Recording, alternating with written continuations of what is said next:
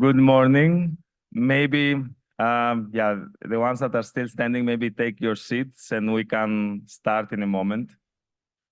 Also, I think that there's a couple more coming from the coffee area, so we can just start. So, good morning again.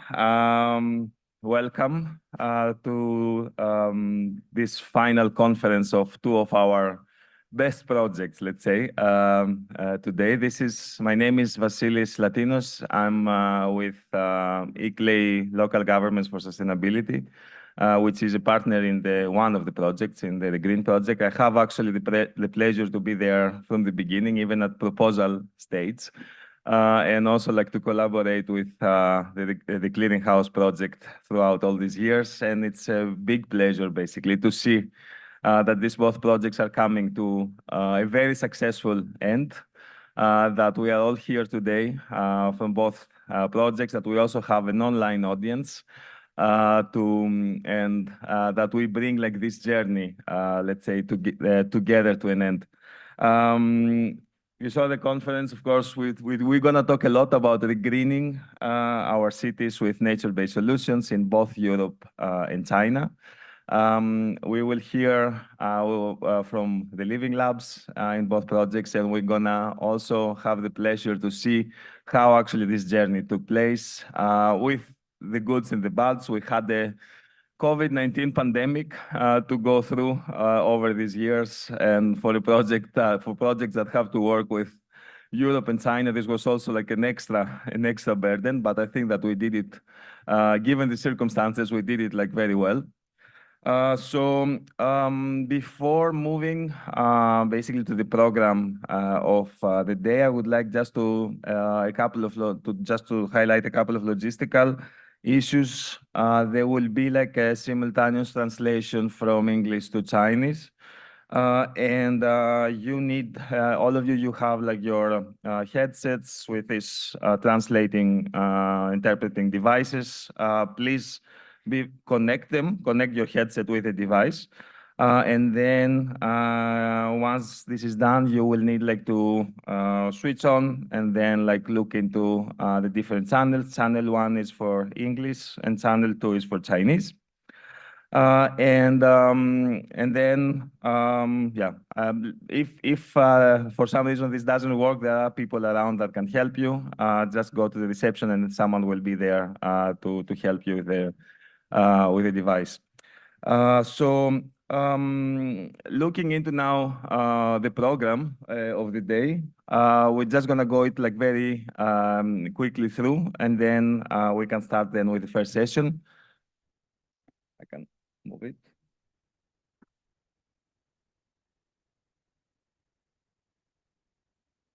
Oops. Yeah, so we're gonna have like a couple of panel discussions in the morning. The first one will look into like innovations for climate action and EU-China collaboration. We have also like the pleasure to have like 4 policy officers from the Commission here with us today.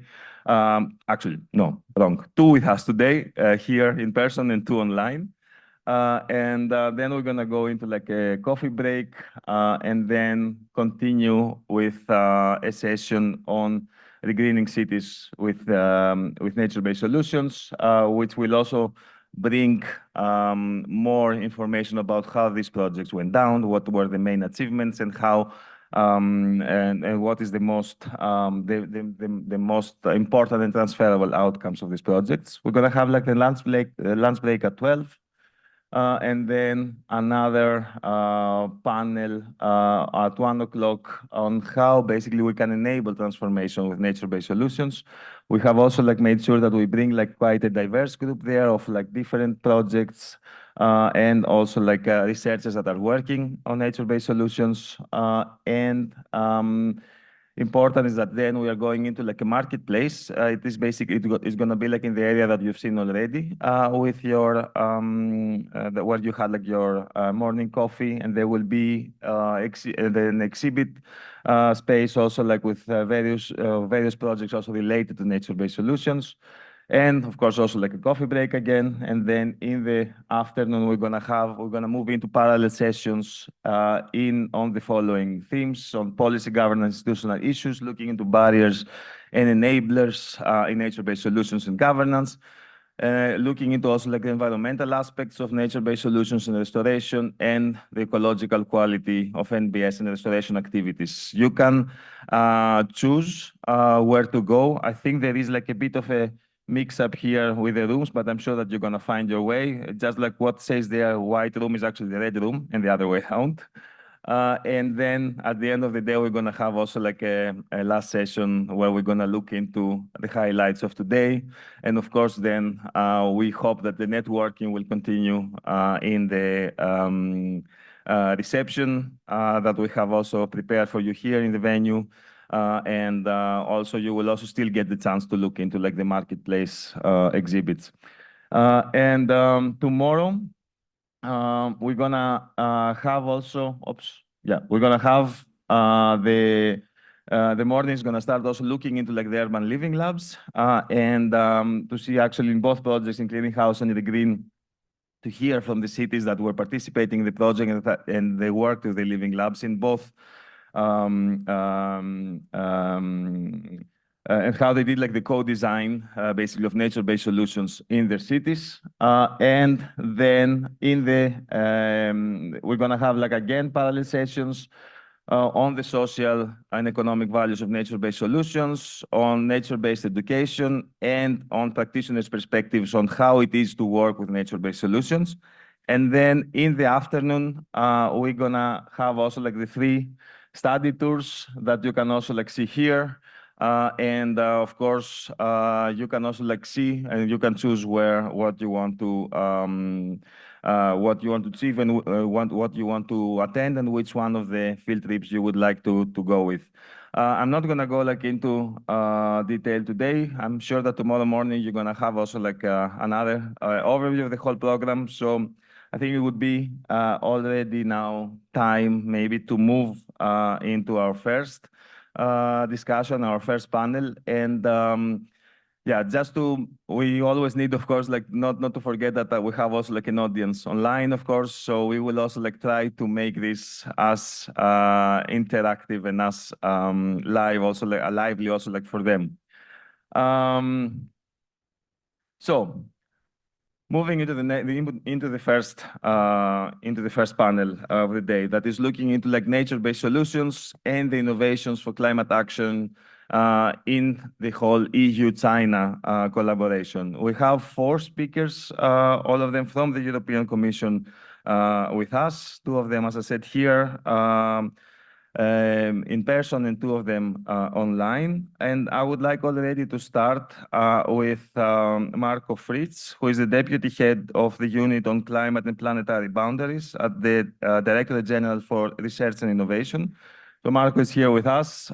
So Marco, welcome. And we would like, of course, we're very happy that you're here. We would like also to hear from you on how we can accelerate nature-based solutions in cities and regions, and also like to link the work that you are doing also now in the mission for adaptation to climate change. So the floor is yours.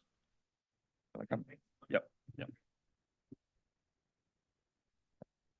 Thank you. This one. Good morning to everybody. Very pleased to be here. I think the best thing to start is because I do remember when we started to think about this call, which was then published in 2018, in 2016 and 17, on how we could look at nature-based solutions and in the cooperation with China and Europe.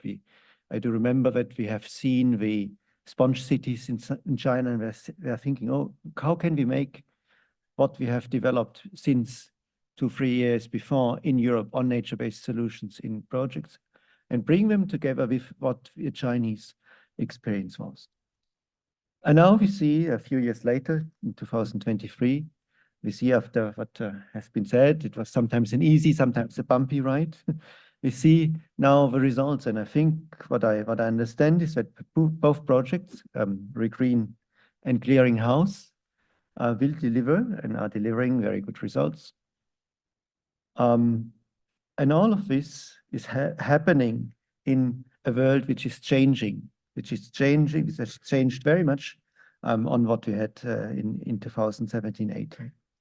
And in 2000, I want to give you a wider policy context on this, what was there. So we had the EU-China relations, and we had research and innovation defined in the 2019 a strategic outlook communication on the global approach to research and innovation, and where we have decided that we would like to have more engaging in these global challenges as we have for climate change and biodiversity and urbanization. Flagship initiatives such as now at the head for food, agriculture, climate change and biodiversity. So I think one of the major things we can learn here is that the cooperation between the EU and between China has been very productive. We can learn a lot from each other, and it's interesting to see through these two projects where we have very similar views, where we have different views, where we can learn from each other, and this is always very, very instructive. And what I would think,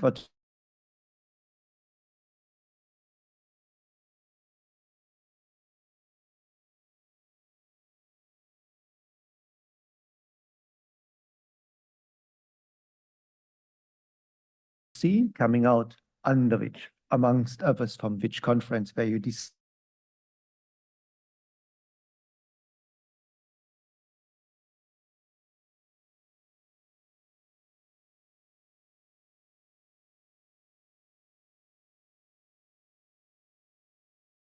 continue the knowledge exchange, we will continue the networking. That will be a very big component of the relationship between EU and China in research. We will continue as well to welcome the Chinese partners in the research projects, and I will speak about very much on the fundamental research.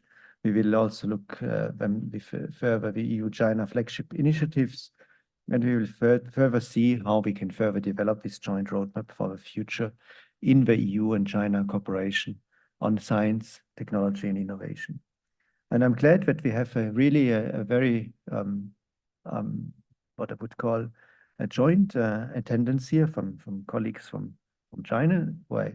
To remember when these projects did develop, I remember at the beginning it was a bit difficult, and I'm very pleased that with all the efforts which were done there, we could get a really good cooperation here for these two projects on the academic level and on the ground.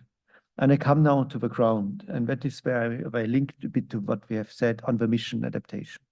So these projects were put in our research program Horizon 2020, which was then followed by a new research program which we are still in, which is called Horizon Europe, starting in 2020-21, and where we have introduced a new tool, and this new tool is for missions. And missions, we have at the moment 5 of them, are really what we call a kind of very big tools, very big initiatives. Each of them has about 1 billion euro to get some demonstration on the ground as well in laboratories with the people on the ground. And there's a mission on adaptation to climate change, which has at this very moment about 350 partners who have signed the mission charter. And they really do a bit similar to what you have done here in this project, but on a bigger scale, helping the regions and the people on the local ground on demonstrating what research can really help us, in that case, on adaptation. And in this adaptation part, nature-based solutions, as we are working on climate mitigation, on adaptation, on biodiversity, on social, etc. And you will all go through this in this conference.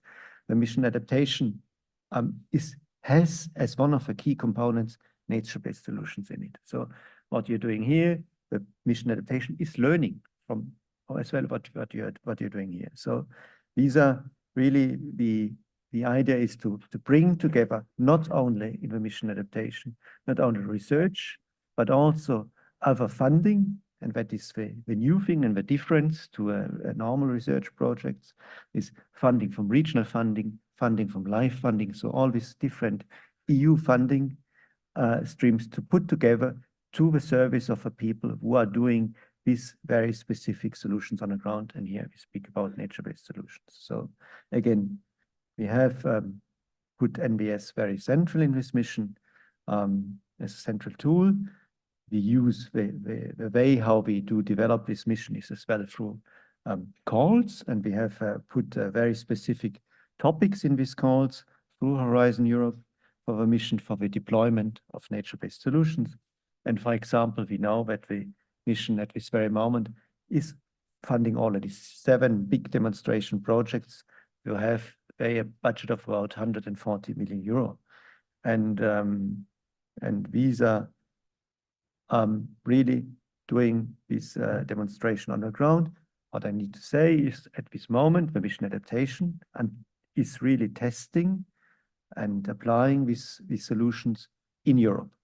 It is not an international part, it's really adaptation mission is Europe.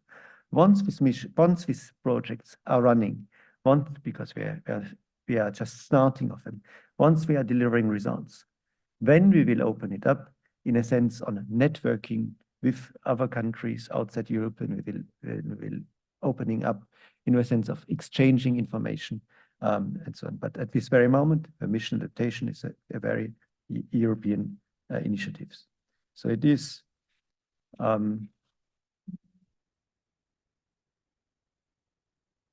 really yes, putting what you are doing in your 2 projects on a bigger scale in Europe. And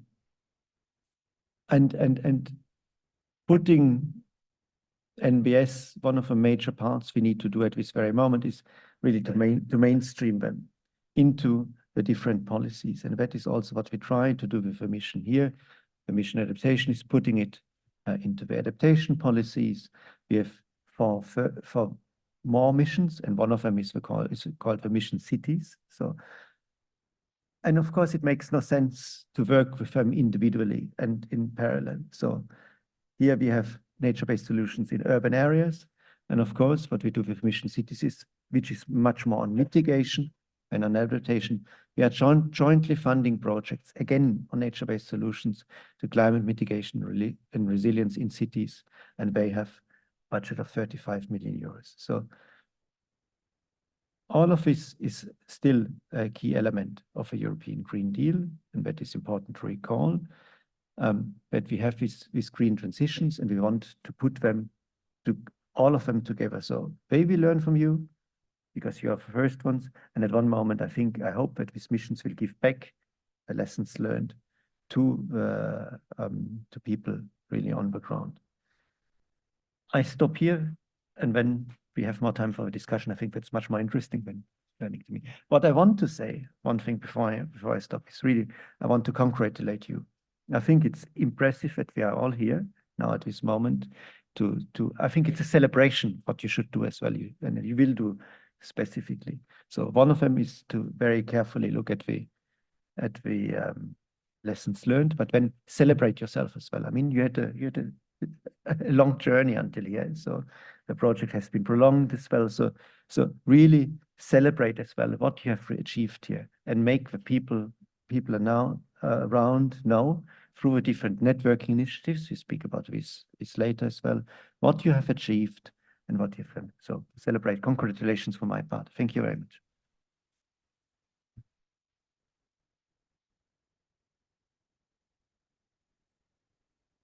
Thanks a lot, Marco.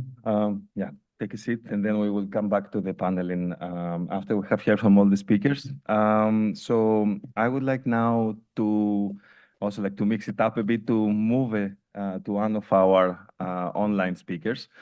So we have Karin Zauberger with us from DG Environment.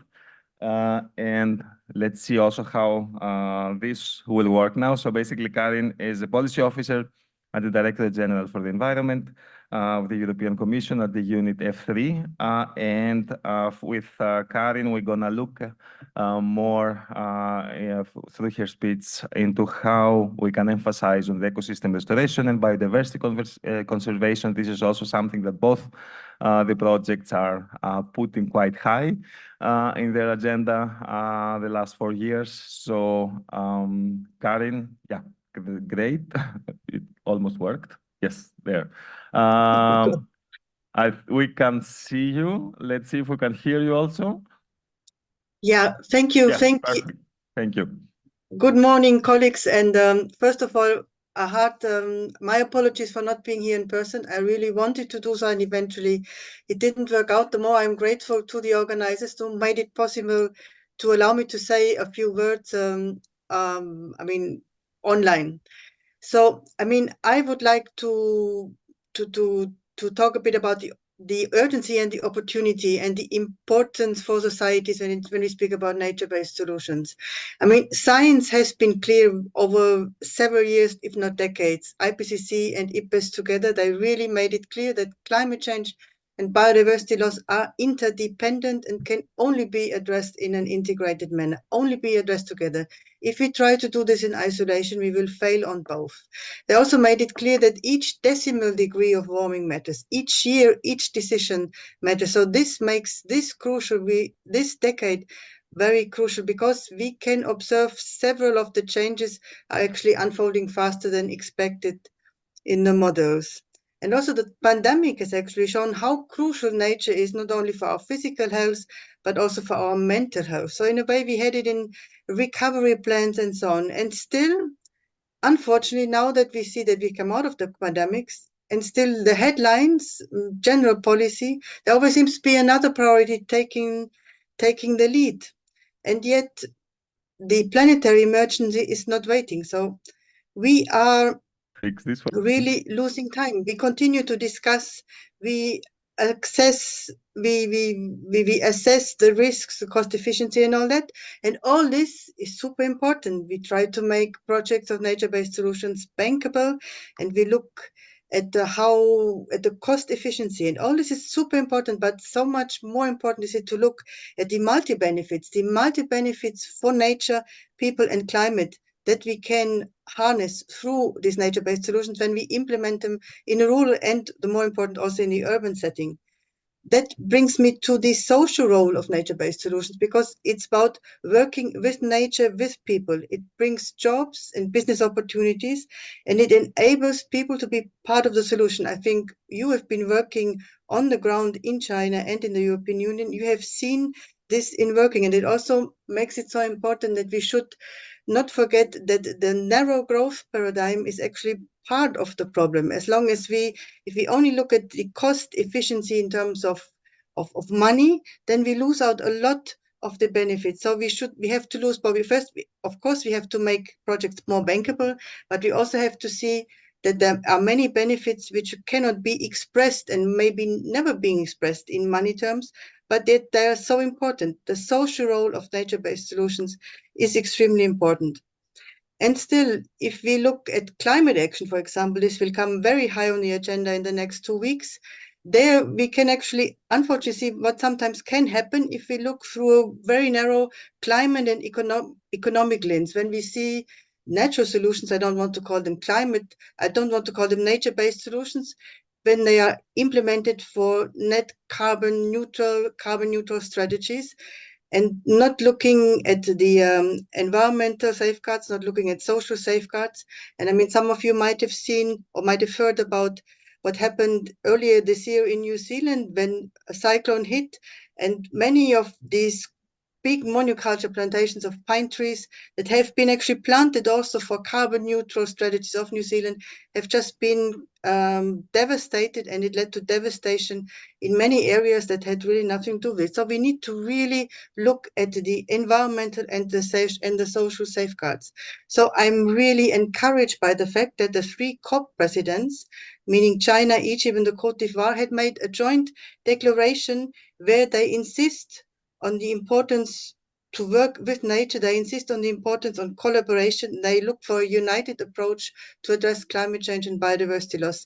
And I really keep fingers crossed that the next 2 weeks will really show in the outcome of COP28 that this appeal of the 3 COP presidents has been heard. Thank you very much. And I'm looking forward to some questions. Thanks again.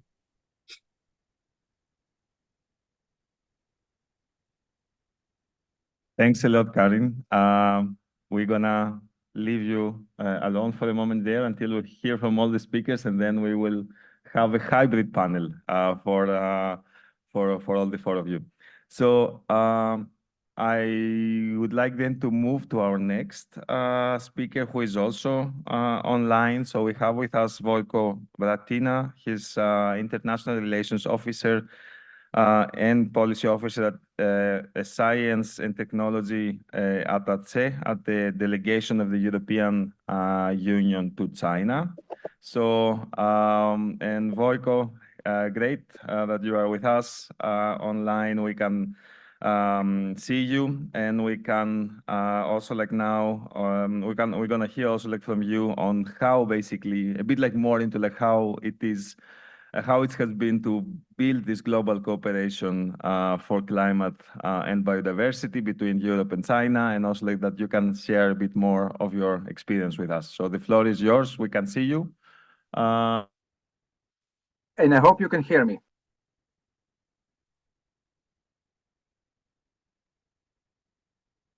Can you hear me?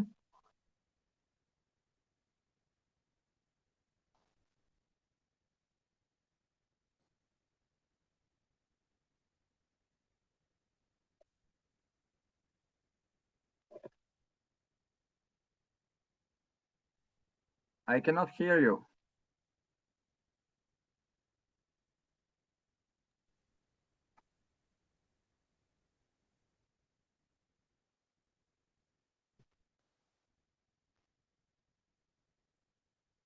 Thank you.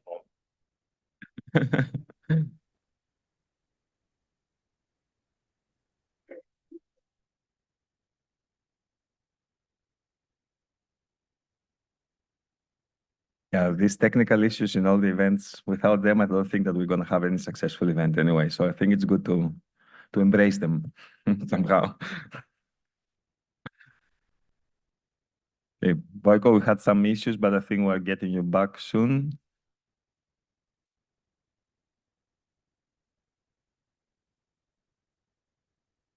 There. Vojko, I don't know if you can hear us. Okay, I can see you and hear you now. Do you me? Great, perfect. Thank you. I can hear you. Yeah, we Can lost you for a hear me and moment, see but me? now you're.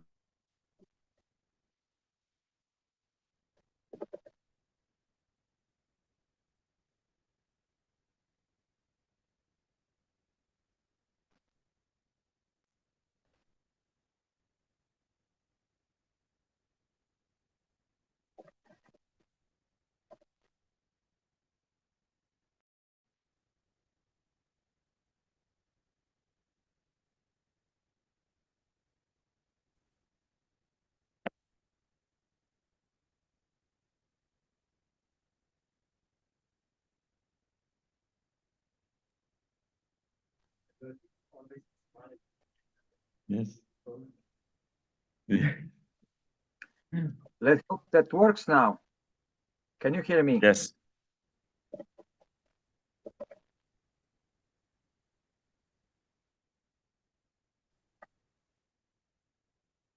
Yes, it works.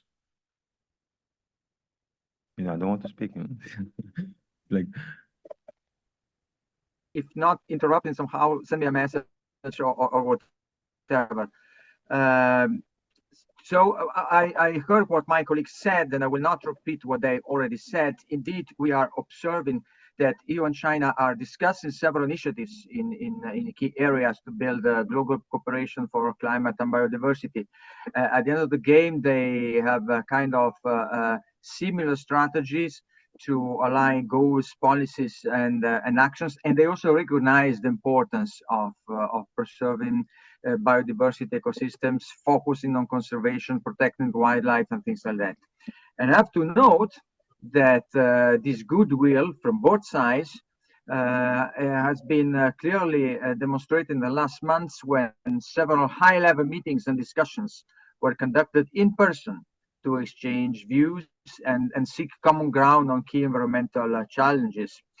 And we can see that this goodwill is translating into more concrete actions to enhance the impact of research initiatives in addressing climate change and promoting nature-based solutions.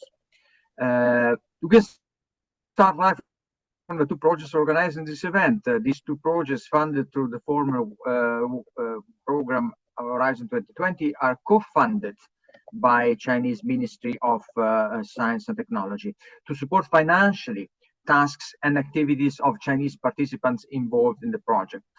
The projects were funded under one specific topic of the flagship initiative on environmental sustainable urbanization, which was set with China under H2020 to address specifically regeneration of urban ecosystem through nature-based solutions.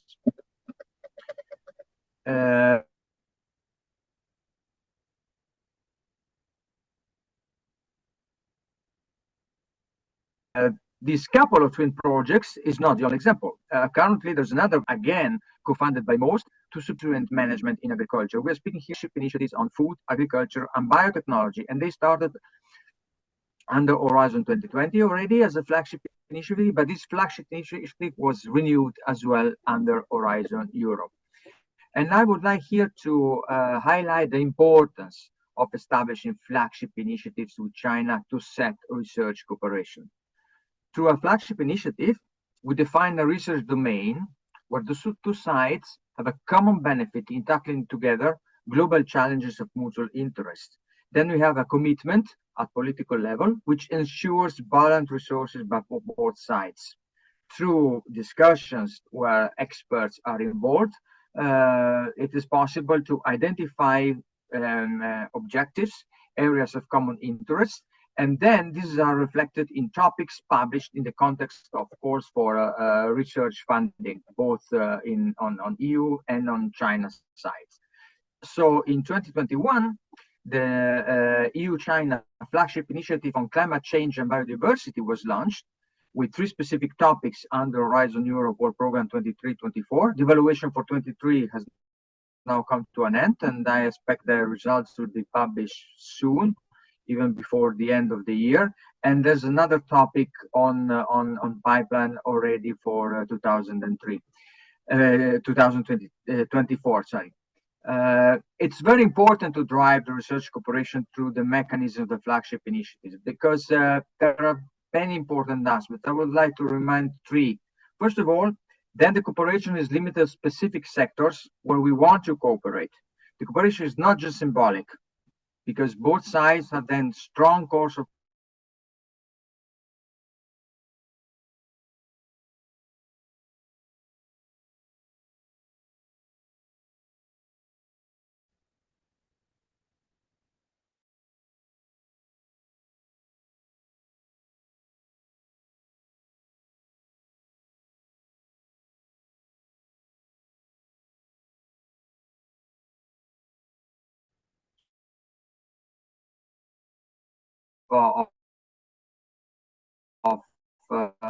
Clearing House and REGREEN, you can build ideas for future partnerships. And then as the last thing is that the peculiarity of Horizon 2020 already, but still in Horizon Europe, reinforced in Horizon Europe, is that all the scientific publications coming out from a project has to be in open access modality, and this drags this corresponding Chinese part through joint publications to improve the internalization of the Chinese science ecosystem. This is extremely important for us. And then as the last point, I will spend a couple of words about potential future opportunities. What are the future perspectives? Well, concerning the cooperation, first of all, I have to say that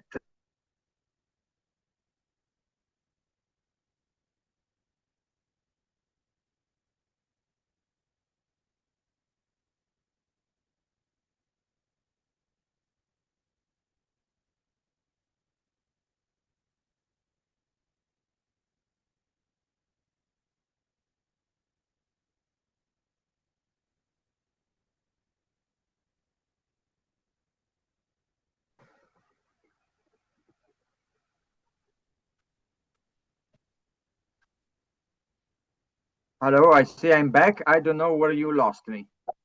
Yeah, we had a very interrupted, connection. Maybe, yeah, I don't know if you now it seems to be work if you have like a final statement, and then I guess we can also like maybe move it. We can take it more in the questions. I'm sure that there will be questions to you, but potentially you have already said these things, but we couldn't hear them. So the important message is that cooperation with China works very well if some flagship initiatives in selected topics are established. So you have the political commitment mediated through experts that discuss together, define the topics. It creates building a kind of common ownerships of what is being discussed. And then you have researchers doing the work. And in this context is very important because through the cooperation with European researchers, Chinese research communities are dragged into more internationalization. Thank you, Voigo. The last part, actually, we almost heard it perfectly. So thanks a lot for that. Let's give him like a round of applause because, yeah, this has been like definitely a stress.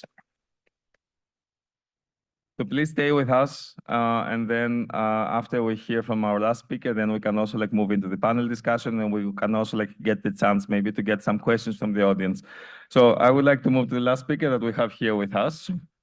We have Benjamin Kasper.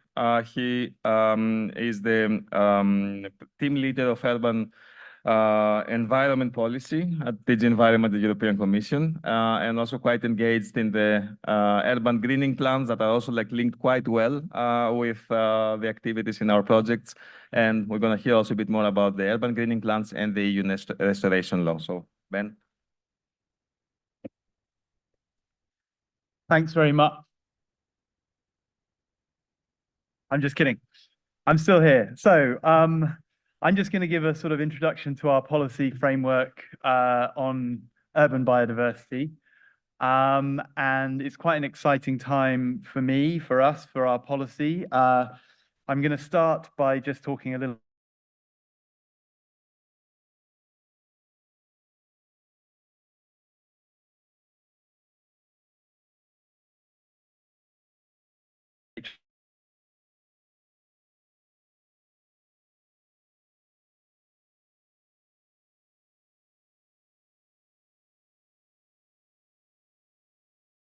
that's going to be the basis of my presentation. Nature-based solutions, obviously, is everything for me. I think we are nature and we depend completely on nature. And that has become increasingly highlighted with the Green Deal. So the last 5 years of my work have been, or 4 years, have been enormously supported by the Green Deal, which, as Karen said, represents and highlighted the fact that nature and biodiversity are incredibly important and they're part of the whole climate change discussion. Often I found in my career, you have periods where everyone thinks that nature and biodiversity are nice to have, but not really so important as other priorities. And we're always shouting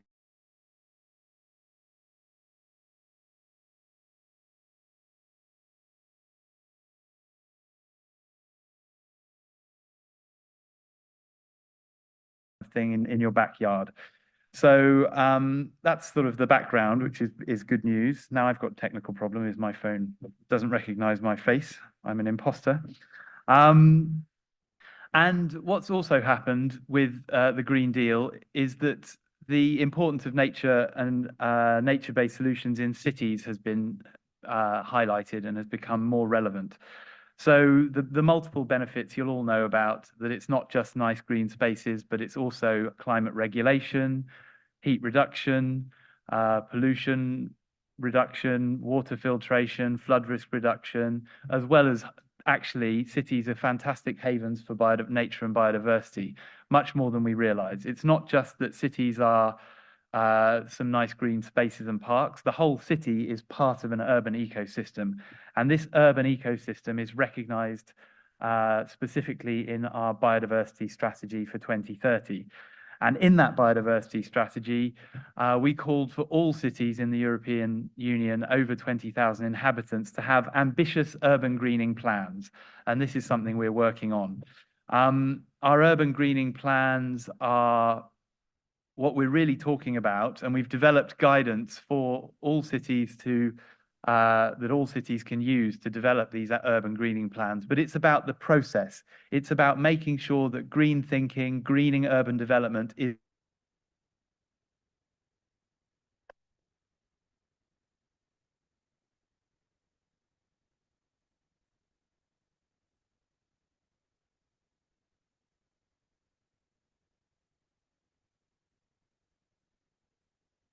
making sure there's a budget, having some leadership, proper citizens' participation, bringing all the stakeholders together. And then it's about measuring and monitoring, setting your indicators, and having a process where you actually continuously monitor and measure and try and achieve your targets. So we have now produced this urban greening plan guidance, and we're now translating it into all community languages. That's available for anyone to look at and use, and we're going to have an associated toolkit with that. So for each step, we link to best practices, link to fantastic projects which have been going on that people can learn from, etc. But the biodiversity strategy for 2030 also said it reflected on our last biodiversity strategy, which is in 2020, which set a whole load of targets which hadn't been met. In fact, most of our aims and objectives of our 2020 biodiversity strategy hadn't been met. And so we decided to say, well, what can we do differently? We can't just produce another strategy with these targets and find that they're not met. And what we did is we called for actually that we said that protection is not enough. We need to restore our nature, and we need to have legally binding targets, not voluntary targets. So previously, where we had voluntary targets, and I was asked in the impact assessment, we had to look at it and say, why didn't the voluntary targets work? And I think the answer is because they were voluntary. But anyway, so now we've got a nature restoration law, and it is looking like it's going to come into force in around the middle of next year. And this sets, for the first time ever, I think globally, it's a multi-international framework setting legally binding targets for nature restoration across the whole of Europe. And including that is a section on urban ecosystems. So setting targets for urban green space and urban tree canopy cover. Essentially, it says that you can't lose any green space or tree canopy cover between now and 2030. And after 2030 to 2050, this green space and tree canopy cover actually has to steadily increase, an increasing trend towards what we call a satisfactory level. Now, we've still got to agree what the satisfactory level is, but it's above where you are now for all cities and towns. So we will be having, for the first time, a legal base which essentially makes it mandatory to measure, monitor, and increase trees and green space in all cities, towns, and suburbs. This will cover about 15,000 towns and suburbs and municipalities across the EU, representing up to about 20% of EU land. So it's a lot, and it's quite a significant thing. And I think the important thing to remember about this and how it links to nature-based solutions in cities, well, I mean, I think it's fairly obvious, but doesn't solve all of your problems for biodiversity in a city. Obviously, biodiversity is much more complex, much more intricate than that.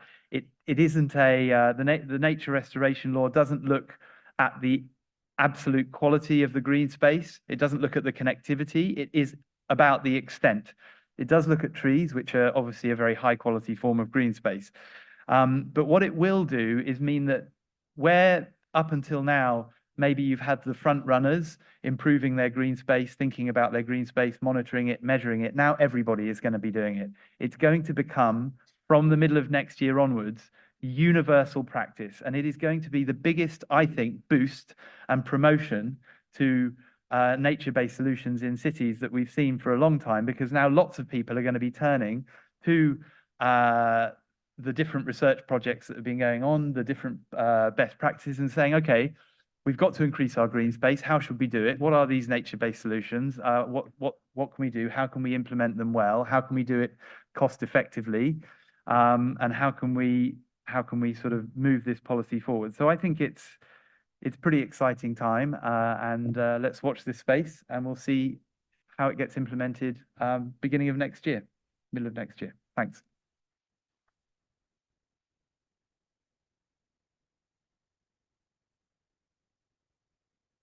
Thank you. That's actually like very promising, very inspiring. And good luck also with the last part of the vote today. We were a bit behind the time, but I have a couple of questions for our speakers, and then of course you can already start thinking about the questions that you want to ask, because we will have a couple of questions also from the audience. So maybe to Marco first. So you talked also, of course, about like the EU adaptation strategy and the mission. And we know that nature-based solutions are quite highlighted in the adaptation strategy. So if you need to prioritize, what would you point out, let's say, as the most necessary actions to speed up the use of nature-based solutions in cities and regions? Yeah, it works. Is that working? Yes. Many thanks.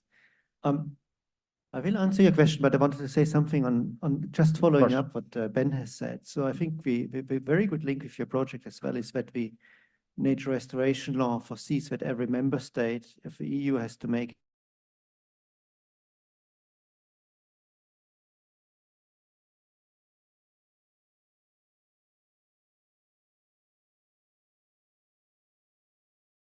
your experience, your results you have, to the availability of the member states authorities who need to make this nature restoration plan. So it's a very direct link. So it's that is, I think, is something which member states have not realized yet. So that they need to do and they want to do, and I think that is a very good chance to get these projects like yours having beyond what you have done on the ground as a very tangible result on the lessons learned, how this can be done in other places. And it brings me to your question. So what I think is very urgent is, again, this kind of networking and sharing results. So that is very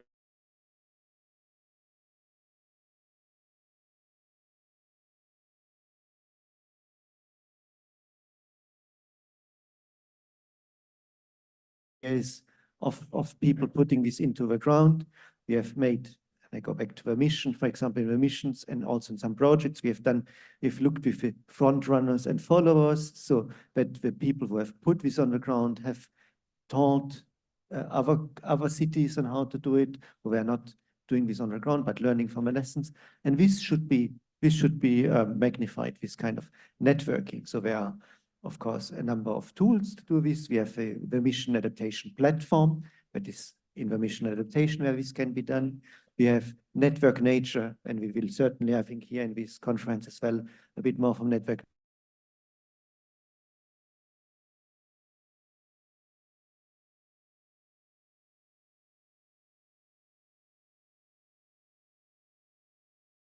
They have projects on education, so that the way of how nature-based solutions are put in the different education curricula. In fact, that is what we need to do for the future generations. That is very important, that we get the nature-based solutions more as a kind, not what Ben has said, nice to have, but it's really an important basic part of all what we are doing in architecture, in landscape planning, in economy. And I want to say one word on economy. If you look at the people who are speaking French here, this morning in Les Echos was an article about nature-based solutions in France. So read this article. It is now hitting as well the economic sphere, which is very good, I think. So that is something that I really want to put the base on. The second one, what I want to say, what is very important is, apart from networking, is to make very clear that it has not only, nature-based solutions do not only have environmental benefits, and we have just a bit covered the economic benefits, but the social benefits. We will very much see that as the political landscape is changing, we can already foresee in any elections we have next year, and we had already this year, that the environmental agenda is not as high as we want, but the social agenda is very high on it. We very much see that we will get in a big trouble if we don't put a bit more our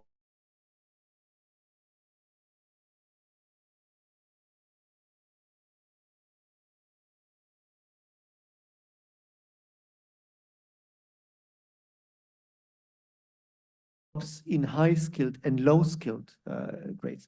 And these projects like yours in the cities can really make this difference to communicate these things. I think this really the social thing, that we have a social and just transition. That is very, very important. That I see that we have not done as much as we needed to do in the past. And I'm very sure this will.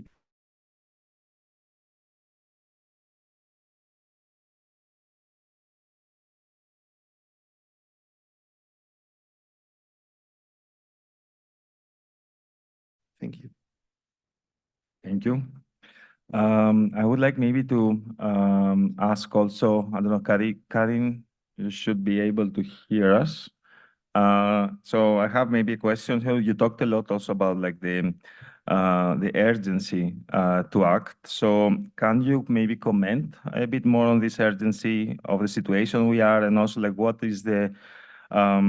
are the opportunities, let's say, in front of us, and the importance of maintaining healthy ecosystems in consideration of our societies, let's say, dependence on biodiversity for the future? So how can we basically maintain our healthy ecosystems, and how urgent we need to act on this? Yeah, thank you. Thank you for giving me the floor again. And I would actually reply implementation, and the third one again, no, accelerated implementation. I mean, if we do that, then by learning, by doing, we will actually gain even more experience. I mean, we have done over the past decades, we have learned a lot, and in particular in the field of nature-based solutions, I think we also have accumulated a lot of knowledge. There's still a lot we don't know, and we still have to fine-tune it, but we also need to accompany our increasing learning with experience on the ground. And I'm very grateful for the developments under the European Green Deal. I think that has started a lot, and I think it will hopefully also just be strong enough to really overcome any resistance that might come in the future months or years. Because once you get into the implementation, that's actually what I hear from colleagues who are actually working closer with you, and I hope your experience, you confirm that once you are in the implementation phase, once you actually experience the benefits that the community themselves can gain from this, if the nature-based solution, if the implementation considers the social and the environmental safeguards, then we are into a very positive spirit. And I mean, as also said by the previous speaker, what is very important is the people, the working with people, for people. That it's not just about nature. I mean, nature will be perfectly fine with us or without us, but we need nature. So we now need to have to give back to nature. And that's also one of the leitmotif of the European biodiversity strategy, giving back to nature, giving more back than we take. And I think we are really at crossroads here. Either we really speed up, we get to a tipping point of positive reaction, or we might get overruled by the potentially negative cascading tipping points in the Earth systems.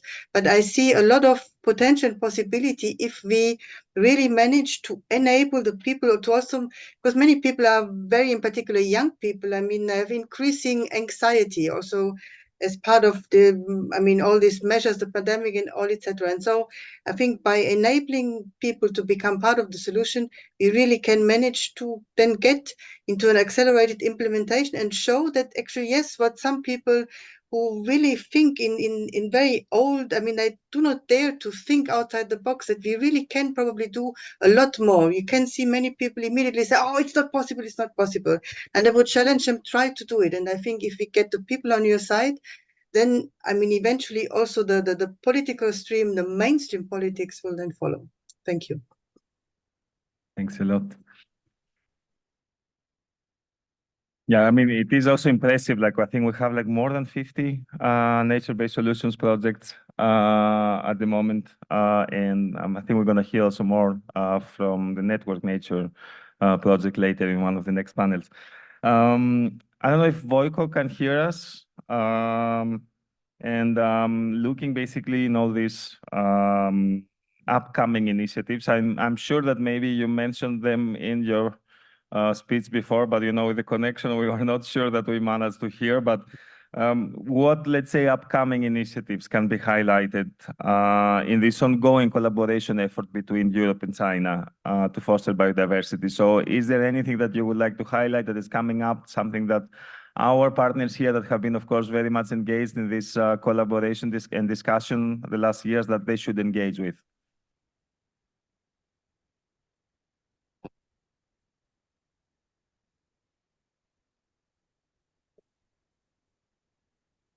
Not on our side. Internet is not on our side, it seems today. Well, I hope you can hear me now. Yes. It's one point I was trying. That's what. Can you hear me? Yes.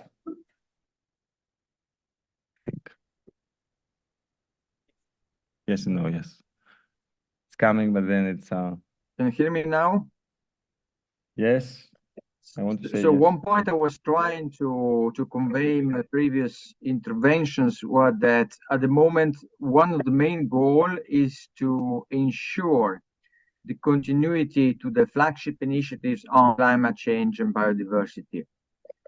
This is until the end of 20, and it is in the context of Horizon Europe framework program. And the two sides will have to discuss the continuation flagship initiative. So that then new topics of cooperation can be defined for the 25 and then for the next biannual program. As I said, it's a mechanism proved to be very good to mobilize the cooperation among Chinese entities and organizations from EU, and it contributes to establish also open science practices in the Chinese research community. So it moves them somehow to a higher level of internalization. And given the ongoing global focus on biodiversity, I think we are right in time. It's quite understandable that two sides, EU and China, will actively pursuing planning further collaborative efforts in this area. Thank you. Actually, the last one was we could hear you pretty well. Thanks a lot, Varko. Maybe one last question to Ben from my side, and then we can take a couple of questions from the audience. So you mentioned, of course, like the approval of the nature restoration law and its targets that then it will become like legally binding, like to actually restore nature in our cities. So especially on the urban greening plans. So how can the urban greening plans best align with the objectives of restoring at least 20% of the EU's land and land areas by 2030, and to achieve the restoration of all ecosystems? So how does the work that needs to be done in urban greening plans connect with the targets? Yeah, thanks. I think one of the really important things for us is to not over time develop multiple policies which put different obligations on cities which are not connected and are not coherent. And we're trying to make sure that all our different policies in DG Environment work well together and are coherent. So obviously the urban greening plan guidance, when it comes to its indicators, they are directly linked to the targets of the nature restoration law. So if you've got an urban greening plan, you'll already be measuring the correct things to meet the nature restoration law. I think pretty much any city who has an urban greening plan will probably not find it hard to meet the requirements of the nature restoration law to some extent. I think one of the important things that I would like to stress is that the nature restoration law is not something in isolation. So on the one hand, we set these targets, but on the other hand, with the biodiversity strategy, we've made an awful lot more money available of the European Union's overall budget for biodiversity spending. So this means that if you want to green your city, if you're finding that greening your urban development is just that little bit more expensive in the short term, because in the long term it's not, there is actually now significant additional new funding available for that. So by 2027, 10% of the entire EU budget should be spent directly on biodiversity-related actions. And of course, all the rest should be mainstreamed with biodiversity. So Karen talked about all the knowledge that's out there as well. So we've got developing knowledge, fantastic research, and we want to keep doing that. With the missions, there's a lot of new knowledge on how to green buildings and build green infrastructure into your development processes. And then we've got the funding. And then I think one of the last pieces of the jigsaw in this case is that we'll have this nature restoration law giving a push from underneath. And I think if before you had been looking at an urban greening plan as a city saying, well, we don't really need to have one, it's voluntary, there's no obligation to have an urban greening plan. But then these national nature restoration plans are going to come and say, well, actually, you do need to look at your green space and your tree canopy cover, and you need to make a bit of a plan. I think that could be a real boost to starting this planning process. I mean, that's what we want to do. We're not aiming to stop urban development, because we can't do that. And a lot of urban development is needed. What we want to do is change how urban development is done and make green thinking part of that urban development process in the future. Okay. Thank you. Thanks a lot.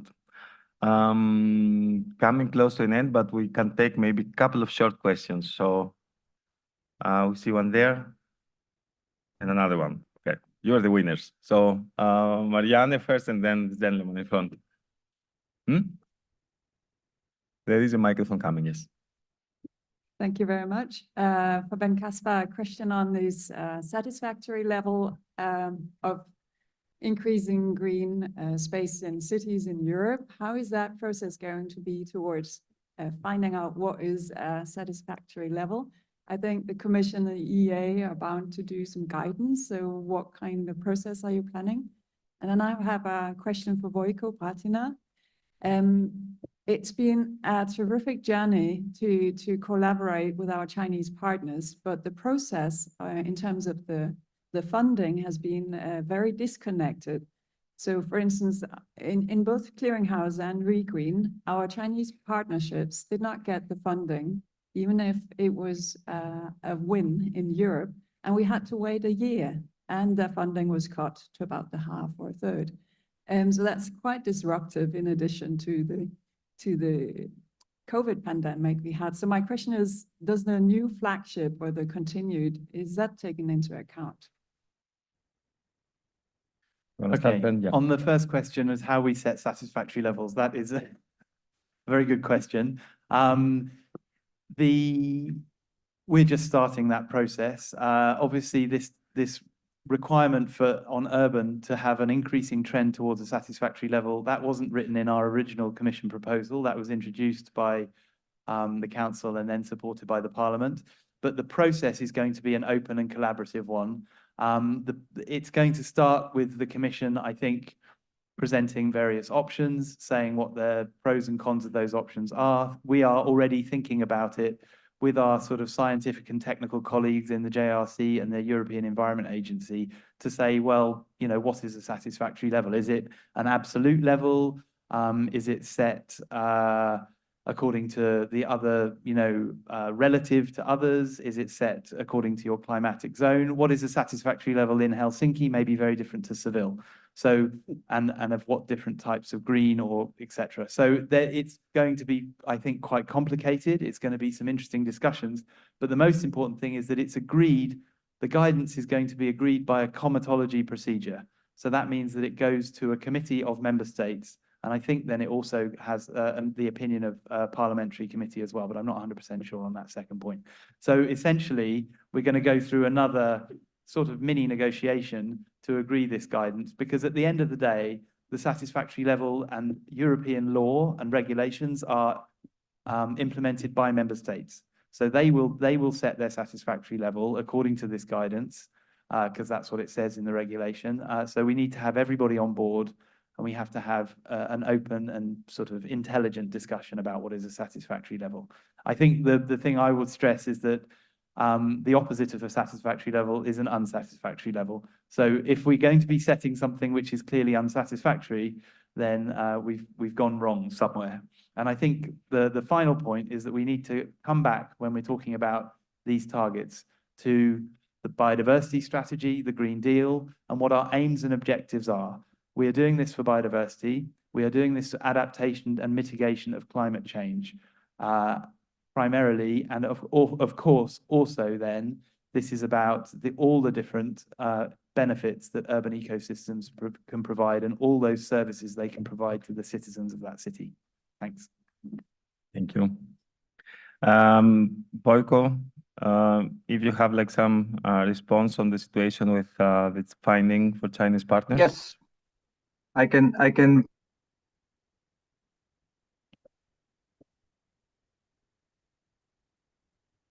Yes, I get the question, which is very interesting.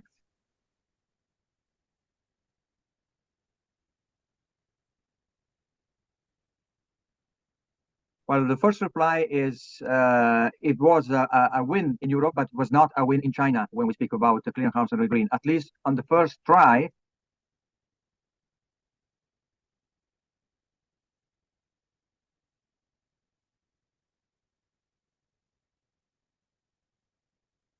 Gone. He's gone. He's gone, unfortunately, now, as far as I see in the back. I guess, Mariano, we will have to wait for that answer. But maybe the last question to the gentleman in front, and then we can close. Yes, thank you very much, Clive Davies. once again, Oh, he's back. No, he's not. No. Continue. Okay. Well, it's always disconnected. I'll ask it of Ben, because at least he's in the room. Ben, I was quite interested in a comment, and it does have a relation back to some of the findings of our projects. When you mentioned that quality and connectivity were not specifically included, this is a really interesting issue, because I think we know that quantity, if quality and connectivity are not part of the equation, it is not necessarily as beneficial as it can be. And certainly if we look at the success in China of their National Forest City program with incredible achievements in terms of the number of trees, I think there is already an awareness in China that that can sometimes be a double-edged sword in terms of the fact that just having trees in the ground is not necessarily the quality or the connectivity that is necessary. So really, I think if that is an oversight, and I may be using an overstrong word there, but if it is an oversight, is there an opportunity with the national nature restoration plans, which, you know, you reminded us that within EU, a lot of the decisions only really have impact if the national governments take them on. Is there an opportunity in those national plans to strengthen the input in terms of quality and connectivity, which I think you yourself seem to recognize as maybe a shortcoming? Yeah, there is definitely there are many opportunities to develop policies and promote better quality and connectivity across the board. I think I mean, when we were setting the targets for the nature restoration law on urban green space, it was also about looking at how you could set a target that was legally binding for quality, and basically we came to the conclusion that was going to be very difficult. We also don't have any specific sort of targets that you could set. I couldn't find anyone anywhere who could say, you know, could you have a legally binding target on connectivity, because it's very locally specific. The point of the nature restoration law is to set some sort of baseline, and then we have many other policies which can go with that, which can improve the quality and connectivity as well. So I think this is part one part of a much bigger picture. Saying that, we are going to then have this discussion on what is a satisfactory level. And that is open, and that is going to be an open discussion with member states. And it will, obviously, the satisfactory level will form part of their nature restoration plans nationally. So I think there is an opportunity there to say that with certain types of quality or certain connectivity, your satisfactory level could be different from if you don't have that quality and connectivity, where you might need more. So I think there is an opportunity to bring quality and connectivity into the equation when we're discussing and developing the guidance on satisfactory levels. We're going to be producing all sorts of other guidance, knowledge, best practices, etc. And this urban greening plan part is only one part of all the other nature restoration aspects of the nature restoration law. Another one is on pollinators, for example. So we want to be promoting the types of habitats that will be good for pollinators and birds and insects. And also with the urban greening plan guidance, we have this focus too. So I think as a complete picture, it's more than just extent. But I am aware that if you just focus solely on one thing, you can head off in the wrong direction. Thank you. And with that, I think we can close. Thanks a lot to all the speakers, the ones online, the ones here. Please give me a round of applause. And you can, I think we can have now a quick coffee break, and then we can continue with the rest of the program. Thanks a lot. All right, so after the first panel that we also heard a bit more about the policy landscape in Europe, now in this session we are going to focus mainly on what we have achieved through over the past 4.5 years in the two projects, in REGREEN and CLEARING HOUSE. So we are going to focus on how we worked on regreening cities with nature-based solutions in Europe and China. And for this, I would like to invite Alberto Pozza, who was the project advisor at Unit 3 for Biodiversity, Circularity, Economy and Environment at the Research Executive Agency of the European Commission.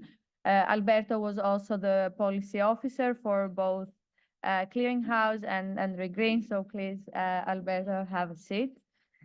I would also like to invite on stage Marianne Zandersen, the project coordinator of REGREEN. Marianne is also senior researcher at Aarhus University in Denmark. We will have today online Professor Zhao Bin. Professor Zhao Bin is teaching at the School of Life Sciences at Fudan University. And of course, Dr. Rick de Vries, who is senior researcher on urban forestry and team leader for the European Forest Institute. Rick also has multiple roles, so he's also taking care of the making sure that the online participants can actually hear us. So I will start with Alberto, so he can provide us his perspective. Alberto.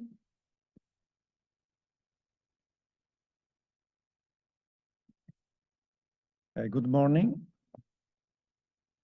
So it is my pleasure to address you all today at this final conference of REGREEN and CLEARING HOUSE. So I would start with the, let's say, origin, so the call under which these projects were funded. And as we heard already this morning, it was an Horizon 2020 call for proposal launched in 2018. And it was focused on strengthening international cooperation on sustainable urbanization, nature-based solution for restoration and rehabilitation of urban ecosystems. So today I would like to provide an overview of how the main progress and achievements of the projects are in line with what were the call's requirements, and also how the results are relevant and have potential to provide contribution to related policies and progress in the field.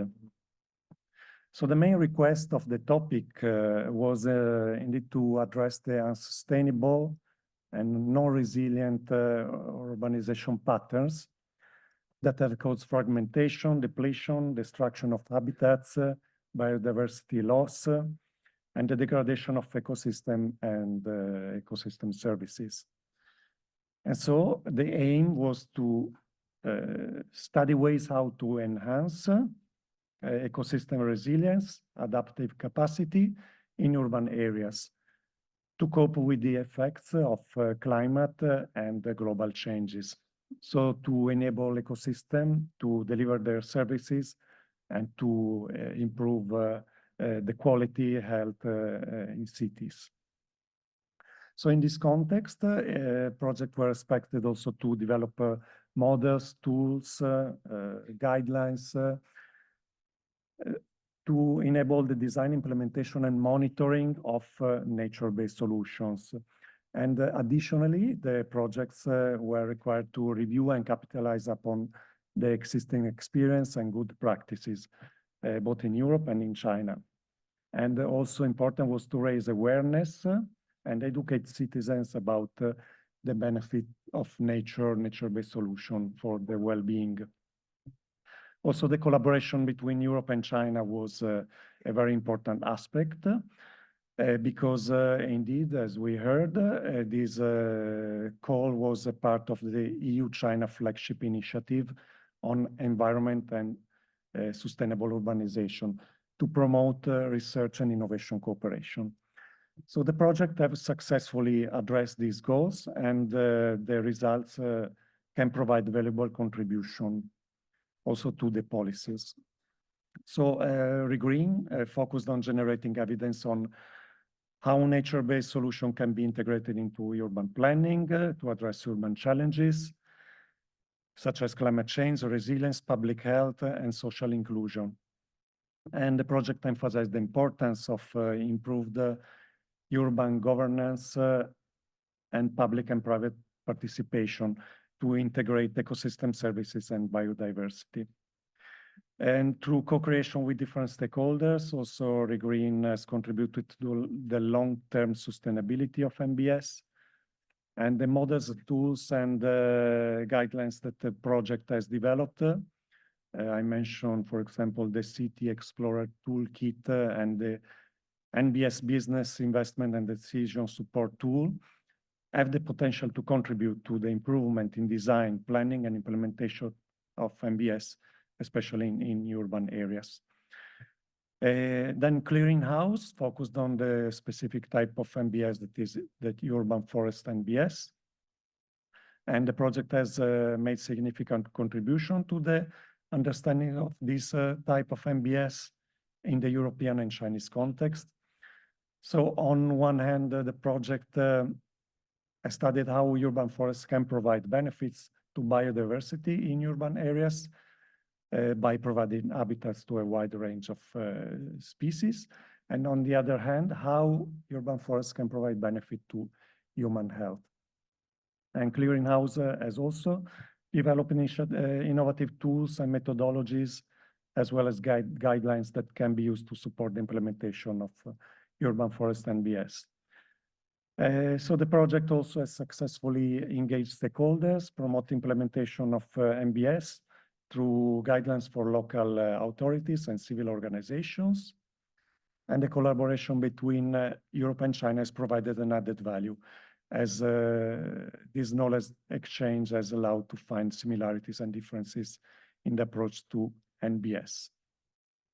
So both projects have achieved progress in their respective areas, and this by advancing the understanding of urban drivers and pressures, by developing models for the quantification of ecosystem services from nature-based solutions, exploring the impacts of NBS interventions in Europe and China, and implementing various tools and methodologies for stakeholder engagement, for awareness raising, And also the projects have made a significant contribution to the scientific community with the publication of several academic articles.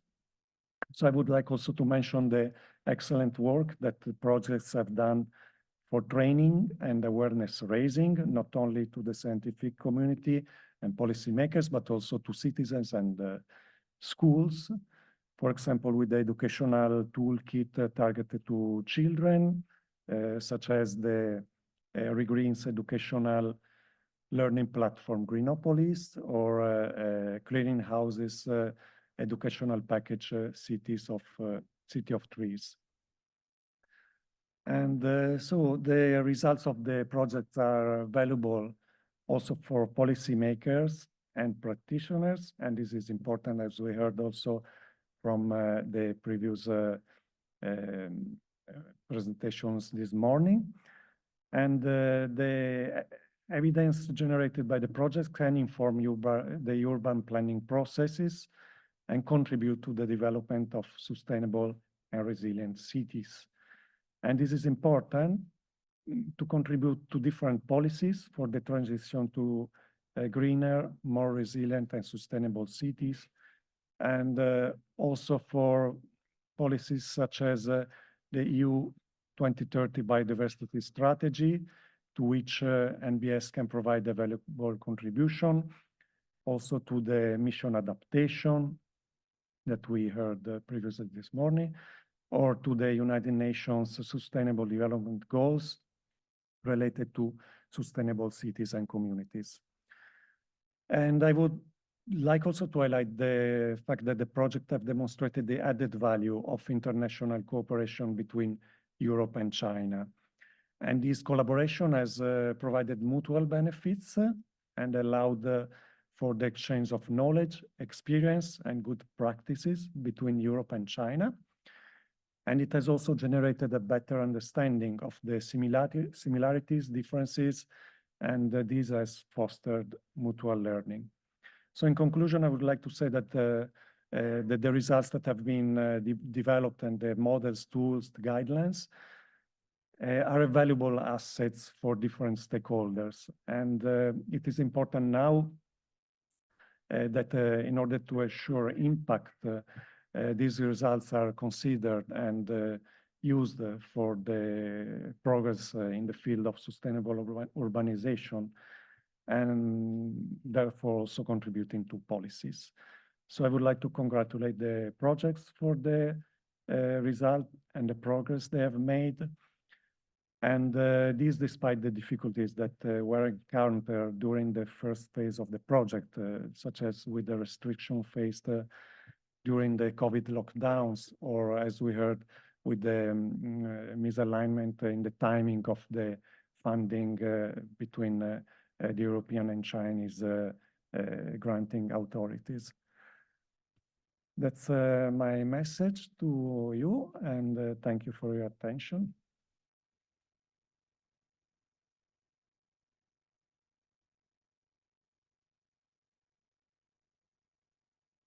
Thank you very much, Alberto, for your reflections on the contributions of the projects.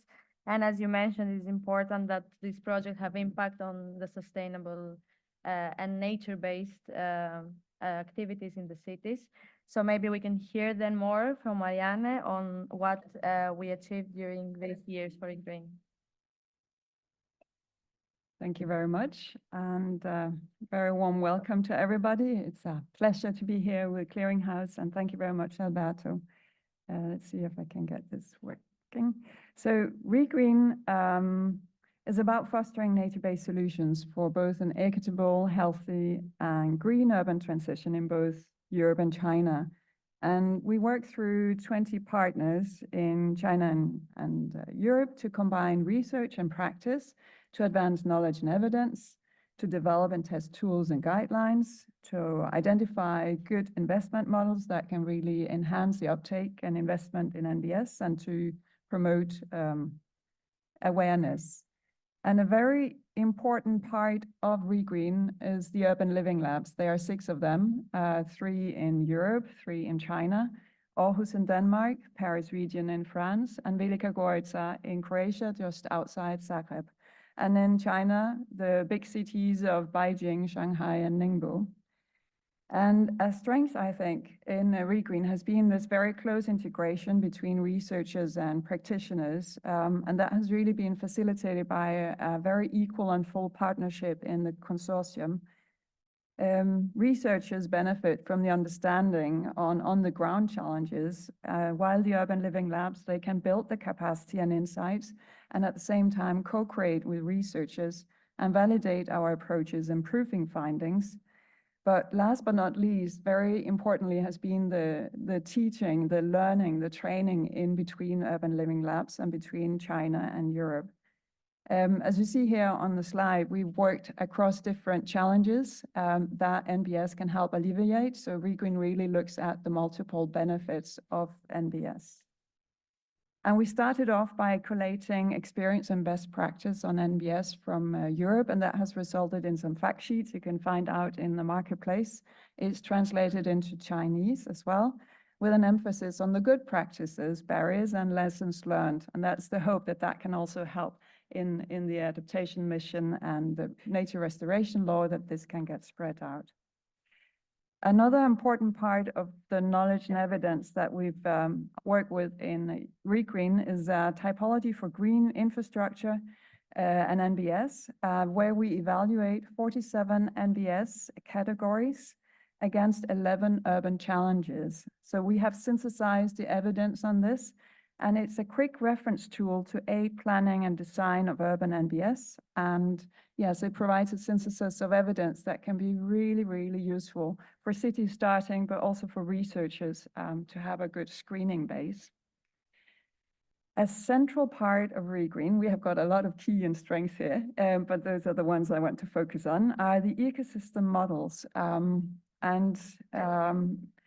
I think that almost no other urban projects have created new models, and we've created 7 of them. You can hear about 6 of them this afternoon downstairs at 3 o'clock. And so these models cover air pollution, cooling, water quality, water flow, noise mitigation, biodiversity, and even education potential. And then very much linked to the modeling and mapping of ecosystem services and benefits from NBS, we have quantified benefits and values from NBS and the services using a mixed methods approach. That has included working with causal loop diagrams to look at the link between street trees and mental health. It has involved photo elicitation with residents in the European ULLs to evoke information, feelings, and memories. It has involved conducting surveys in parks in the European ULLs using ecological momentary assessment, assessing self-reported, how do you feel now? How did you feel generally? We have also worked with deliberative valuation with citizens in both Beijing and the 3 European ULLs, looking at NBS preferences, willingness to pay at different levels of scenarios. And last but not least, we are working with the quantification in monetary terms as well on the benefits of NBS. And here is an example of the value of risk of reduced heat mortality. And you can hear about that tomorrow in this room. In addition to all this evidence and knowledge, the awareness is really fundamental. And in terms of the governance and planning aspects, the enablers that we found for innovative NBS policies require really the existence of a policy champion or entrepreneur within the local authority that has the ability to influence both policy and implementation. But it also requires openness to work across levels and silos and to collaborate with stakeholders, especially those that use and maintain urban green space. And as you'll see out in the marketplace, we've got this map on the floor. It's an interactive walkable floor map that has been used in policy workshops, and they have been instrumental to provide opportunities for dialogue and social interaction. And it really helps thinking outside current limitations and making the improbable possible. Another important part of the awareness and in governance and education is a number of flexible education tools that we have created with teacher guidelines. And the aim here has been to engage children in explorative, participatory, and action-oriented approaches to nature-based learning and NBS in their cities and their local areas. And we found in all the European living labs that students respond very well to approaches that allow exploration, discovery, and action. But tools in themselves are not enough, and there are no quick fixes, especially talking about the education system. There's an ongoing need to engage with schools and teachers to promote and support this experiential and participatory approach to nature-based learning. But there's also a need for political support at both local and national level to create that supportive educational policy to give the right frames. In terms of evidence and toolkits, I want to highlight three. You can talk to us more out in the marketplace. One I'd like to highlight here is a guide on how to create high quality urban nature when you depave. So you take away the sealed surfaces, but what do you do then? And this is both in French and English. We also have a very rich training material for technicians, both planners and implementers, including slides and resources. And we have an interactive web-based tool to help cities plan locations where NBS give a maximum benefit to city residents against different urban challenges, and it's called the City Explorer Toolkit. In terms of the business models, it's always a bit funny to talk about business when it's basically about collective goods. But by business model, we think about how can we induce more activity in this field? There's not enough going around. And we have identified three distinct models. One is a public-private driven model, and especially in the Aarhus Urban Living Lab, they are working a lot with that in partnership with the private sector. But there's the commercially driven consultancy model, a business-to-business model, and then also a citizen-driven model where it's, for instance, crowdfunding to enable the implementation of collective goods. Our digital platform with a decision support tool is very much a target-oriented approach, be you a planner or a citizen or a financer, and it's deliberately made simple and intuitive to use and integrates a lot of the evidence and tools and guidelines of REGREEN. And now here to the end, I would just like to focus on a few of, well, all this has to have an impact on the ground. And we kind of discuss what have to date been some major examples of impact. Well, REGREEN developed this science-based tool to identify areas for depavement and guidance on how to create high-quality NBS, that guidance you saw just before. And the Paris region took that opportunity to turn this research into a political objective. And that has led to the creation of a Île-de-France Nature agency that started this year that provides 145 cities in the region with funding for NBS and depavement. And they have a very ambitious target to depave 5,000 hectares. And I think that fits very nicely into the nature restoration law target of increasing green urban space. We've worked, so our development of these interactive walkable formats, they have been used in decision-making and in schools in our European urban living labs, and we provided ebooks and guidance on how other cities can work with this. It's an extremely successful tool that has been amazing for integrating across REGREEN. Another example is from Velika Gorica in Croatia. When they first saw this heat map, you can see here, produced by REGREEN, that shows a difference in temperature between the built-up area and the nature areas, that got them thinking.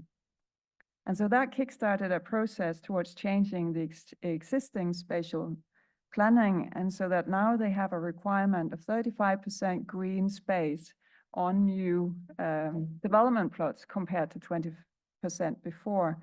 And the city is also developing the first strategy of green infrastructure that is on debate this Friday in the City Council. And if this is adopted, well, all the measures and guidelines also coming from REGREEN will have a tangible impact in Velika Gorica. And in Denmark, in Aarhus municipality, the modeling of ecosystem services and the NBS scenarios has led the municipality to revise the land use planning in order to improve surface water quality. So we have a scenario that by afforesting in a catchment area, what impact does that have on the water quality in the streams? So they use this deliberately of finding out in what areas should we really push for afforestation, and what areas should we really reduce our plans for urban development. And finally, our recently submitted report on recommended target values for urban green and blue space, I think will be a timely and very useful input to both the EC and the EA and other agencies in providing guidance to member states on how to set urban target values for increasing green infrastructure under the nature restoration law. And this is my last slide. So to conclude, with 17 European and 4 Chinese partners, we're all very proud and happy to be hosting this final event together with the Clearing House project. And we hope that our journey can be of inspiration and a resource for practitioners and researchers alike, along with policymakers in both China and Europe. Thank you very much.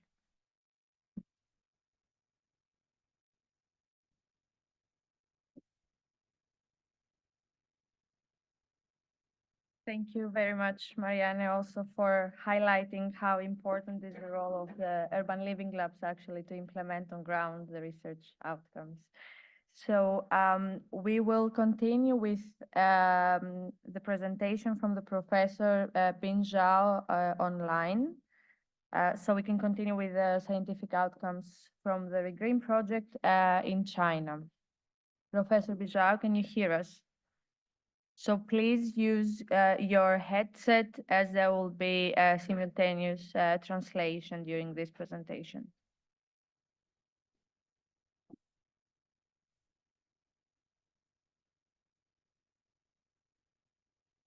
All right. So Professor Bin Zhao, the floor is yours. 好的。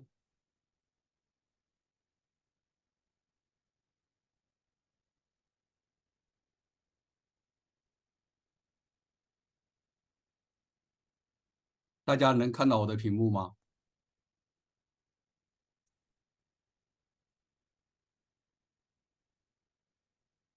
各位在欧洲的朋友们，早上好。在中国的朋友们，晚上好。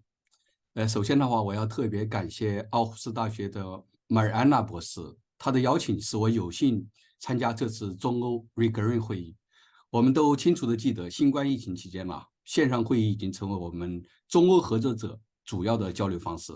今天呢，也是一次线上线下的混合会议，就仿佛让我感觉到回到了几年前我们共同在线上会议中讨论和申请项目的那个美好时光。我们中欧项目的合作呢，从一开始就基于共同的研究目标、内容和主题。欧洲的项目在2018年底已经获得了批准，但那个时候我们并没有获得中国科技部的项目支持。我们中方的项目呢，真正获得资助是在2021年10月，也就是说在2019年和2020年2年间，我们中方的团队在尚未获得项目支持的情况下，依然坚定的支持欧洲合作伙伴，积极参加与项目相关的一些规划工作，特别是那些涉及到中方的任务。正是我们这份坚持和努力，使得欧方的项目能够在2019年顺利的启动。而在后来，中方申请中国科技部的项目当中呢，欧方合作者也给予了最充足、最无私的支持。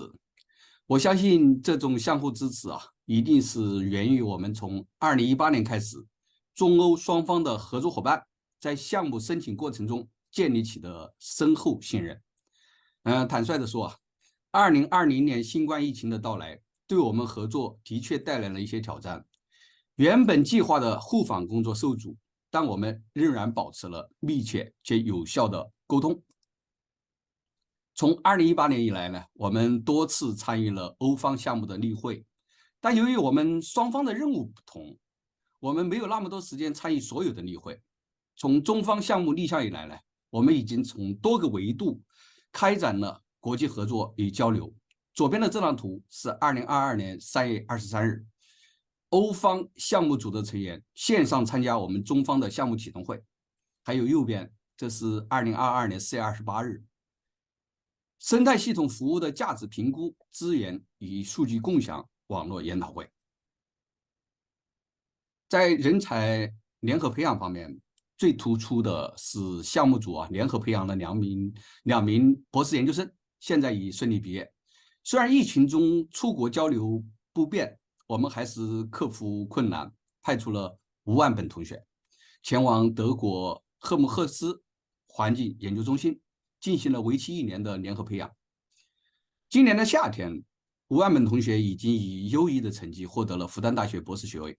他的优秀表现呢，也获得了奥胡斯大学的青睐，拿到了去奥胡斯大学继续进行博士后研究的机会。我相信他今天呢也参加了这个会议。此外，清华大学的骆翔宇同学本来也是计划前往奥胡斯大学进行为期1年的联合培养的，因为疫情耽搁了，联合培养过程改为线上。目前他也顺利毕业，在四川省林草局入职。这是我们项目研究中的一些代表性成果。项目探索之初我们就发现缺乏项目设定中的中欧6个城市现实实验室的长时间序列土地覆盖产品，所以就决定了先完成这个工作。项目由欧方研究人员主导，复旦大学的吴万本和清华大学的骆翔宇，也就是我刚才提到的2名博士生参加。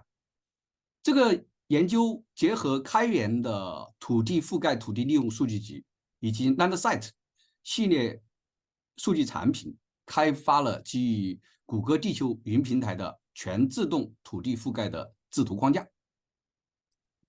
此外，在这个工作的基础上呢，也就是多实项的城市土地覆盖观测基础上，我们进一步开展了多情景下中欧6个城市现实实验室的城市土地覆盖及多种生态系统服务评估的研究。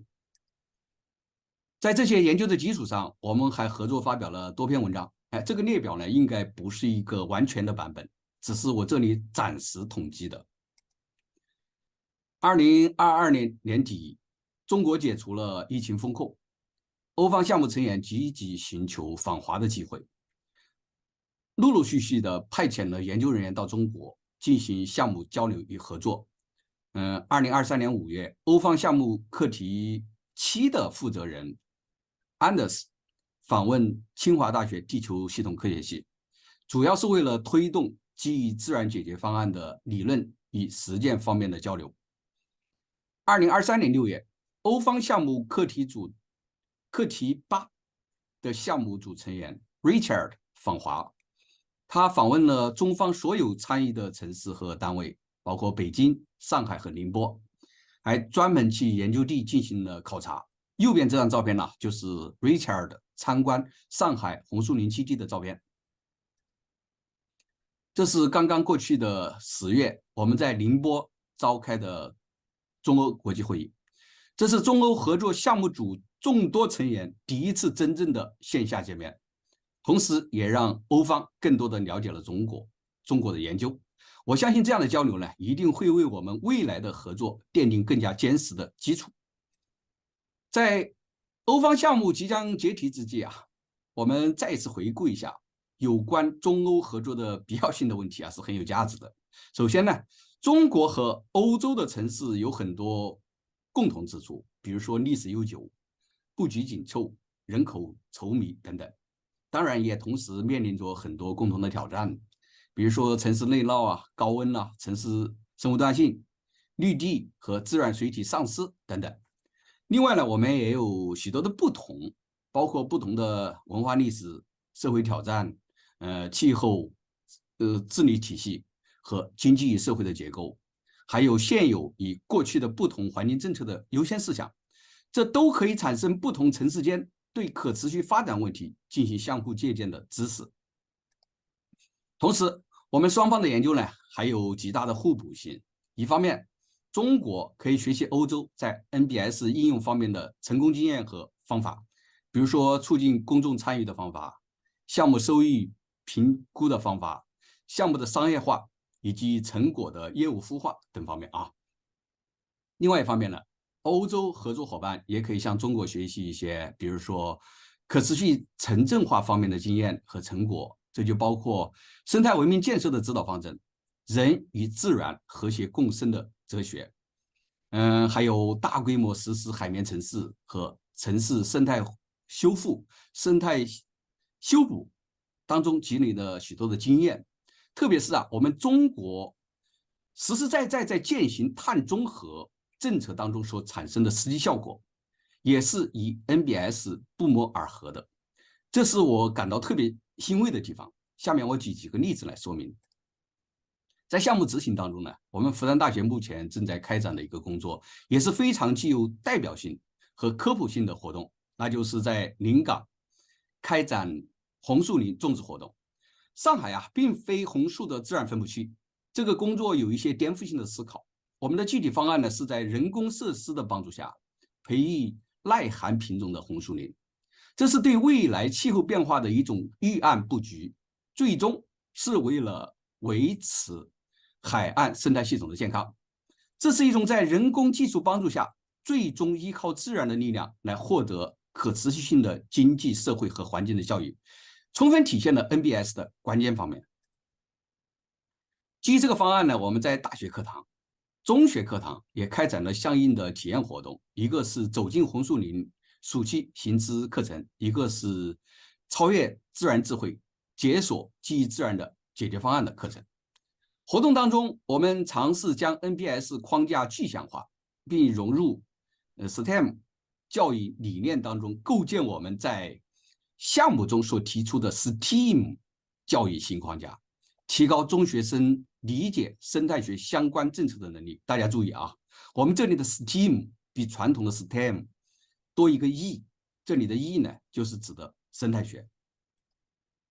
项目的另一个团队，中国科学院城市环境研究所，他们调查了在中国东海岸选定的海绵试点城市宁波。这里呢已经进行了好几年的实践工作。他们的研究采用深入的半结构化访谈进行，最后剖析了 NBS 与建成基础设施的过去的经验、当前的挑战以及未来的发展，特别是通过对公众的看法、学习渠道以及进一步参与的机会进行详细调查，提升了公众对可持续性的雨水管理设施的认知和参与度，这也是非常好的 NBS 实践。同时呢，我们还和欧方共同构建了关于基于自然解决方案的博客分享，这是在清华大学的城市生活多样性和生态系统服务微信公众号上，我们有同步更新的中欧 REGREEN 项目的专栏。好的，我的报告就到这里，谢谢你的关注。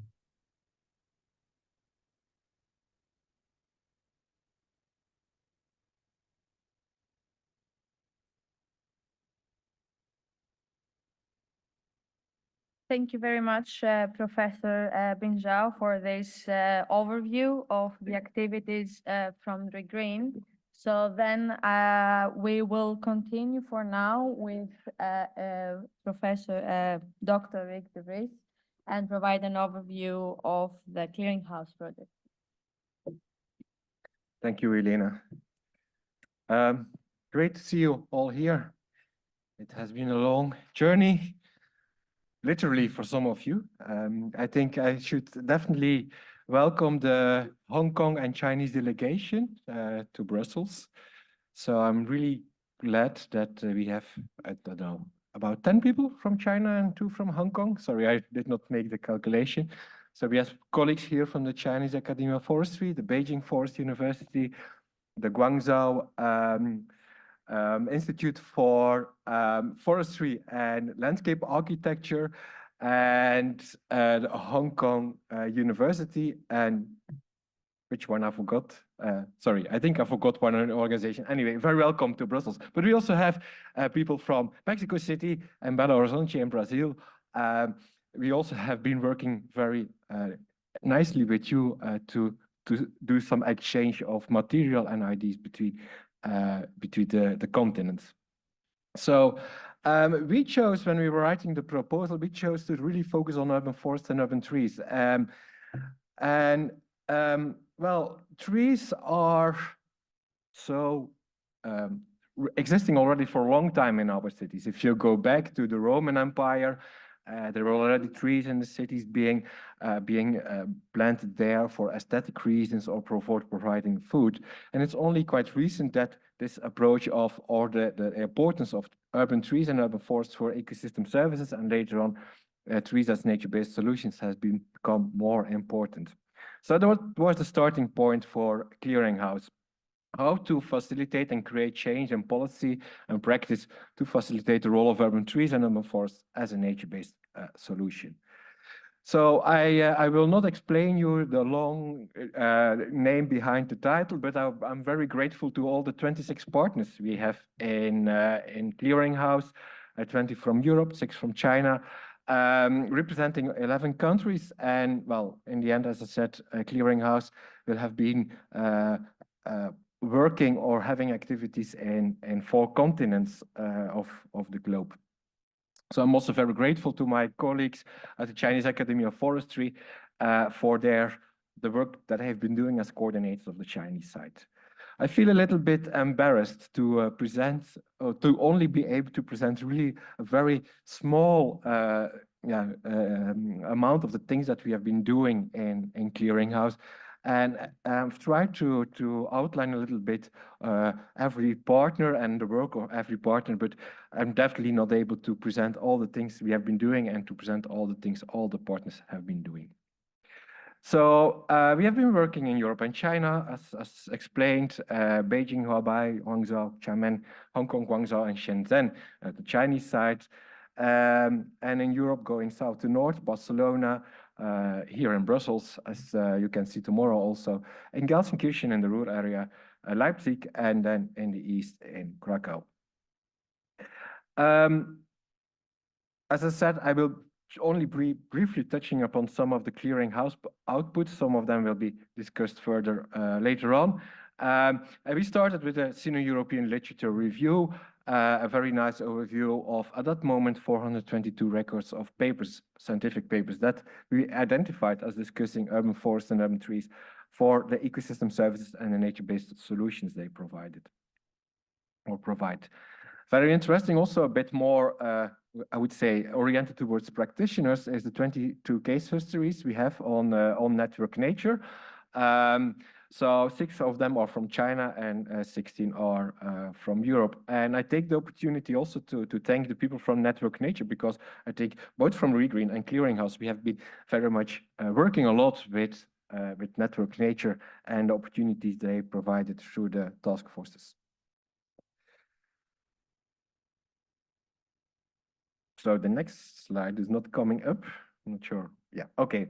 Well, a bit in parallel with what REGREEN has been doing, also, we have been developing a new typology for urban forests as nature-based solutions. Mainly the colleagues in Berlin and Humboldt University have been working on this.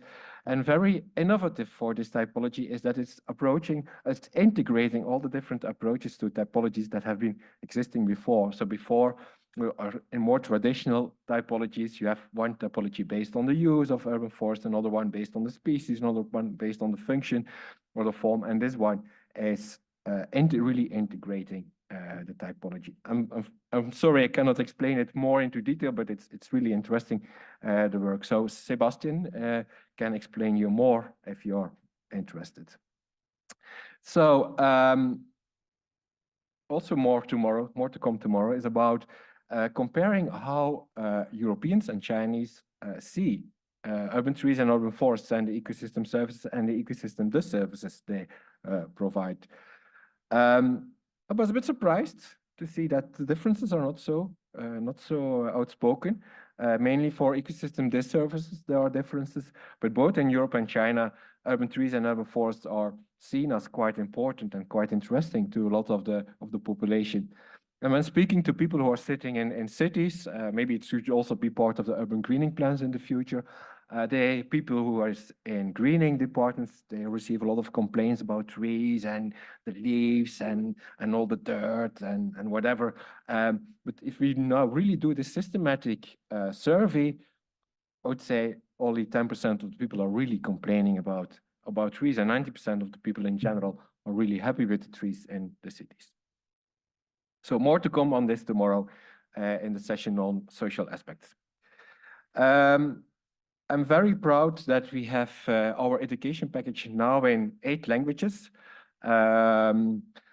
It's about, well, the name is City of Trees, but very innovative, in my opinion, is the way the package is working. It's not, I would say, it's not about learning about trees or learning about nature, but it's learning with nature. The colleagues at Bos Plus here in Belgium, they have been really developing this package with the idea you can learn with nature. For instance, even topics like language or physical activity. It's not only about just learning about nature, about a tree and what a tree can do, but a tree can also help you really to learn language, to be more physically active, and so on. So nicely also linking to this STEAM approach that was discussed before.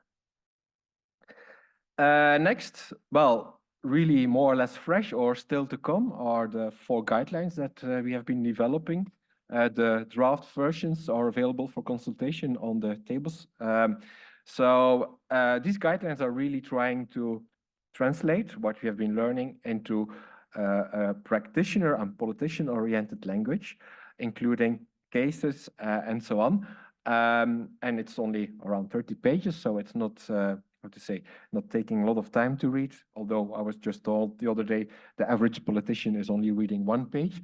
So maybe, well, we have a solution for that. We have 1 or 2 page summary. I think, Capucine, I don't know where you are, but you have brought 100 copies of this very short summary of the guidelines. So they're also for you somewhere around here. So take them and maybe take them with you to your local politician, and he can or she can then read these 1 or 2 pages about why he or she should work with trees in the city.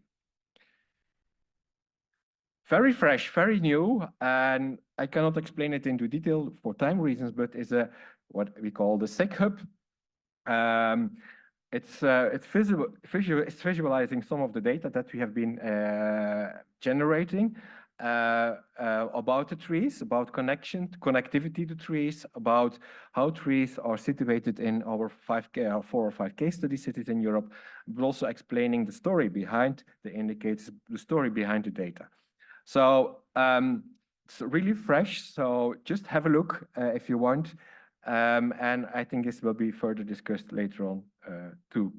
And also here, I've already been thinking when Benjamin Kasper was discussing the challenges for the urban greening plans, I definitely see some future in the urban greening plans using this tool, but also the other tool, the Special Impact Assessment and Classification tool, also developed by the colleagues at Humboldt in Berlin.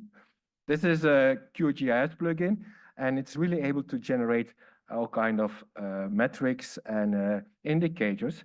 And the tool has been developed to be really in line with needs from the IUCN Urban Nature Index. So it has been developed in close relationship with the IUCN colleagues, Dorsa and others in Geneva. So this one we are doing some final testing, but it will be online in our repositories later on.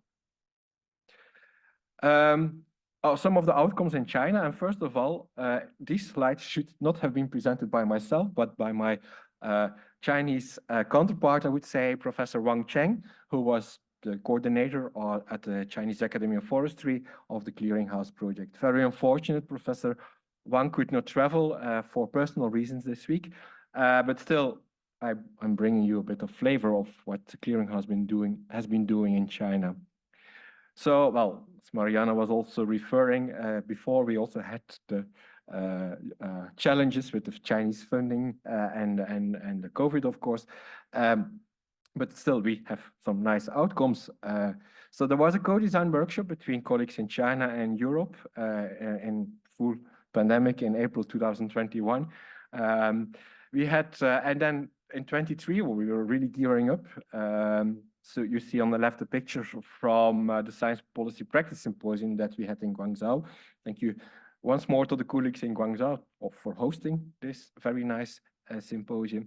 And also in Hong Kong, well, we were supposed to visit some green space, but there was first a typhoon and then the most massive flooding in Hong Kong exactly at the time we were there. So it was a very nice illustration why we need to have more trees in the city, but unfortunately, we could not do all the field visits and so on. But and on the right, you see an interview that I've been doing, but also colleague Rafa from the University of Bari has been interviewed for the Guangzhou television about our visit and about the work and about our appreciation of the work that Chinese colleagues in Guangzhou are doing related to urban forests and urban trees. Next week, we will have a collaboration between the city of Hangzhou in South China and the city of Istanbul. Well, I've already mentioned the survey between Europe and China. There has been also a comparative analysis between Europe and China. And our Chinese colleagues are also have also been developing a citizen science app to map the tree health and to evaluate green spaces by citizens in China. 24 scientific articles have been published, and I'm really impressed by this number. 24 scientific articles have already been published, and more are coming, I know, with one or more Chinese clearinghouse participants. And finally, the colleagues from the Guangzhou Institute of Forestry and Landscape Architecture have been registering a patent for a method for detecting energy saving through green roofs. I was very impressed by, we visited the laboratory where all the measurements that have been done on this kind of installations of green roofs in China. So, well, if you want to still follow us on social media, we will not stop after today or tomorrow. This is still the link here. So with this, I would also like to thank you. Also, thank you, REGREEN partners, for this nice opportunity to organize all this together. And thank you for coming.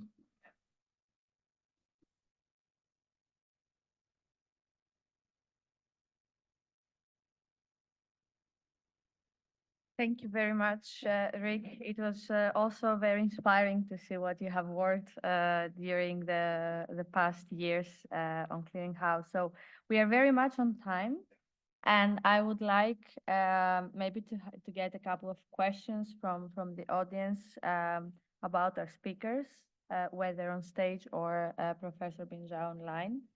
So please raise your hands. Yes, if you could please introduce yourself while you are making the question and for whom is the question. Thank you. Thank you. Very nice presentation. Thank you very much, Jerry Wilkes from EFI Biocities Facility. I have a question to Rick. You were saying that you were in a typhoon in China and that trees are needed. And in Switzerland, there have been the discussion that because of these winds, trees will be prohibited, for example. One person said it to me just very, to wrap the discussion. So what do you think, because these are challenges also that cities will face, how do you think that we can deal with this in the future? Thank you, Jerry. Yeah, that's a very interesting question and a very good starting point for a next project, I think. No, it's very relevant. I mean, a couple of weeks ago, we had the big storm here, and very unfortunate in my own city, Ghent, 2 people died. And I think, yeah, it's, how to say, it's a very complex item, and we should not be underestimate the risk of trees on the one hand. I mean, I was making this nice comment about 90% of the people love trees. But on the other hand, there's a risk that we are too optimistic, I think, and not taking all the risks into account. On the other hand, I think lots of the tree damage is you can see it everywhere. If you go here in Brussels or in my own city, Ghent, or I have also seen it in Hong Kong, but everywhere you see that there's not enough respect for trees.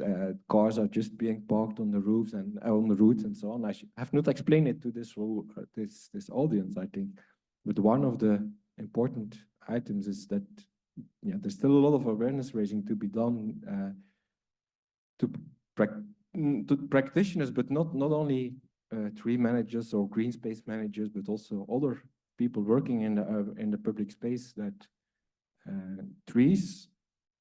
Well, I would make now a very bold one-liner. Trees are good, but we have to care, of course, for the trees. I'd like to add also from Barcelona, I talked to people in the environment management, and where they monitor trees and they visit each single tree every second year at least. And they have a system of, when people phone in with complaints, they register it. And when they see there's an increase in complaints, they go out and check what is the problem. And that's actually a safety for politicians to continue driving forest cover. And I think Barcelona is at 30%, and they want to move it to 35%, and also making it very biodiverse and finding out what species fit best where. So as Rick is saying about understanding the risks, but also how to handle and monitor it. And that, I think, is something we all need to start doing in cities. Great. Thank you very much, both. Sally, you have a question. Yes, I'm Sally Anderson from Aarhus University in Denmark. Can you hear me okay? Yeah. You spoke about the learning potential of trees, trees as learning or as teachers in a way. And we've been working on that in REGREEN with regard to children, but I'm thinking if we're going to have more trees in cities, are the trees going to be able to educate city planners, politicians, and architects as well about how to build with trees in the city? So it's not just city trees as an addition to what we've already got, but how do we build cities that afford trees? Are you working? I'm just wondering if you've been working on that, because we hear about the benefits of the health and the well-being, but I'm wondering about what can trees or the potential of more trees in cities teach architects and city planners about how to live cities with trees or to build cities with trees. So I think you probably understood. Thank you, Sally. I assume this is a question to me. Yeah, there's the question is, do we plan to work on it, I think, or have we been working on it? Before I go to the commercial, I think there's an interesting example there is, well, I think he's joining online, but my colleague Alan Simpson from Leeds Beckett University in the UK, he in the 70s or 60s, the UK has been building lots of these new towns, and so in some of these new towns, instead of starting with the roads or starting with building the houses, they started with planting the trees. So the green infrastructure, which usually is coming as the last phase of a development, in this development was the first thing they did. And I think that's a very smart idea, also because the trees need the time to grow to deliver the ecosystem services. But also, yeah, you're building the network of the trees before you build everything else. Of course, there's also a risk that the trees are being damaged by machinery and so on. But yeah, and as I said, I will come to the commercial. At EFI, we launched a couple of months ago, we launched the BioCities facility. And the idea there is really to see how we can work with trees and development and architecture in a more integrated way. Also, for instance, inspired by the work by Stefano Boeri from Milano, the vertical forest and so on. So yeah, I think definitely more work is to be done there and will be done. Thank you. So we'll have one more question. Hello, Sarah Millican, University of Greenwich, London, UK. Thank you for your presentations. Question for both projects really is about what sort of indicators you have put in place to evaluate in the short term the impact of your projects and then monitor it going forward. How will you demonstrate that the money received from the EU was money well spent? Thank you. Thank you for that very good question. Well, one thing, we are documenting what we're doing and working so closely together with the urban living labs that what we do in terms of research is also something that is needed.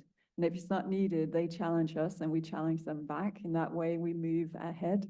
And we have described that co-creation work that has been done in a report. And then, of course, we report on everything we do and the outputs, but we are always thinking very much about the impact it has. We haven't got any budget to demonstrate in our project, so we don't have that to measure. But what the indicators that we go by, not that we have kind of set in the beginning, is that we will go by those indicators. It's really about what impact does it have on policy and practice in the living labs. And I think that's the most important part. And then the other thing is how do we ensure the legacy of the project, of the tools, methods, guidelines, insights, knowledge. And there we have created the Zenodo community with the 4 connexus interlays, Clearing House and REGREEN, and we have our own Zenodo community. So that's one where we upload posters, data sets, deliverables, papers. They need to be open access. You have to upload the full thing so that we have this transparency, but especially the legacy. And another thing I think for me an indicator is to make the output that we've done available in the languages that we want it out to. So for instance, this guidance book on depavement and identifying potential areas for depaving, that was a French deliverable that our partners, Institut Paris Région, then had laid out in French, and we now have it in English, and we want to have it in Danish and Croatian, because I think that is what really pushes things out, not to keep it in an English language. So I don't know if that satisfies you, but that's how we've been working very much on how to ensure that this has impact. Great. Would you also like a quick reflection on that? Yeah, I don't have to add a lot to this. Yeah. Also, maybe a comment to the European Commission. It was a bit pity that we didn't have the money to invest really on the ground through the projects. I think it should not have been a lot of money, but maybe 100,000 euros in total for the city could have made a difference anyway. No, but yeah, it's a challenge to really show the impact. Although I think we did, well, a couple of the webinars we did, I think in total also, well, sorry, I'm only focusing on Clearing House, but I think we reached more than a couple of thousands people during the different webinars and so on, and quite sure that this will have an impact. Yeah. Elena, there are some questions in the online yes, forum. So yeah. Maybe we can get one question online, and then we have a quick one sentence from Alberto, a quick reflection, and then we can move to the next part. So Joe, would you like to read out the question? Thank you. Yeah, so we have a participant online who wants to know, as a private business owner and private citizen in China, how can they help raise awareness of regreening and nature-based solutions? Professor Binjak, and can you also hear us? So how we can raise the impact, raise awareness and maximize the impact of the project outcomes in China.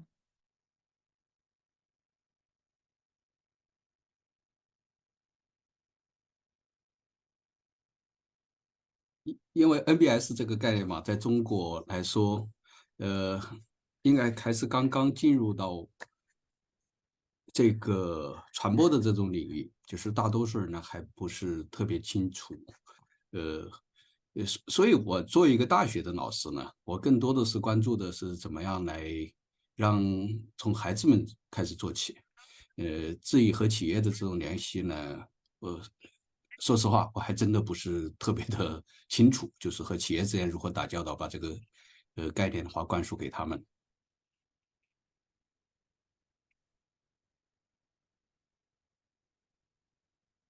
Right. Thank you very much. Mariana, would you like also to? Well, I can say that what we've done in REGREEN, we've done a number of ideation and accelerator program events in the living labs in Europe, and that's been extremely beneficial. So for instance, bringing in local authorities and private businesses, practitioners together in one room, increase the awareness and understanding on what is NBS in an urban context and how can we work together, how can we enhance the take-up and especially the funding? Does it all have to come from the local authority? What are the sources? What kind of partnerships can be set up? And that really creates this ecosystem we want to get growing. We just have to water it a bit more. So my hope is that this is also going to continue. And I think you can talk to our colleagues, Josip Bieber from ZES in Croatia and Gordana Kranjaja from Velika Gorica on how they work with that. And they've been a lot on television, on radio, and it's amazing to see in Croatia how that hub is growing just by a few inputs, but by very dedicated people. Right. So unfortunately, we need to move forward. So Alberto, one final reflection on this session from your side. Well, thank you. I thank you, Marianne, Rick, and Professor Binzau for the overview of the results of the projects, and they show how these results, the work done, goes towards the implementation and the contribution to implement and raise awareness of NBS. Also, this presentation have fostered a good discussion, and so we see that there's a lot to do in this field, and the result achieved by the project can contribute to this, but it's important that also it's built up on the results. So that's basically what I also encourage with the fact that it's important to ensure that these results and the work is further sorry, I missed the word, but is used for future developments. So I would like to thank you all very much for all your inputs, and of course, Professor Binzau, who was online. So a round of applause for all our speakers and then all the insights. Thank you very much.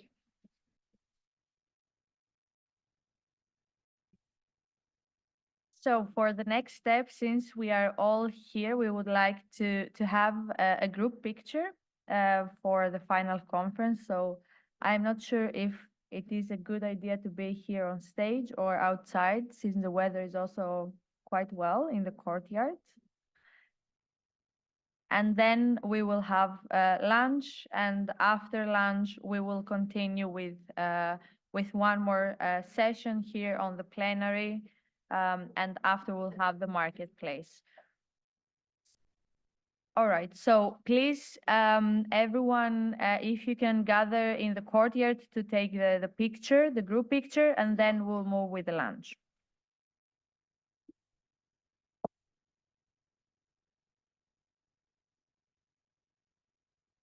The ENACT initiative for climate transformation through NBS at the COP26. And as was mentioned this morning by Karin, IPES and IPCC are both very strongly supportive of NBS and of their role in tackling the twin crisis of climate and biodiversity. But going back to the European level, and if you zoom in on research programming, so how we decide on what funding to provide through our program, you can see how the research results and the policy needs on the ground have shaped the work programs.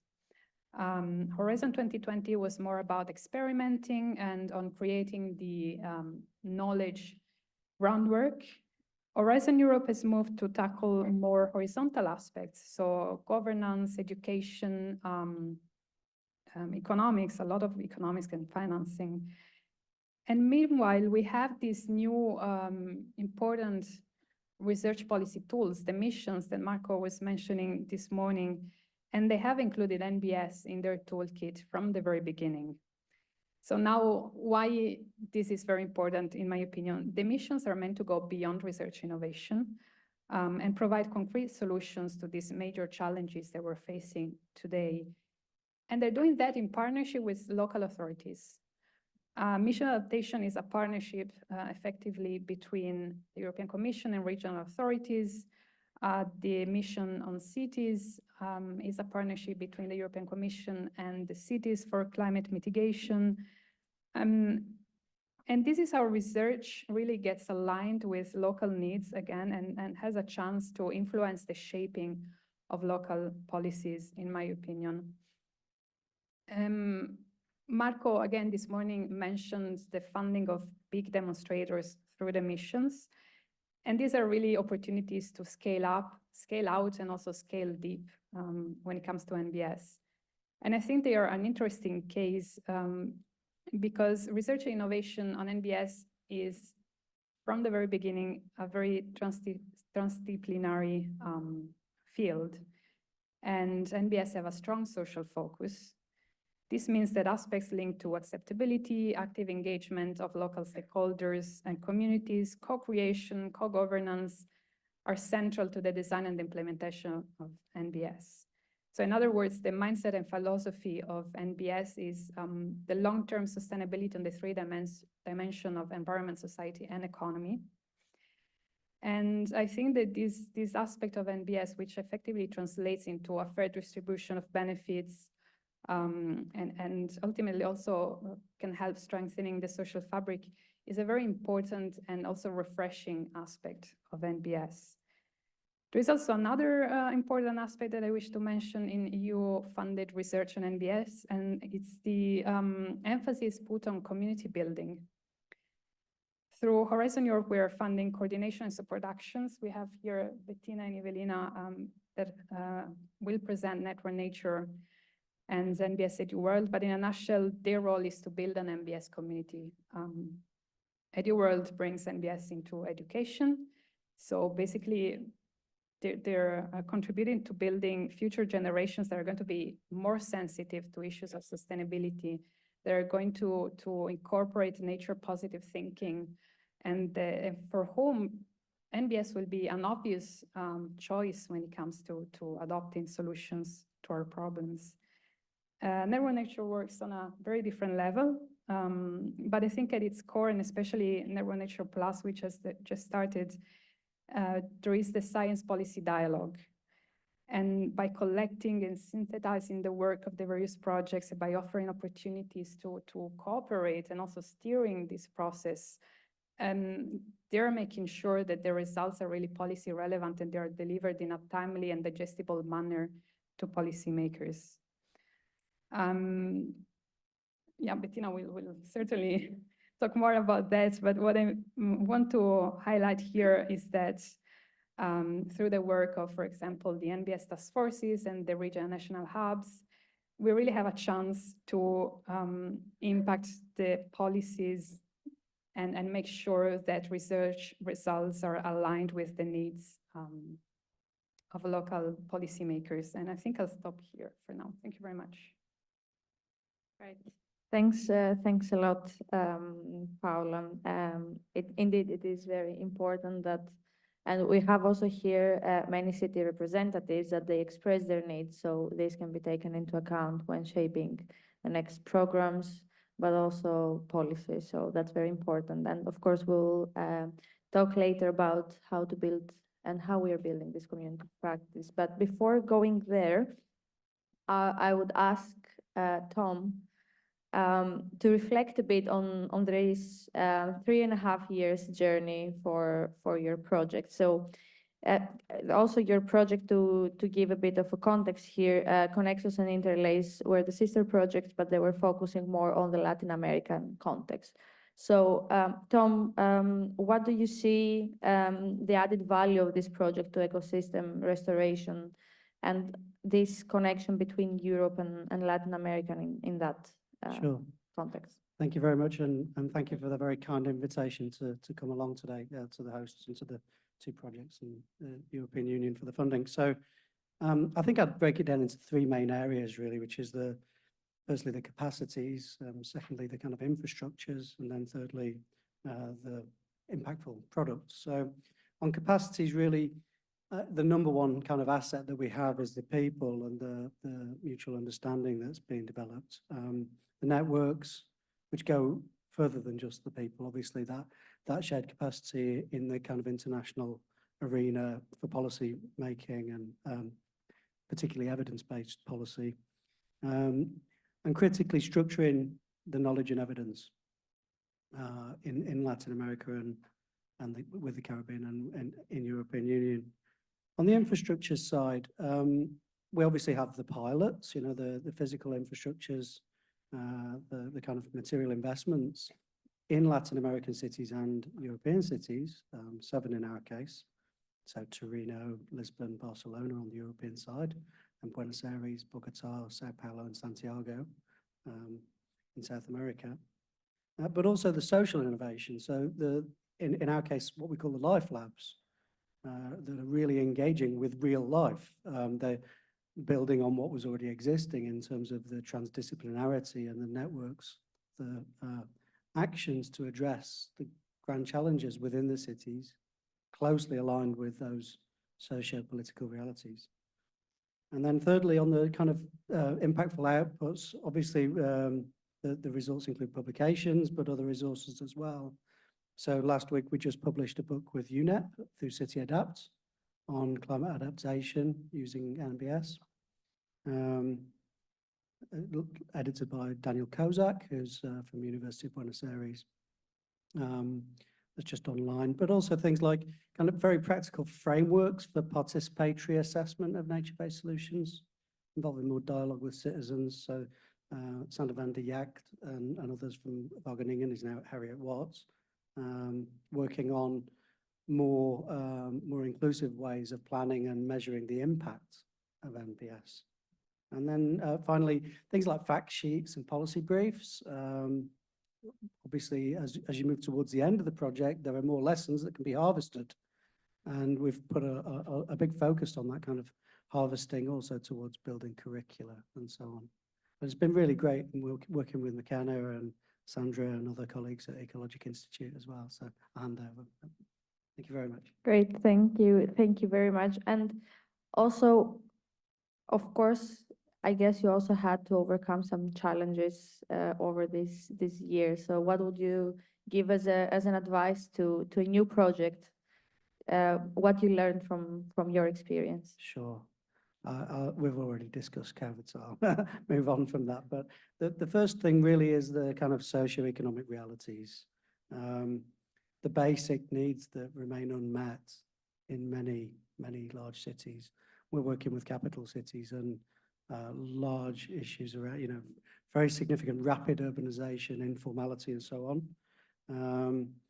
And then it's really necessary to kind of, I like to think of it as aligning the vectors. So to work in the same direction. So in my city of Sheffield, we had a lot of flooding, and that very directly affected many people's lives, particularly in more deprived areas. So, you know, obviously then making the kind of compelling narrative for NBS it means that you have to pick up on those locally urgent challenges, and that goes everywhere. Then obviously the political challenges and the changes that we're facing, I mean, right now, without going into the specifics, that's at all scales, the national level, the regional and the local level. And in many Latin American cities, you have a whole scale change in the civil service as well as the political side, which is quite unusual in European cities. So you know, a significant change in the capacities in a short space of time.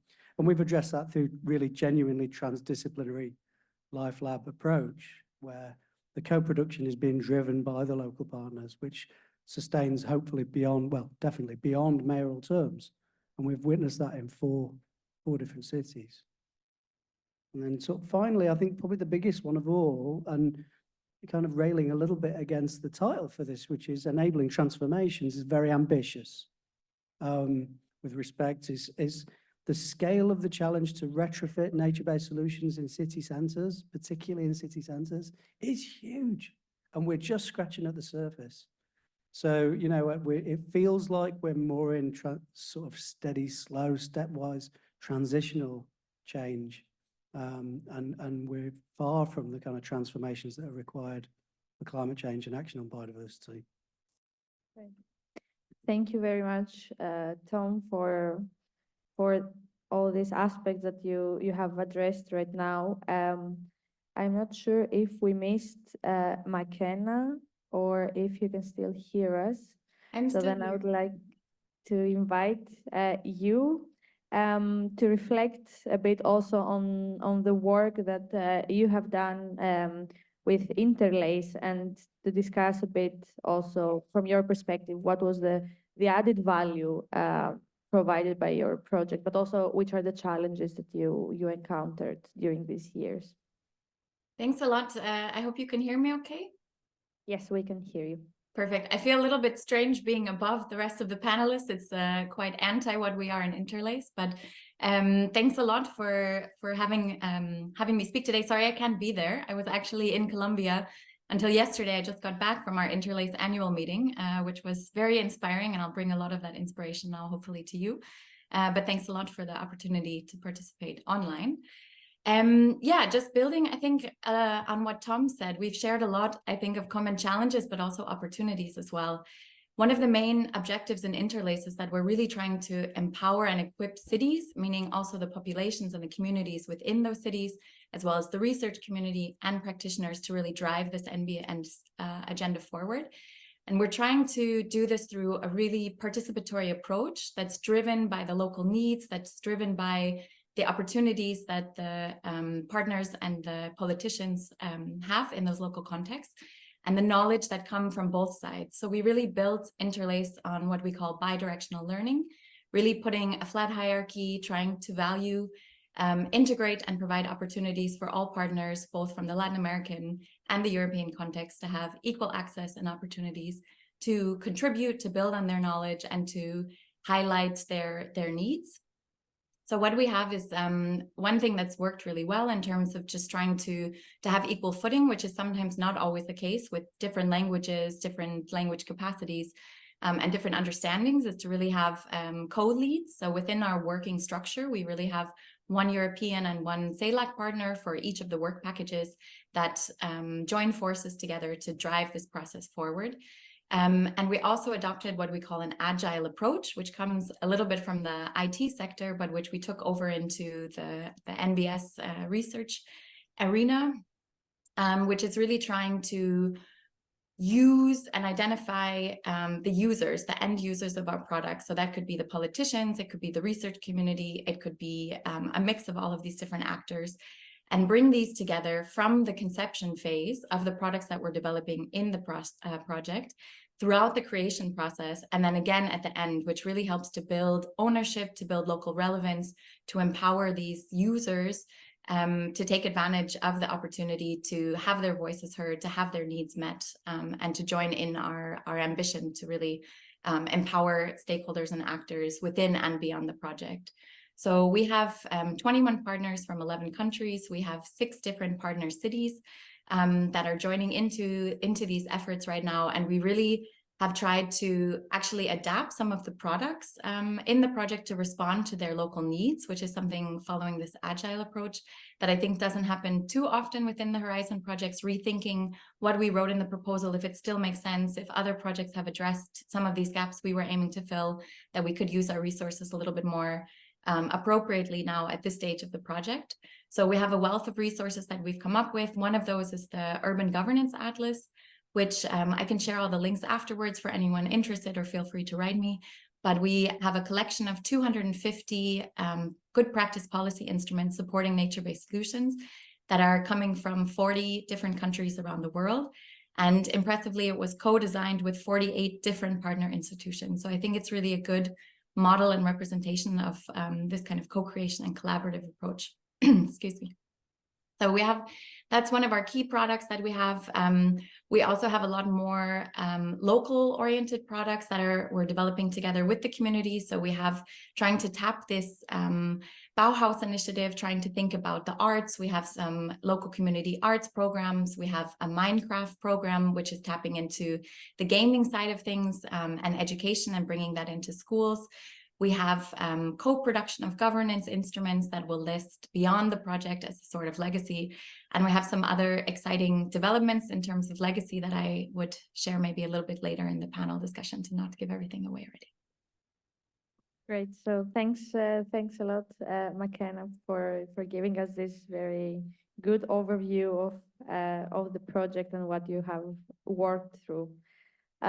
So then Bettina, and also of course later we'll discuss together also Evelina.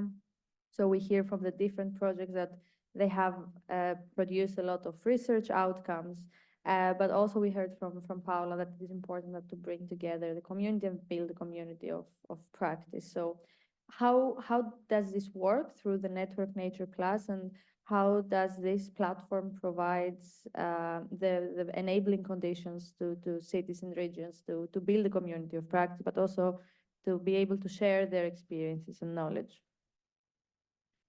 Thank you very much, Elena. Yeah, as Network Nature and now also Network Nature Plus since August this year, one of our main objectives has always been to consolidate, support and expand the NBS community of practice, whose center are now the 50 projects that exist, funded under Horizon 2020 and Horizon Europe that work on nature-based solutions. So on the one hand, what we are trying to do is bring together the resources, services, products, but also the research produced in those projects and support them in creating greater visibility and impact through promoting them on the platform. But then maybe even a more important question is, how can we make sure that these products are actually going outside of the research world and are actually reaching the stakeholders that are in need of guidance, research, and also to be translated to a language that they actually understand? And I think that's where the NBS cluster task forces have been really instrumental. The NBS cluster task forces, for those who don't know them yet, they are basically organized in 6 different themes. Those are transversal themes that all NBS projects look at in one way or the other. For instance, co-creation, co-governance is very big on the agenda, business and governance models, but also impact assessment, communication, now also education. In those cluster task forces, projects have been collaborating beyond their outputs that they're obliged to provide. And there are really quite some great products that we have seen emerging from this collaboration. And you can see a few examples here. I want to emphasize these are products really that are relevant for practitioners and relevant for policymakers, and that bring together results, approaches, and methodologies. For instance, what you see here, one of the first ones was what we call the NBS Indicator Handbook. It was driven by the UNILAB project together with 17 other EU-funded projects, and the result was a very thick and comprehensive compendium of indicators along the 12 societal challenges that NBS are addressing. It's quite a thick book, you could say. It's a handbook, really, that's also supposed to guide practitioners in developing impact assessment frameworks. It provides an appendix of methods as well, where these different indicators are actually being described in detail. But most importantly, it has also provided a common framework, really, of acknowledged indicators and methodologies about how to measure impact of NBS and performance that is increasingly being taken up as well by practitioners. Another very good example is from the Task Force 3 that works on business and finance models. The EC expert publication that has been drafted that looks very much on what is the role of nature-based solutions towards a transition to a nature-positive economy. which has at its center also nature-based enterprises that at the same time provide or kind of supposed to provide the supply and demand side for such a market. And it also really covers the base about what are still the remaining knowledge gaps, for instance, when it comes to economic valuation of NBS benefits. Next one, please. So there are numerous more examples, and I don't want to leave anyone out. It's always difficult in a limited time. For instance, then Task Force 4 on NBS communication has produced 3 really excellent videos, explanatory videos about nature-based solutions, what they are, delineating them from other concepts that we know that are not the same, also introducing what are different types of nature-based solutions and why is co-creation so important. Task Force 6 on co-creation and co-governance has developed a co-creation decision support tool, which is now available in a beta version and is awaiting testing through practitioners. And that has also been a collaborative work, really. It makes it possible to design co-creation pathways based on their own resources, input, and expertise, actually, that can be provided. There is also an EC Expert publication that has been published this summer, actually, so it's quite recent, that brings together all the methodologies and approaches around co-creation from the different NBS projects. Next one, please. Another element that we are quite proud of, I have to say, in Network Nature is a bit more a creative approach to storytelling about nature-based solutions. So we have this target audience of which we defined at first as wider public. Now, it was a bit difficult to reach it, right? Because what is wider public? Is it you and me, and who is it? Is in itself so varied. But then we looked at how can we actually engage one slice of the cake, really, from wider public, especially here creatives. And we teamed up with the Nature of Cities, who has got a quite good network, actually, with creatives as well, to launch a call for NBS comics. And this has been quite successful. We had over 1 million views, actually. I don't think that has ever been achieved with anything else we've done. And 7 of such comics were actually produced. You might have seen them outside as well. We now have a new call out under Network Nature Plus, again, under the leadership of TNOC. It's open until 18th of January, and please, I encourage you to spread the word. This time it's a global call, so anyone from anywhere can apply. And there's also the possibility for scientists to team up with practitioners and submit a proposal.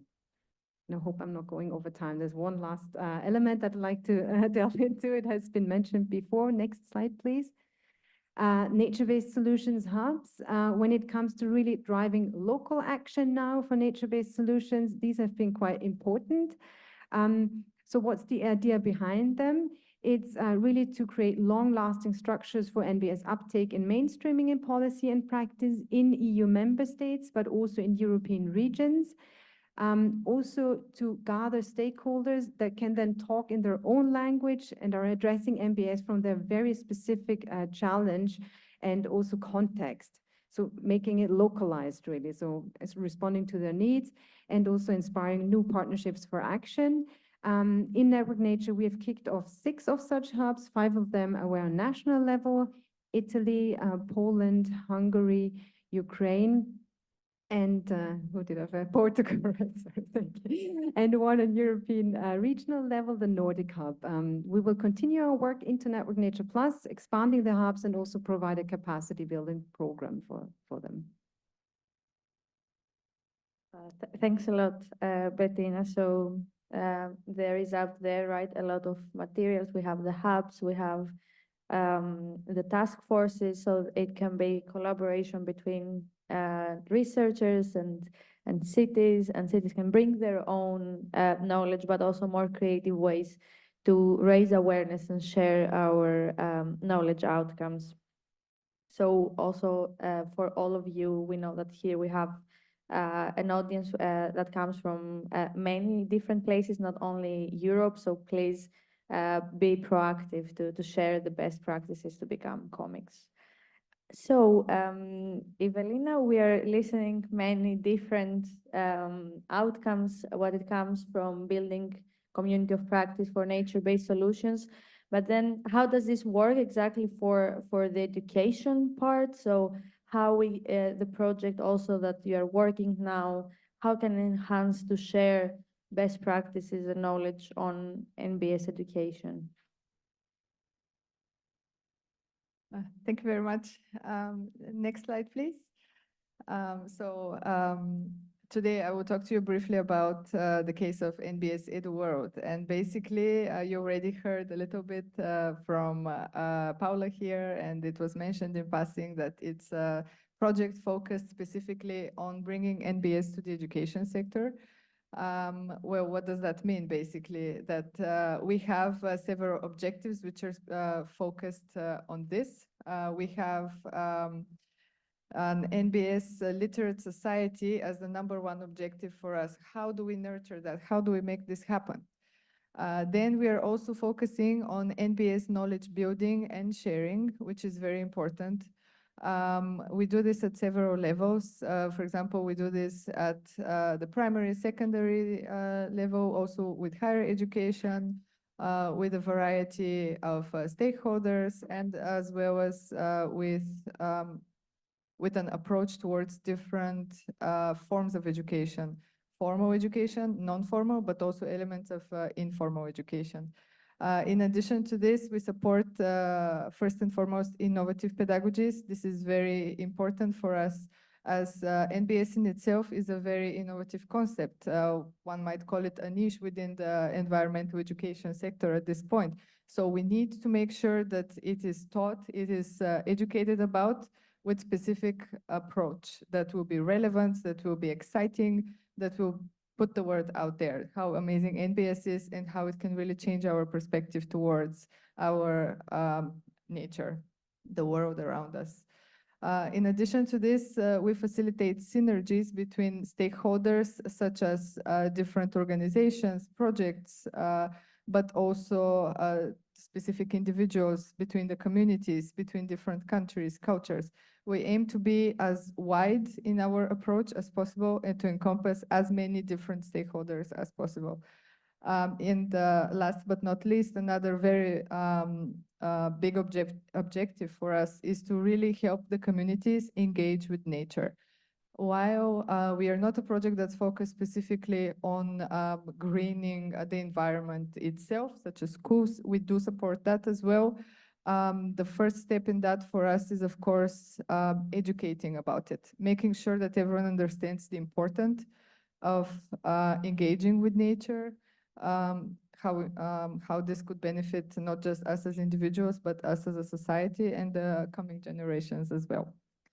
Thank you. Next slide, please. Now here you can see an example of the main stakeholder groups that we have in mainstreaming NBS. This is how basically we aim to make it possible. First and foremost, of course, we have the education sector as institutions. We have schools, universities, other education providers, again, as vast as possible. Then we have the educators themselves and those who directly benefit from education, such as the teachers, anyone at a different level of education as well. As I mentioned, we don't focus only on a specific level. We try to encompass as many levels as possible in all our activities. And we also, of course, target students, which we benefit directly or indirectly through the different activities that we organize and the materials that we put out there. In addition to this, we also work with and for NBS practitioners.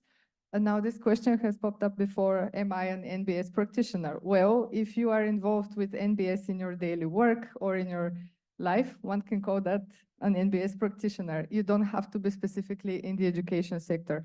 And that's another element that's very important to us as well. You shouldn't focus only on education sector itself and the stakeholders within it when you are trying to establish a community. The community has so many different members in it, right? Some of you here are education experts, but some of you are more NBS experts, aren't you? And that's great because we can learn from you. You can tell us what are the best topics to discuss, the easiest way to explain NBS to those with little to no knowledge of NBS, and so on. So that's another important group for us as well. Society and local authorities, for example, we need to make sure that we hear what the communities need. That's also related, of course, to the informal learning, which we are all a part of, consciously or unconsciously. Each of us has learned something in an informal way. And that's great. With that, of course, we work with partners in the project, and we go beyond. We focus on their expertise. I will touch upon that a bit later. Another very important group of stakeholders that we have are the entrepreneurs.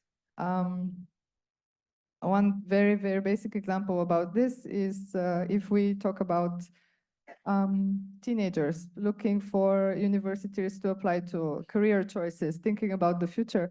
Well, who better to help them learn more about this than the NBS practitioners and the entrepreneurs? They can go to the school, they can participate in workshops or even just webinars if they cannot go in person, and just share about their expertise. What inspired them to follow that career path? How did they get there? Why did they choose that? So as a point of inspiration, as well as, of course, another way to look at this is making companies more NBS, basically bringing this to how companies and organizations work. And last but not least, of course, also very, very important is the group of policymakers and educational authorities. As we can now imagine, none of the, let's call that upgrades to education, none of the developments in the curriculum would be possible without the support of policymakers and local authorities themselves. So that is, of course, very crucial that we involve them in the process, but we also, for example, create policy recommendations that offer suggestions for possible future actions to them.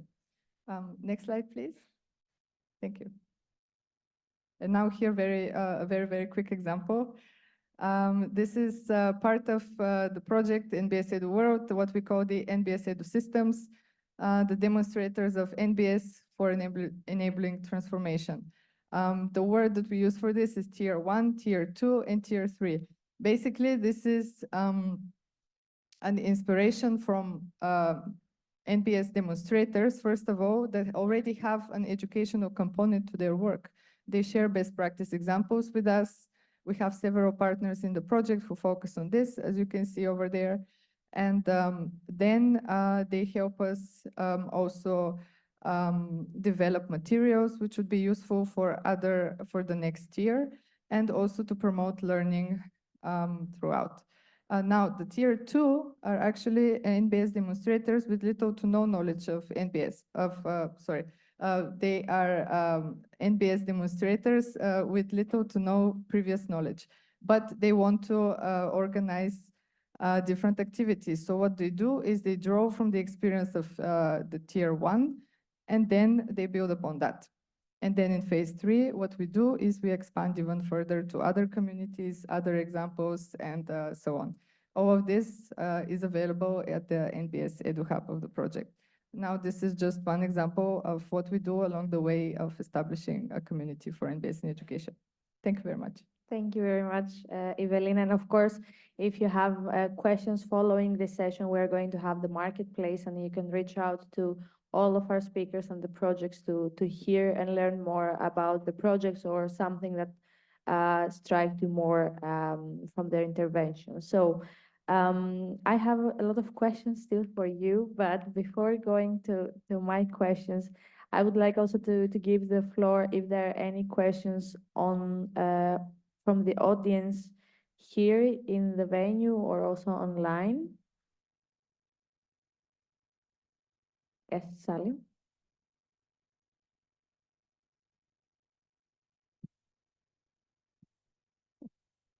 I'll try and stand up.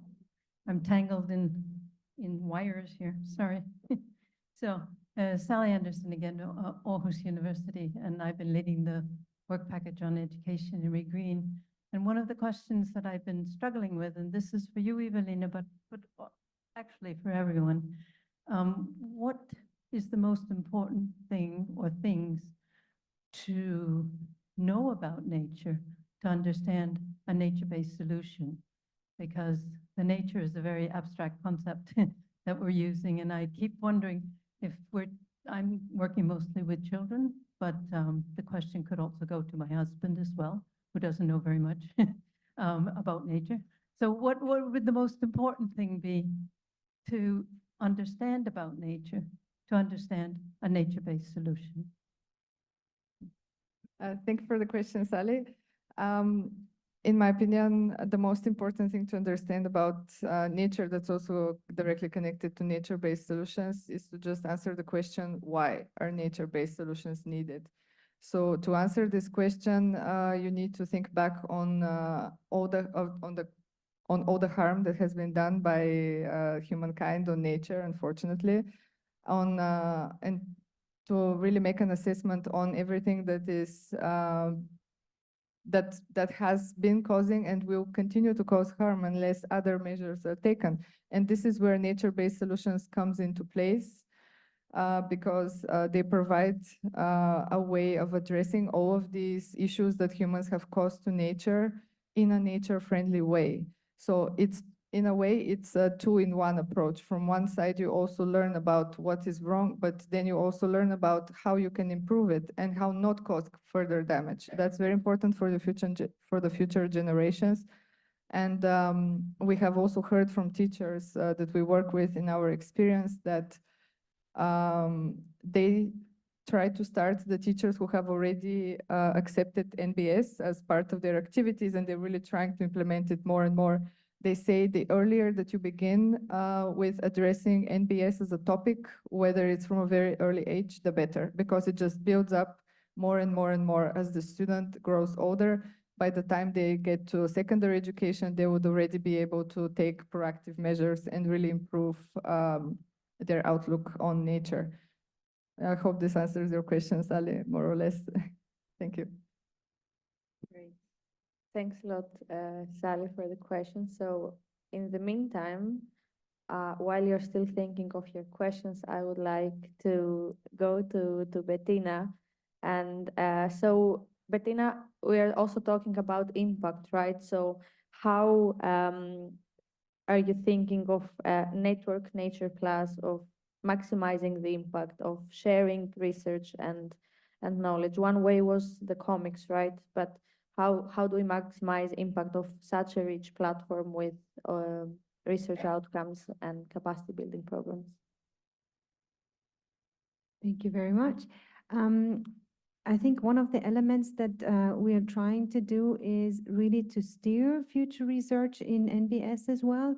So giving it direction in that sense, we have produced, or Biodiversa Plus actually as the main partner in Network Nature under their leadership, has produced an NBS research and innovation roadmap.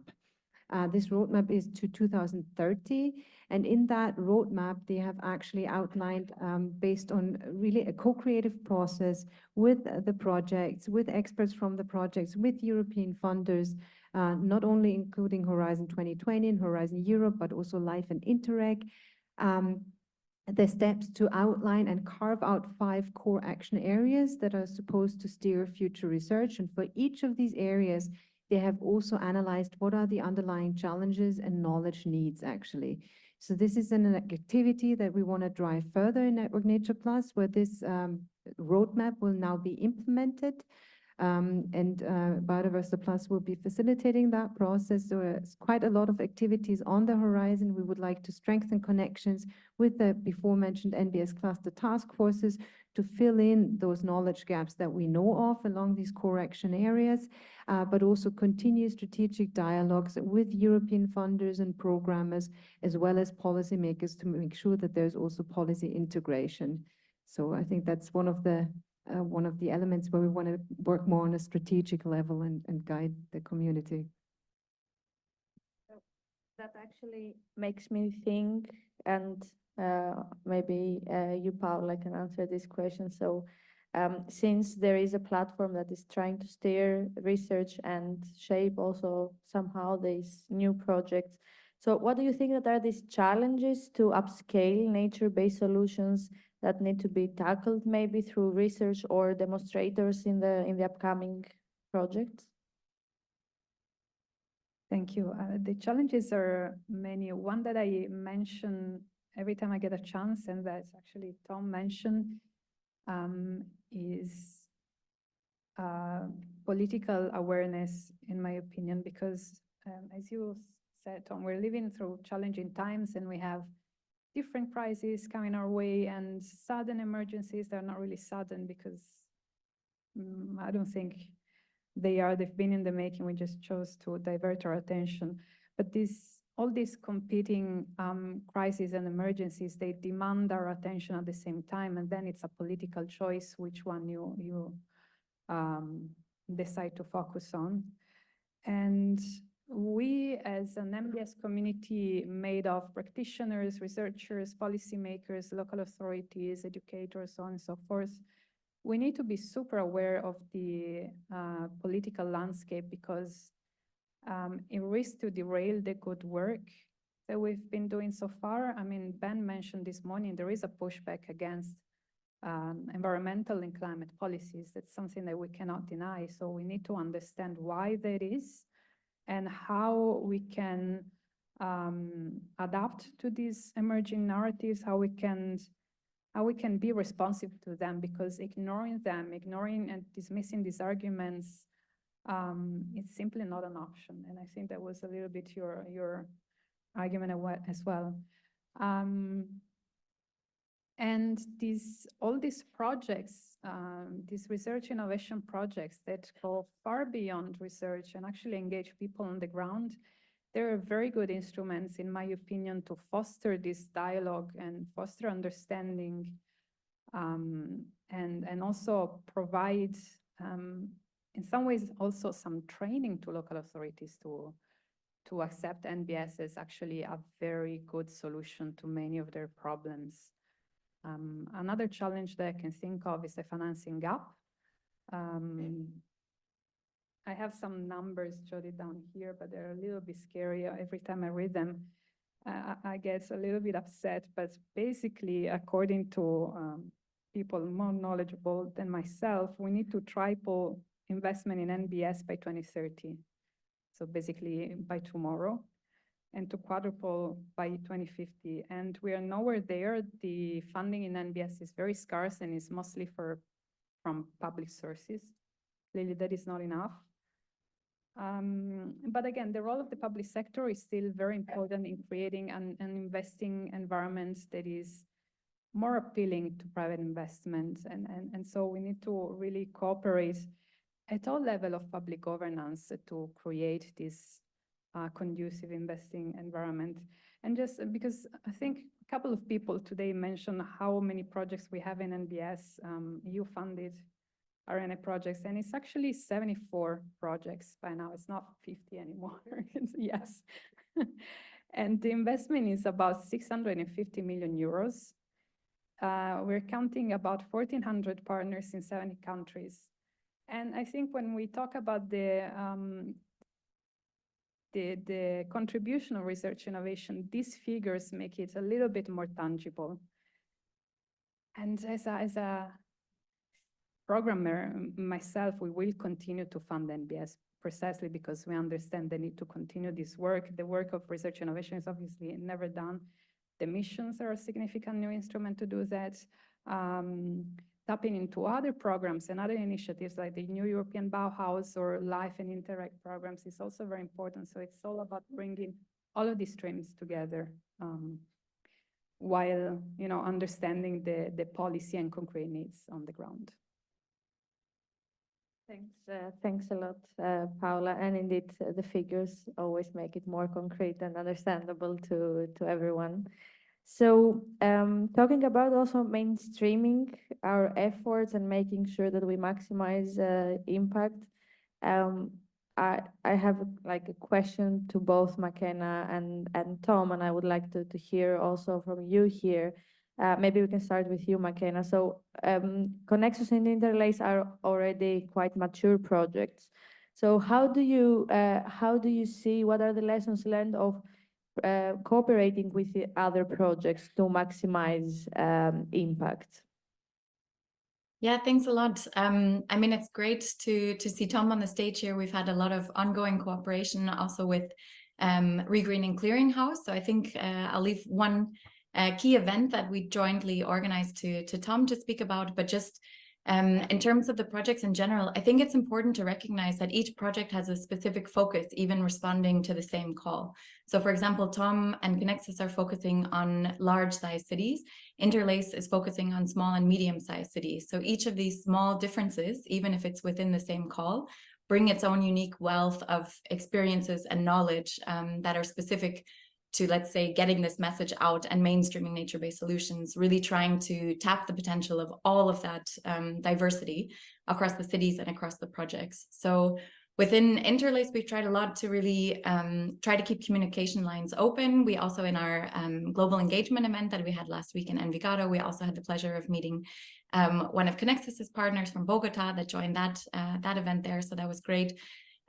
We also are looking at joint publications together, participation in each other's events, but also I think more importantly, even building a community of practice. So this means exchanging both in terms of content and knowledge, really seeing each other as partners as opposed to competition, let's say, thinking about how the products and outcomes of one project can complement those of another project. Concretely, Bettina mentioned it before, we had this European Commission expert publication about harnessing the power of collaboration for nature-based solutions that was co-led by Interlace, which is a joint product across the partners, across the projects.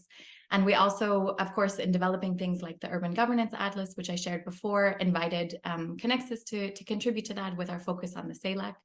And I think the last example that I have, which is really exciting, is that we are developing within Interlace. We're actually going to be creating a CELAC repository of NBS, similar to OPLA, within the European context. And this is done in a partnership between our partner Humboldt Institute and our partner OPLA within the Interlace project, which is going to be an amazing outcome to really carry on the legacy of this funding and this knowledge and innovation that's been being developed over the last years.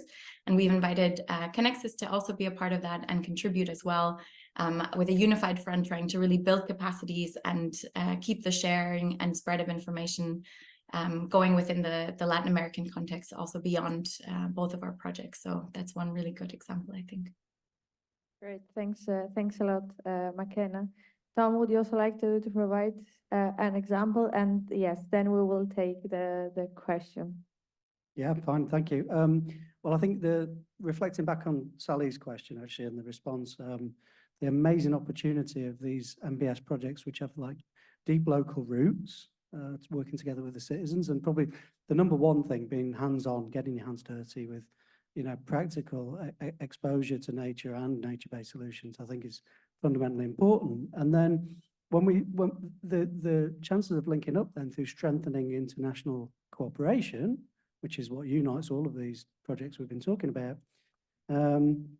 the opportunity there is to broaden the kind of the impact and the engagement, to widen but also to deepen the engagement through those local strong links. So 2 examples of that: the Sustaining Cities Naturally event, and I'd like to thank Marianne and Rick for that event that we organised together with McKenna. You had over 600 participants in that. And again, the Let Nature Be the Solution event that was the kind of just before the kickoff of EduWorld. Similarly, hundreds of participants where the audience, we were displaying our information from the green fences in local schools in Buenos Aires and in Torino. So you're reaching a much bigger audience, but all of those participants have also got their own deep reflections from that one-to-one engagement with citizens. Yeah, so then there's collaborative research and innovation. So McKenna's already mentioned the joint engagement we did supporting them with their Urban Governance Atlas, but also Martina van Leerop's work on surveying existing guidance and understanding the users of those guidance documents. What were the gaps? What were the issues? What were the strengths of them before seeking to develop new assets? So we've been working very strongly on those kind of surveys together. Clearly, the task forces are fundamentally important. So the one I work most closely on is the one on innovation and business planning. There, the opportunity exists for us to work together across that task force with the cluster that looks at impact assessment. So our work that we're just about to publish, actually just got the approval this week, literally. We've surveyed over 400 different valuation methodologies, which can feed into this impact assessment handbook now. And that's publicly available information with all of those references freely available. And also working with the task forces, I think, on a critically important issue, which is strengthening gender equality, diversity, and inclusivity as a theme, as a substantive topic in research projects moving forward. I think it's been a transversal cross-cutting issue, but as a result, hasn't necessarily got a strong actual research and innovation focus. And I think there's a lot of good practice out there that we really need to draw on moving forward with the future programme.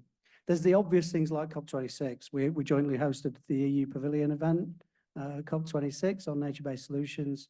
But the kind of, for me, the really heartwarming stories are around the local partner engagements between projects and programmes. So that just reminds me to thank all of our partners in Connexus, 33 partners. So without that work, it's all meaningless. Yeah.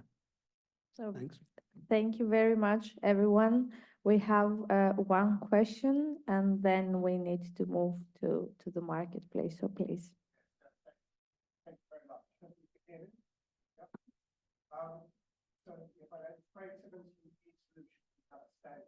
Place. That's better. I'm very interested in something Paola said at the end, and thank you to all the speakers, which was about the financing gap. And that's something that eSolutions was set up to try and solve. So I'm very interested in the views of other panelists about how you get people to invest in nature-based solutions. And obviously we have a broad perspective here, from education to collaboration, co-creation, from a practitioner's viewpoint. I'm very interested in each of the panelists seeing how what their solution would be to get more people to invest in nature-based solutions. So very briefly, one minute. Maybe that's not a counter question, but a counter argument. I think investment is definitely very important. We're doing several things also in partnership with Task Force 3 to look at how can we actually enhance public-private partnerships. Also, how can we actually foster cross-sectorial partnerships and investment? So we will, in Network Nature Plus, for instance, we will have like a capacity building program and boot camp specifically on that topic for local and regional authorities. But then on the other hand, I think it's also asking not only about investment, but how do we drive, coming back to the topic that I had before, how do we drive a nature positive economy really? Therefore, we also need the supply side, right? So nature-based enterprises that are actually delivering services around nature-based solutions. I think that all has to work hand in hand really, because without that, yeah.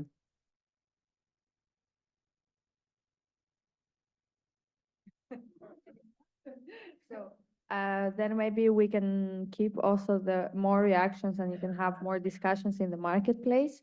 So in the marketplace, you can visit the stands from the different projects. There will be also from the 3 projects that we had here.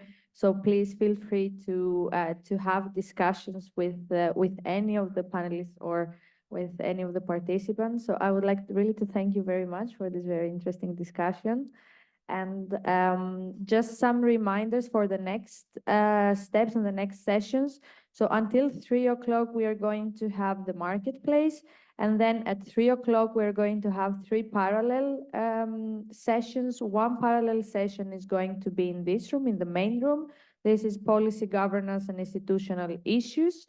The environmental aspects of nature-based solutions and restorations are going to be in the red room. And the ecological quality of nature-based solutions is going to be in the white room. So the red room and the white room are on one level below that we are now. You will find guidance and some signs outside. I hope you all remember what was the session that you have chosen. or if not, please scan your the booklet on your badges to see the descriptions of the sessions and then select the room. A reminder that the environmental aspects is in the red room and the ecological quality of nature-based solutions is in the white room. So please, you can move outside and join all the discussions.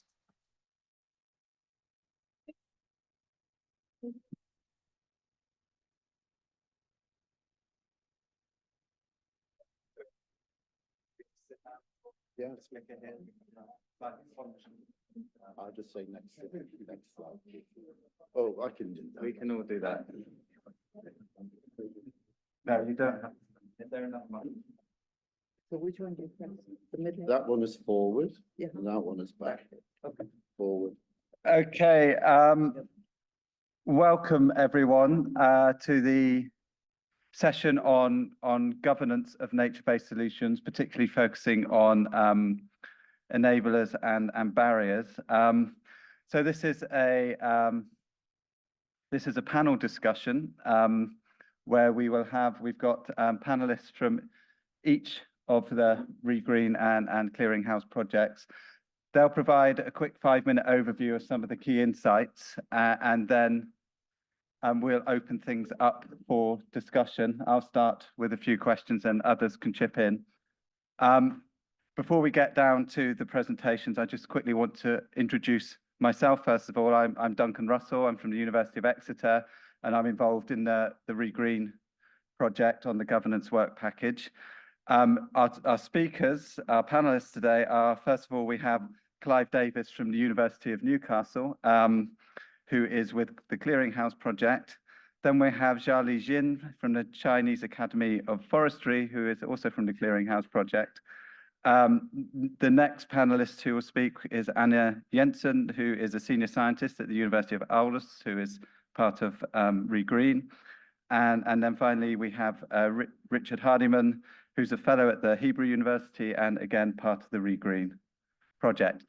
We've got a really good mix of panelists here, so I'm really excited to hear what they have to say about governance and nature-based solutions. So I'll stop talking and hand over to people who've probably got something more interesting to say. So over to you, Clive. Thank you very much. The starting point for any project is to understand where you've come from. And I suppose in scientific terms, we call that the state of the art. So the very first thing that we did in the Clearing House project is to try to identify where we are. So the way that we did that was looking at examples, and we identified 20 examples in both China and Europe, and then subjected those 20 examples to a coding exercise to draw out key themes. We also picked up an idea from an earlier FP7 project, which was called Green Surge, which was looking at urban green infrastructure, where they made use of what were called planning families, which was like a grouping together of planning systems in Europe. We looked at these case studies and came up with 10 initial findings. First of all, and this came up earlier on today from our speaker from the European Commission, almost all of the nature-based solutions that we were able to identify are led by the public sector. I suppose the opposite side of that is that the private sector is notably underrepresented. What we found is that NBS is often not known by name, even when it could be classified as such. Maybe this is slowly changing. That was an interesting point. Especially in Europe, and this is a very important point, I think, we found that urban forestry as a nature-based solution is normally project-based rather than at a city-wide scale. Longer standing projects, perhaps this is a smart thing, reinvent themselves to meet new ideas. Or really are these just the same ideas that have been repackaged for a new kind of era? And also, these projects, long-standing projects, are good at plugging into new funding opportunities. we found that the scale of interventions is generally on a much greater spatial scale in China than in Europe, and is significantly policy driven. And we'll be hearing from Jiali about the Chinese Academy of Forestry and the National Forest Grasslands as well. We didn't find any particular correlation with the planning families. We didn't think it was a significant issue. Governance in China could be characterized as more top-down than in Europe, but we found also that we didn't want to over-exaggerate that particular finding. Participatory approaches are well established in Europe, and there are a myriad of common issues between Europe and China. And two that came out was over the issue of land supply, getting enough land to do urban forestry, and the need for better collaboration between lead organizations. So what key points are rising? Well, the first thing is we found support for the findings of researchers Ian Bulkley. Harriet Bulkley is well known in our field, that at present, NBS governance is presently skewed towards project governance rather than city governance. That in Europe, city governments requires an evolution of current urban planning processes to enable the widespread adoption of it at a high level. That in Europe, at least a strong focus on the project level and the well-established narrative on ecosystem services provision is a good bridge between science and practice, and that a variety of governance models exist. And I think the Millennium Ecosystem Assessment and ecosystem approach is clearly very valuable in that respect. In China, with its more dynamic and growing economy, master plans set out a high-level policy of the city and other local plans, but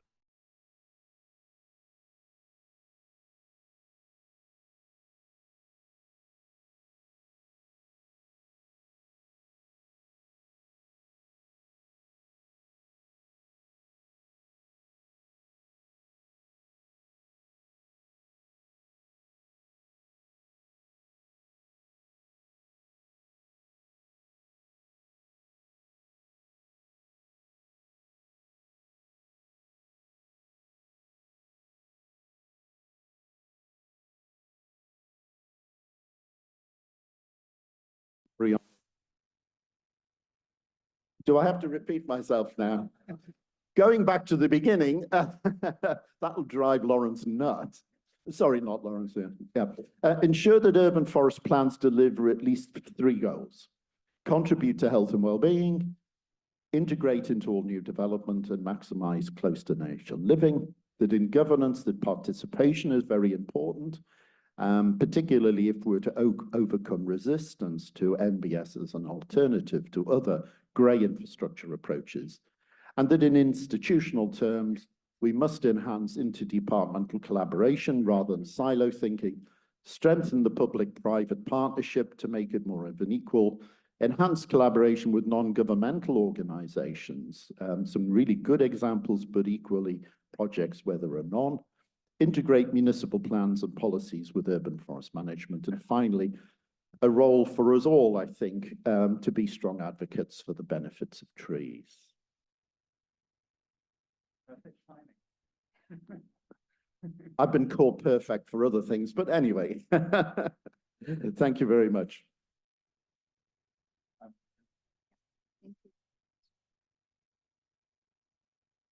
So good afternoon, everyone. I'm Jiali Jin from Chinese Academy of Forestry. Because I just uploaded a wrong slide, so the slides will be a little bit longer, but I just prepared the notes, and I will be finish my presentation in time. So today, I'm happy that I have this opportunity to introduce the China's National Forest City Program, and also Clive mentioned this morning.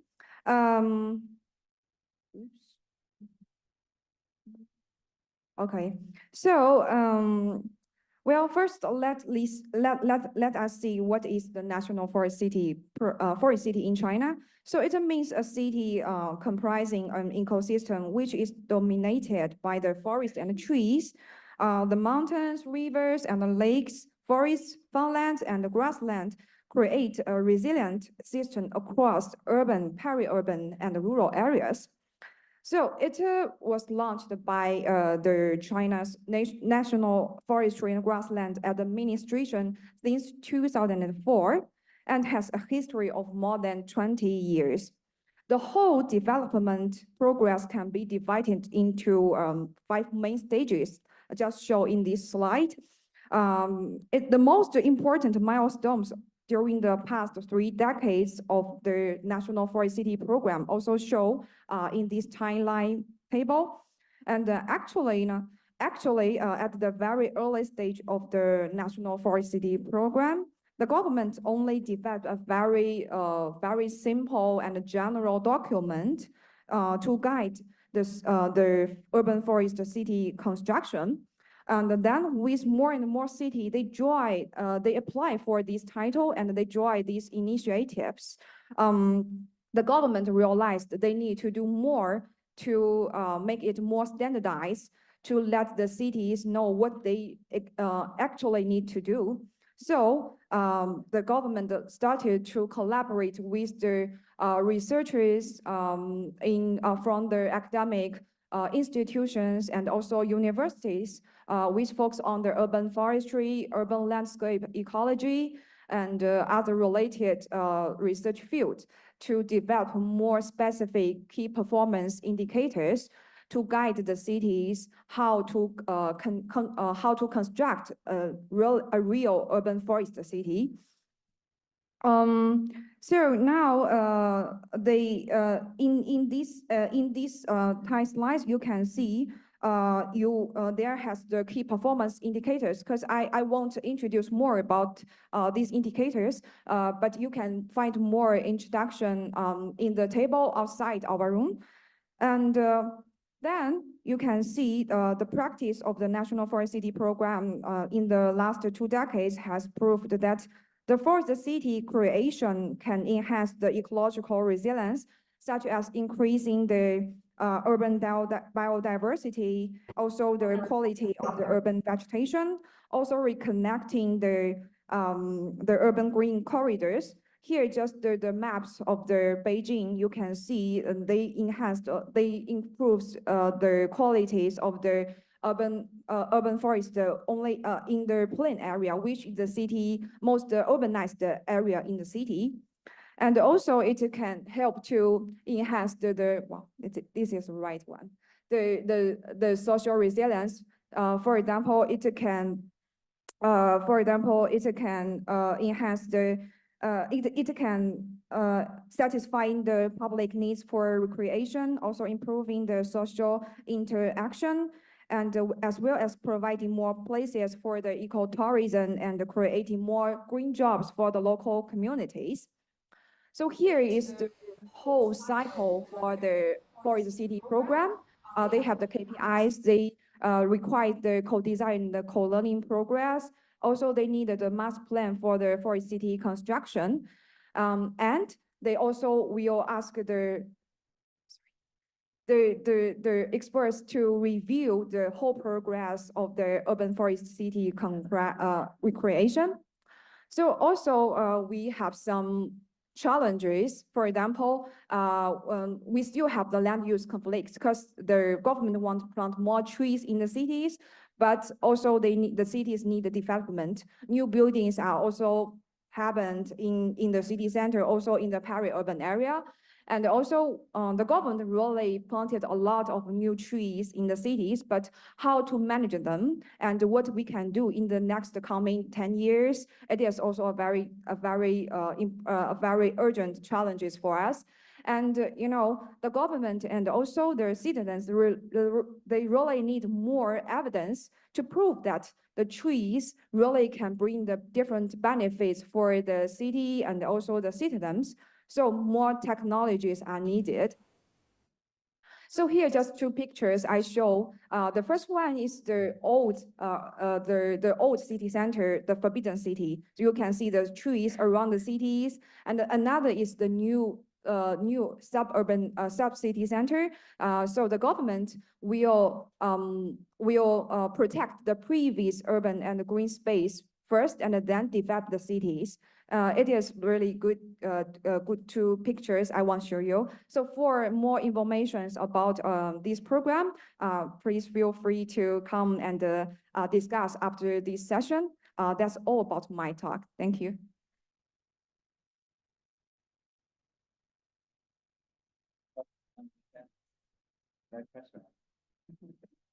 Thank you very much. I'll try to stick to the big button. Yeah, thanks.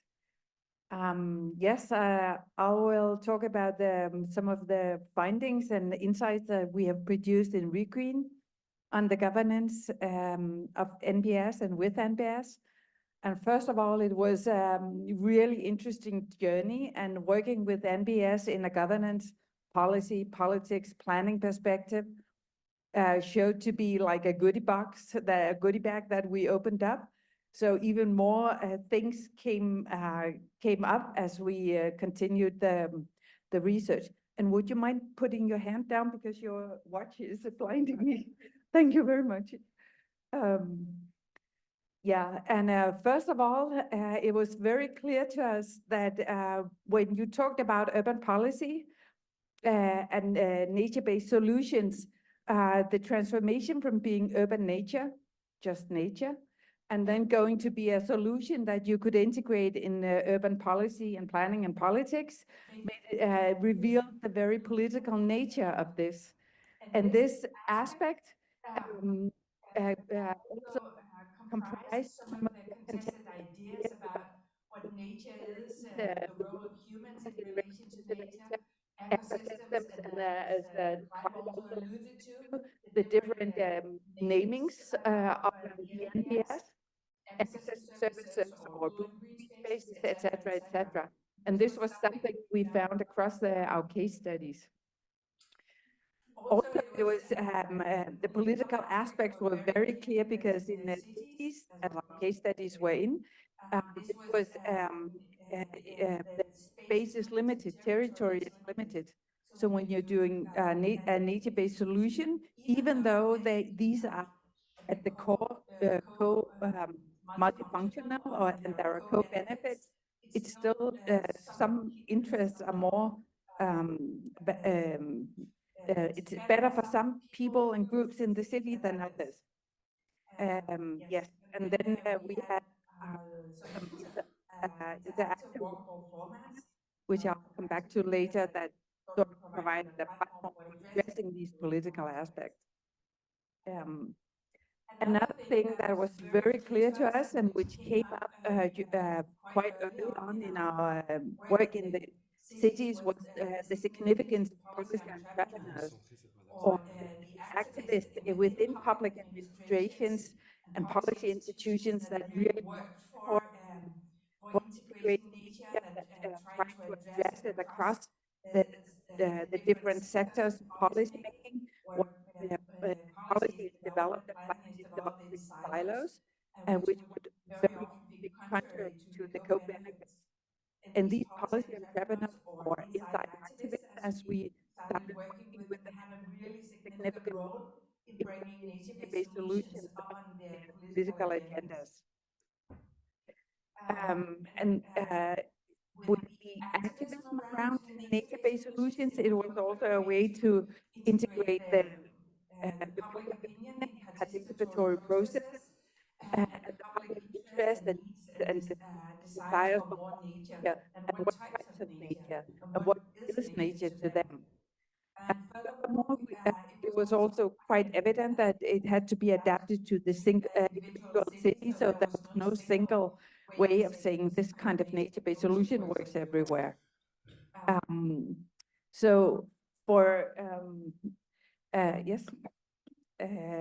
for one of the things that that we were addressing quite intensely was how nature-based solutions, because it challenges and it changes the way that policy and city spaces and the urban areas are perceived and worked with in the public administrations, then how this could stimulate and lead to and prompt learning that was directed towards the major challenges and the significant problems related to green transitions and to the massive challenges related to climate adaptation, mitigation, biodiversity, but also social equity and livability and cohesion across cities. So this policy learning that could or that may lead to policy change to address this and investigate this, we use the interactive walkable floor maps. And because these are these huge 40 square meter floor maps where you actually walk around in the city and you sort of get a feel for the nature, the green and blue spaces. It also it could also be a platform for addressing some of the difficulties in relation to the political level for the policymakers.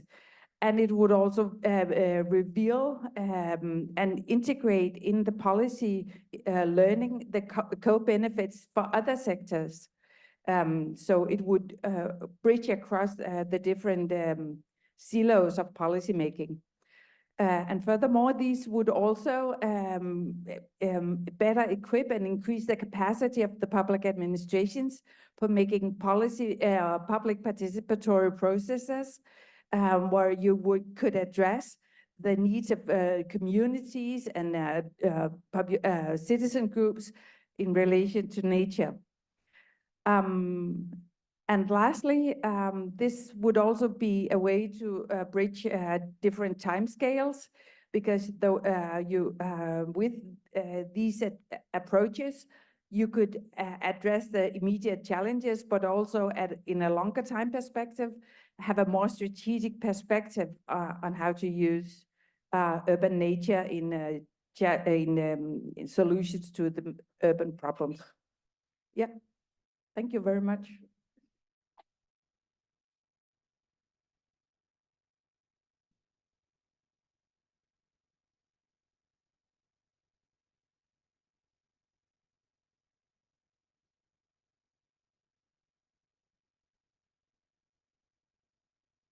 Okay, thank you very much.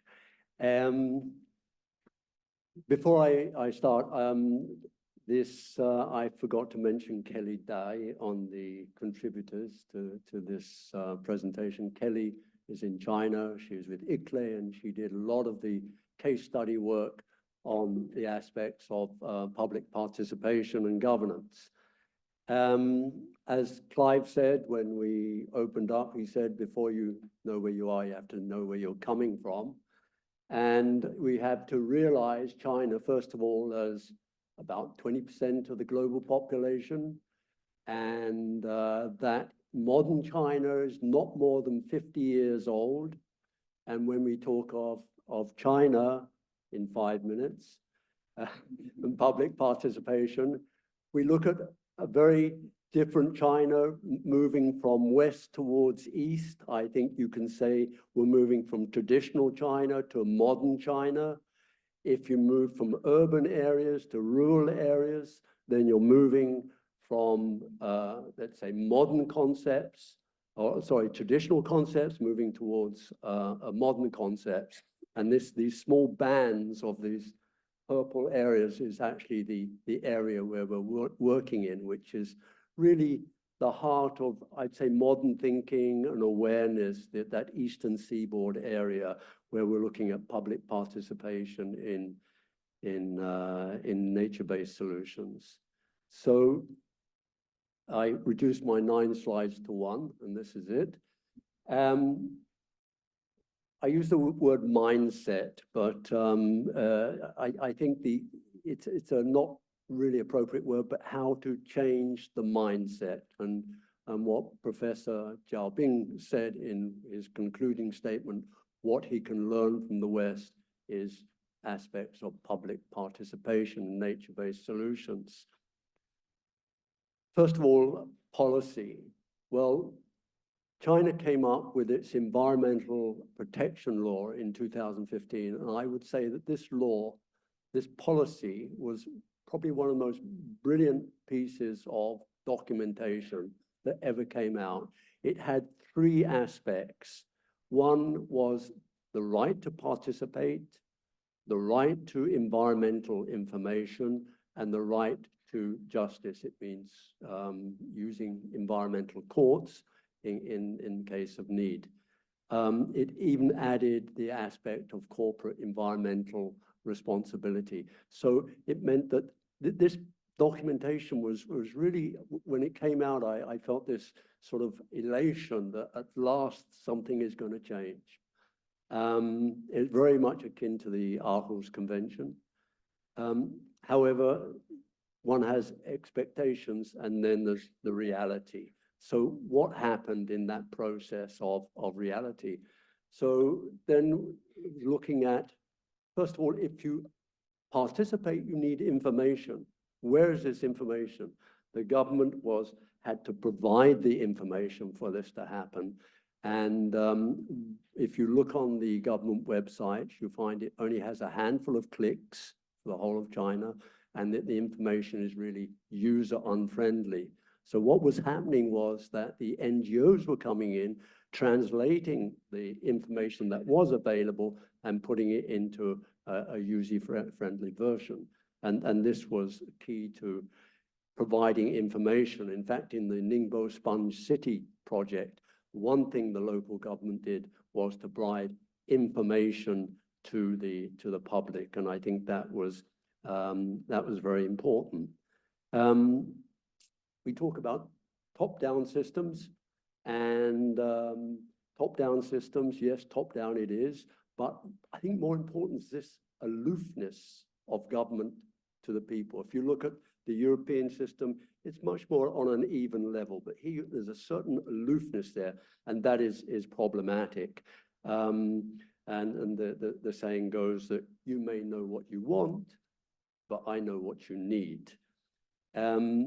And then there's the public themselves. What you see in the public is the public are reticent to participate. The government knows better. The government has done it for us before. They will do it for us now. And so you get this process of tokenism and listening to the public views, but not taking it on board. Then one aspect I'd like to folks look at is public-private partnerships, and I think it's very interesting. There's a case study in Lihu Lake, highly polluted, and a partnership formed between the local government and the private real estate sector. And they cleaned up the lake. Property prices went up between 70% and 1,000%. And as a result, it was advantaged. Tourism came to the area. It gave work to people who were originally farmers, and it didn't cost the government a penny. So if there's any take-home message here from China to Europe, I think this is a very interesting aspect of public and private participant. Finally, small is beautiful. We see these macro projects coming down, the Sponge City project, 18 cities, et cetera. It's very, very difficult for the public to be involved in that. But when you come down to a micro project, and you have this concept of gated compounds in China, and this is not gated compounds for the elite, it's for the average person living in a compound, vacant areas of land, and that's where change is happening at the very micro level, turning that compound into a nature-based solution. You need an NGO came in this case, Shanghai Community Project. They came in and they worked with the people. Initially, you get all the symptoms that we have here in Europe. Initially, there's inertia. Oh, no, it's not for me, et cetera. Slowly, you find a key person. He's involved in it, retired people, and then they start building this nature-based solutions in these compound areas. And I think this is the starting point. One final word. China needs people in social sciences to deliver. How do you get public participation? I think much more action. The government really doesn't have an idea on how to do it. They pass down the message from top to bottom, but how do you do public participation? This is important.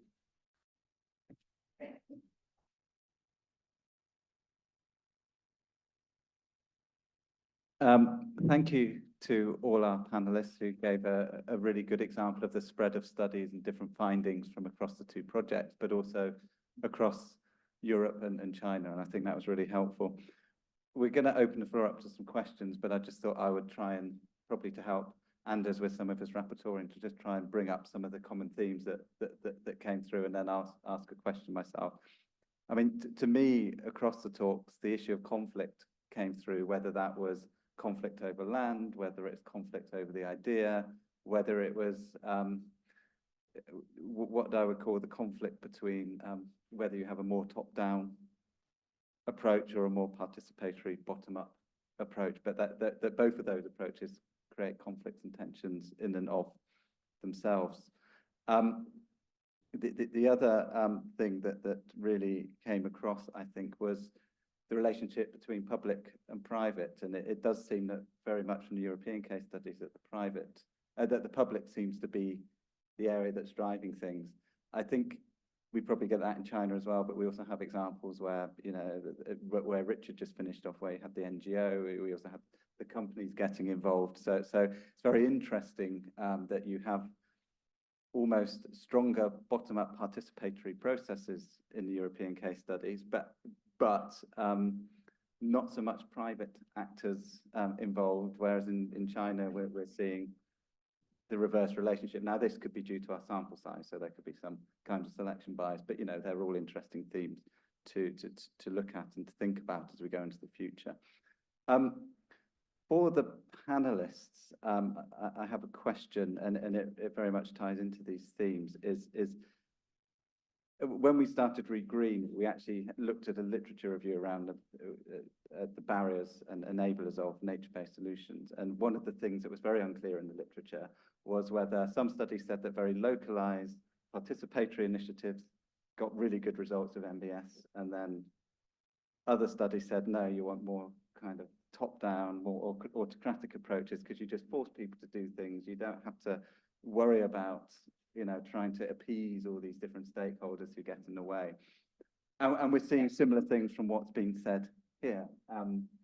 So one of the things I'm interested in is what your thoughts are on that, the tension in that debate, and how do we square that circle, as you would say in English? How do we get the best of both worlds based on the experience with the projects? Or can you get the best of both worlds? Or do you just have to take one approach and accept the consequences that manifest from that? So I don't know who would like to start. I give you the really difficult question to start with. Clive? I'd like to answer the question you first asked, okay, which is about the public-private partnership, and then I'll try my best on the second one. I think there is some pretty good examples in Europe of public-private partnerships, but what I would say, it's to do with available capital. In cities like London and Paris and places where there's a high amount of property wealth, it is much easier to persuade developers to participate in things that add value to their real estate. But when you're in less economically, how can I put it, more economically challenged areas, I think it is much more difficult. So I think there's a rule in certain situations that doesn't apply in other situations. I think that's what I would say. I'm going to have to ask you to rephrase your question, because I was desperate to get an answer into that one. What was your... It was about the tension between whether you have more top. Ah, yes, or more bottom up. I'm not sure there's a right answer to that question. What I would say, though, and I hope it's a helpful contribution, is about in English, we use the word ownership. Sometimes it means the physical ownership, like you own your house, or it's usually the bank that owns your house, by the way. But anyway, you own your house. But we also use it as a way of explaining that people feel an ownership of something. And I think that the great advantage of the bottom-up community participation is that sense that people own something and that therefore they feel an investment in it. I think the difficulty with the top-down approach is that people, if you've superimposed something on people, they don't necessarily feel that ownership. Maybe it can be retrofitted. That's possible. And I think there are probably some good examples of that. But I would say that the big advantage is to do with people buying into the idea. And I was very taken actually by Richard's slide about small is beautiful, because to my mind, that is where community participation often really works well. The challenge, I think, and it's the challenge not just in China, but in Europe, where we've got, I don't know, is it 3 billion or 10 billion trees? However many trees they want planted, doesn't really matter, it's just a big number, is that actually those big numbers can probably only ever be delivered top down. And which is why I think for me, I'm moving on a journey from thinking purely in terms of quantity to thinking in terms of environmental quality. Because I really do worry that we think if we stick 1,000 trees in the ground, that there are 1,000 young trees, but what about that big tree that's already delivering lots of ecosystem services? So maybe this project has been a journey for the researchers as well as for the people that we've been interviewing and talking. Sorry, it's a long answer. Oh, sorry, Anna. Okay, thank you. And also for this quite challenging, but also really important question and very apt. And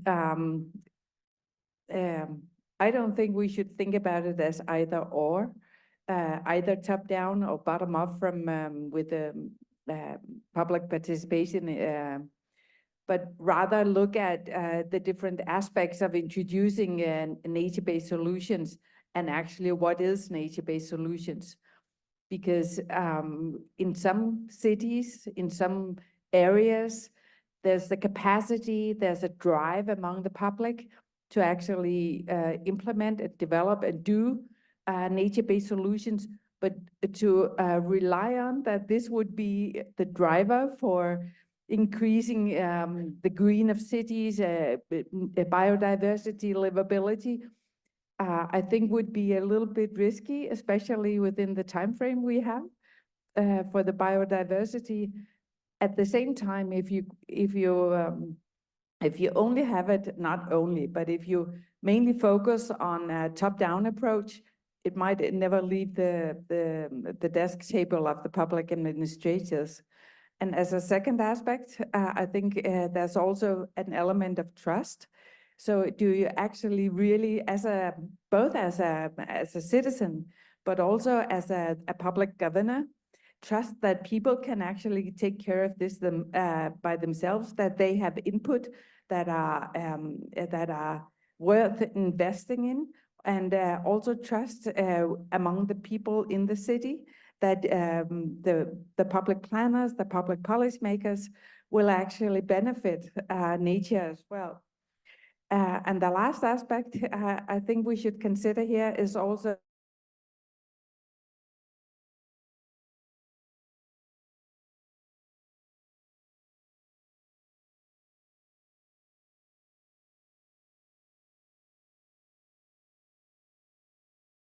is actually to strive for or work for a common objective or a common direction in where you want to go with the city, because public participation is necessary, but to expect that public participation always has the right answer can be quite risky when it's something so valuable at stake as the climate or nature or social equality. Yes.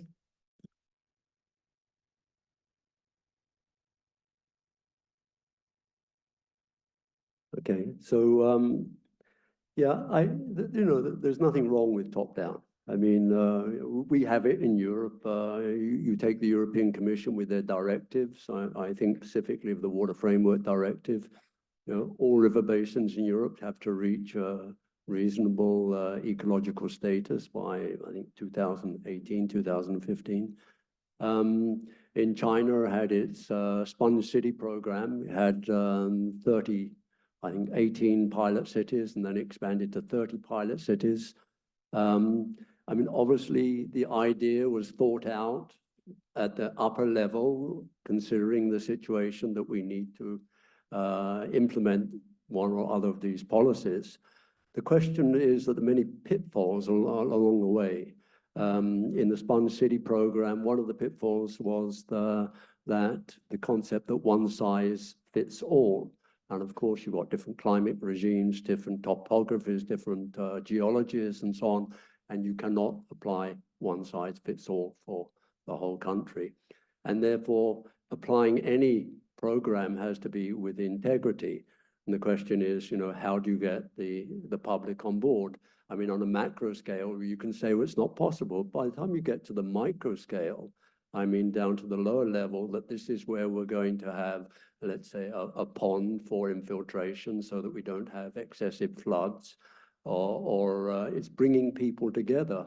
And I know, for example, in the Water Framework Directive, you know, you had a river basin where Holland was blaming Germany for using it as a sewer and so on and so forth. Working groups coming together, experts in different fields from the different countries, and initially conflict, but afterwards there was understanding, and okay, how can we do that? How can we work together? So I think at all levels, it is possible to have a participatory process, whether it be the public involved or experts or decision makers. Thank you. So also for me, it is really hard to say which is more important, but I think the most important thing is collaborative together, because you know, I mean, the top-down strategies or the public participation should be involved in different stages in the whole cycle of the implementation of the nature-based solutions. For example, in China, usually the government knows where the land, I mean, the governance knows the land use regulation things. They know where they can plant more trees. They know where they can convert the gray area, the gray space to the green space, where they can reconnect the previous forest with the newer forestation. But for the citizens, usually they only want to enjoy their neighborhood urban green space. So I used to discuss with my friends in some forestry bureau. So usually they have the mayor channel for the citizens. So in their department, they usually have a lot. They will receive a lot of feedback from the local citizens. They want to more green space around their local communities, but for that kind, but they don't know if this place is right for trees, or they can like convert this place to the green space. So the government is really important to see the general land use regulation based on a more large scale, based on the city area. But they really need the feedbacks from the local government, local communities, and also the citizens. They want to the citizens to enjoy the green space, to enjoy the benefits provided by the urban trees. So it is like two feedback systems. And also another really important is the government really want to encourage it. I mean, according to my own experience, our research institute also collaborate with the local forestry bureau to monitoring the nature-based solutions in a lot of cities. So when we talk about the citizen participation in China, so they really mentioned that they really need more diversity ways to encourage people to join them. So the most formal things they did is they just posted the plan in their website, and actually anyone can download, can click into the link with the link and download all the materials. But you know, for a citizen, they really don't have time to like, I want to access the website and review the plans and to provide more feedbacks. So more changes are needed in China still. Maybe they can collaborate with the universities and also some research academic institutions, also NGOs, to create more a method to convert the very boring words to some very nice figures, to some maps, and let our citizens to understand why they want to plant trees in this area, and to bring more feedbacks from them. So it is really important. So we'll open up the floor to some questions. So we have this lady here on the left, and then we'll take two questions, and Jeppe as well. So yeah. Hi, thanks. Sarah Millican, University of Greenwich in London. A question inspired by something that Richard said about an intervention leading to an increase in property values. And we know that an increase in property values can often lead then to gentrification, where the more economically disadvantaged are forced to move out of an area due to rise in rents. Classic example being Bosco Verticale in Milan, but there are many examples that I know of across Europe. So my question for both projects really is, in your work on governance, did you come across examples where gentrification managed to be avoided because of the particular kind of governance that was in play? Thank you. Can I collect another question as well? So there's one on gentrification, and we'll take Jeppe, so then we. Yeah.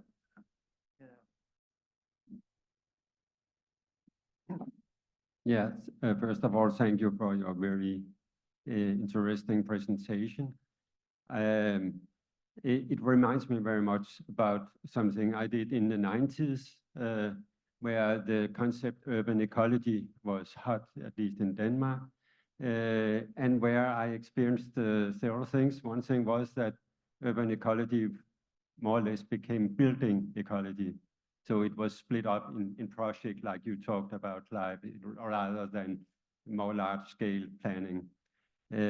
I also saw that there was this gap between the municipality officers and their identity and their approach compared to the civic society and the engaged citizen there, especially those who are very enthusiastic.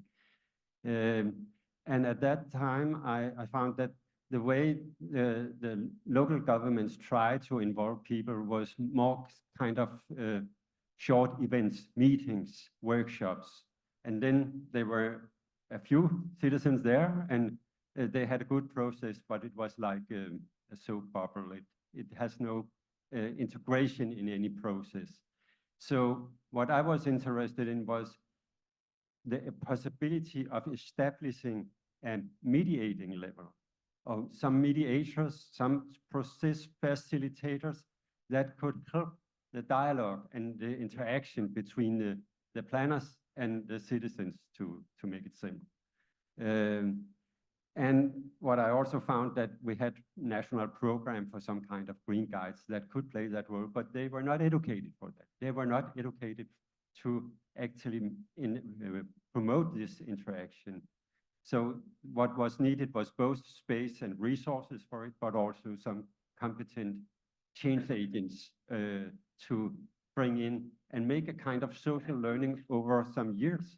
There have been some examples in Denmark, for example, an island that became totally renewable. It took many years before they came there, but they have this kind of mediating level. So I would like you to comment on whether you have met something like that in your project here.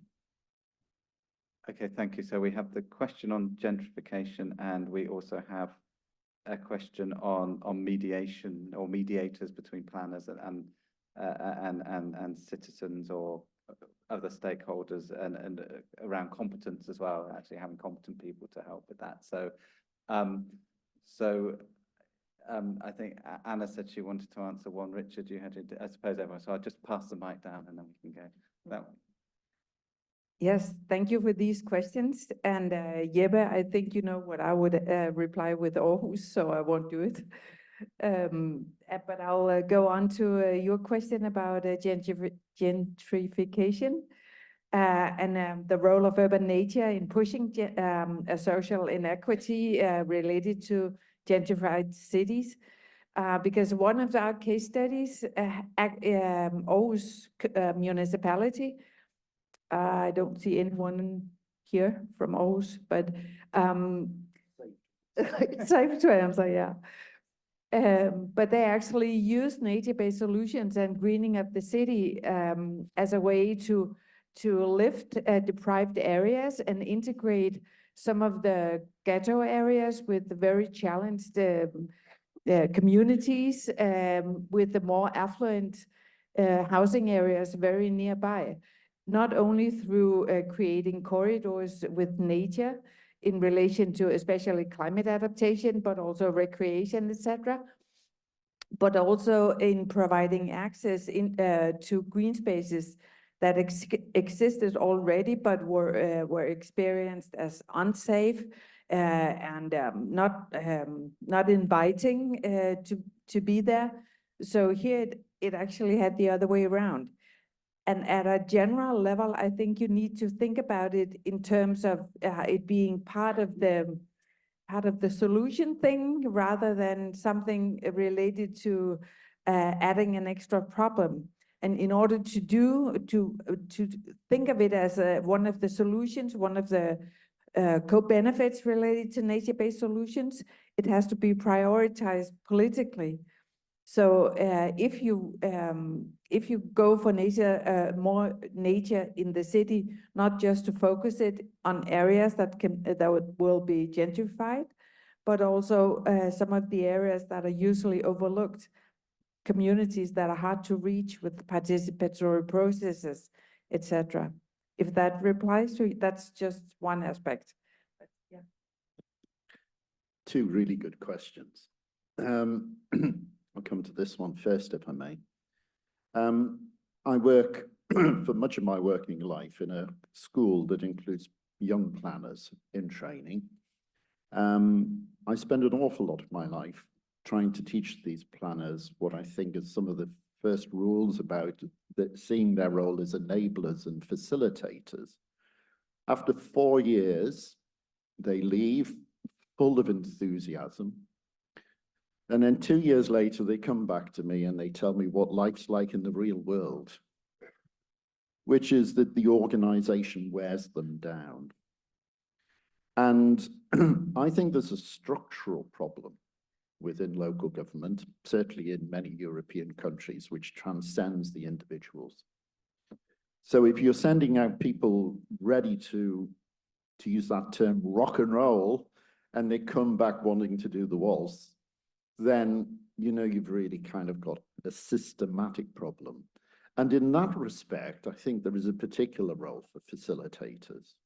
Because what a facilitator can do, if they're an external facilitator, is they can come in and say the things that matter and then leave, hopefully getting paid in the process. Make sure you get paid in advance of the facilitation would be my best advice to you. And say the things that sometimes are hard truths. And I think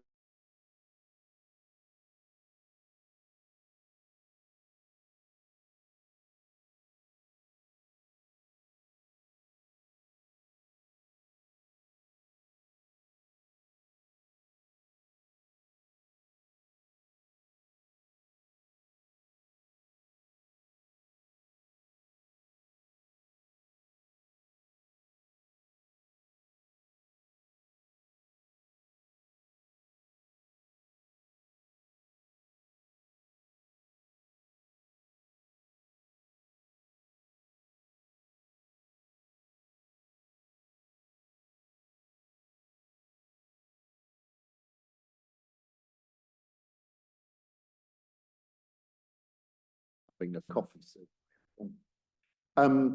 But the point is that there's still green spaces there, but they're tiny, and sadly, they're not very well managed. And I actually think that we can still find ways of keeping communities together without necessarily going the Chelsea or the Kensington or the or the thing. So there is green gentrification. It will always happen, but I think we can perhaps ameliorate it if we go into these things with our eyes open. I'd probably talk myself out of a job, actually, so I hope it's not going live. You can edit it later. Thank you. So actually, when I first heard these words and like 3 years ago, and I thought maybe China has really different has similar words, but maybe different different things I can describe. For example, so recently the Chinese a lot of people in China, they really care about the corridors between the city between the urban and peri-urban area and also rural area. But recently they really care about the landscape of urban forest and the peri-urban forest. That's because they want a lot of them they found the losing of the green space in the countryside. It made them to feel like they really need to something to bring them back to their their memory of their childhood. A lot of their homesick memories, it is about the trees, maybe the trees in their garden when they are in the countryside, and the more like fruit trees in around their small villages. So in recent years, a lot of people and also the government start to think about how to rebuild the homesickness landscape in the countryside. And also when they come to these like mental like benefits from the trees in the countryside, I think that's also something really important to between the really important that link the cities, the trees in the cities, and also the trees in the more remote area. And for another thing is also we have I mentioned before that we also have we need more changes regarding the local group, the local community group participation, because usually in China it will be really hard to encourage people to get together to speak out some more really important things that really matter themselves. So I didn't see some other cases in that government did, but my colleagues from FAFU and also from the Beijing Forest University, this kind of research, they start to try to learn more, try to convert more like attractive way to let more people to join them. For example, they will prepare the gift for them, maybe like just a small like fruit or eggs, something like that, and to attract them to come here to say and to say something more, and the researchers will also introduce more about the project and the reasons and the potential result and what benefits they can get from this project, and try to use another way, just like friends you you discuss with each other, just like to make a more relaxed like environment to make them to feel like okay, we just talk about these things and we want to say something more we really care about. I think the way how to make them more relaxed when you talk about the more important things about the nature-based solutions project, it will be more important.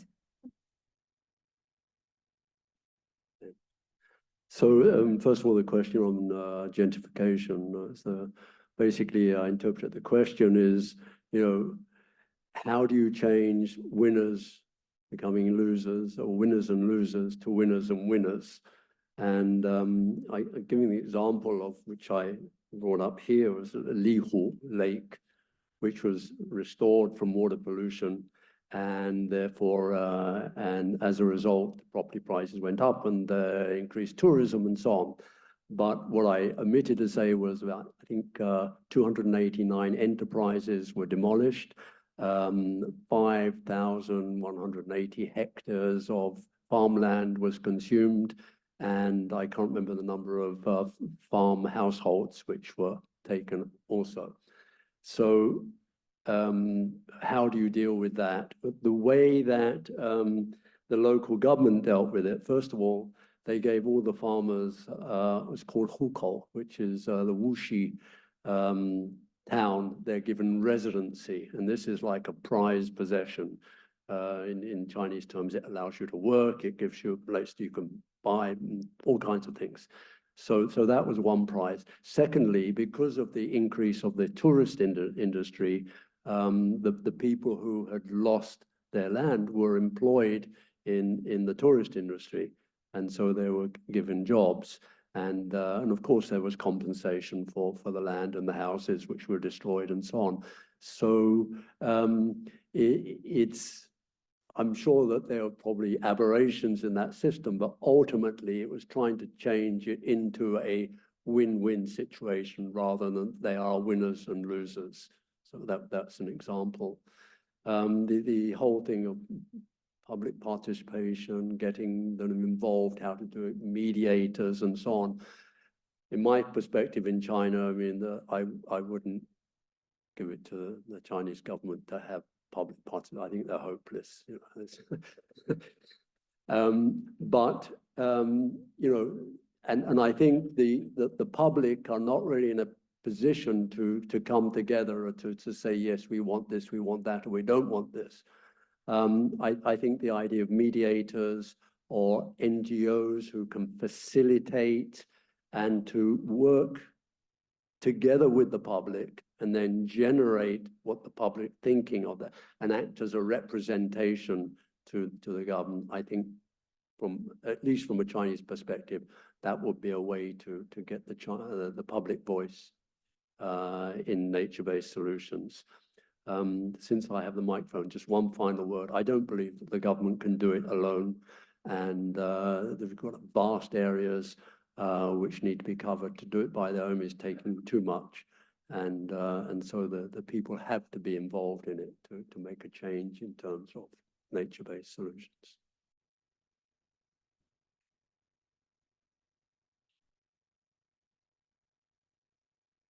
Okay, we had another person from the floor, and I also want to check if there's anyone online. Is there anyone online, Karen? And then there was someone who had their hand up earlier, over there. Yeah, okay. So if we do the online one and collect that one as well. Okay.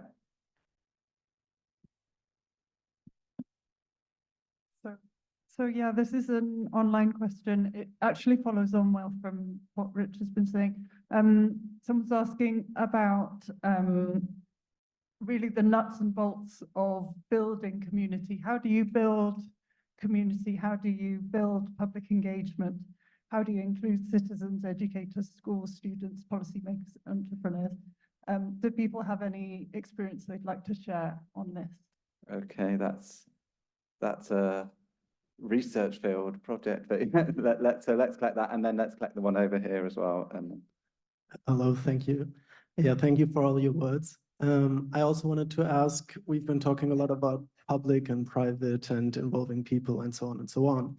And I wanted to ask all these examples around cooperatives and commons and common communal lands and so on, and where people are actually, especially for renewable energies, involved also in the profits of those solutions. And even if they don't have a job, but just because they live in that community, they, you know, are included in the profits which are generated. How could this be applied to nature-based solutions? Is there any examples in this where it's neither public or private, but it's actually a cooperative style involvement of the public? Okay, so then we have the question. Yeah, it's a really good question on cooperatives, the in-between space between public and private. I want to give us enough time to refresh before the next session. So we'll probably want to tie this up in the next 10 to 15 minutes. So if I can ask the panelists to be really insightful, but quick in their responses. And I'll start with Richard first, because he's been the last most times, and then we can pass the mic back that way. Well, yeah, with the time limitation, I'd just like to work on Caroline's question about, how do you do it? And I thought this case of the Shanghai Community Garden was very interesting, because the idea of having an NBS project in this local gated compound was very interesting. First of all, it was an NGO. In fact, it was an international NGO, the Nature Conservatory, a conservancy that came in. They worked with a local NGO. And as I mentioned earlier, there was this kind of inertia, yeah, what are you talking about? No one's interested, And then there was just one key person from the local community, and he had the enthusiasm, and he built up the enthusiasm of others. And that generated the momentum.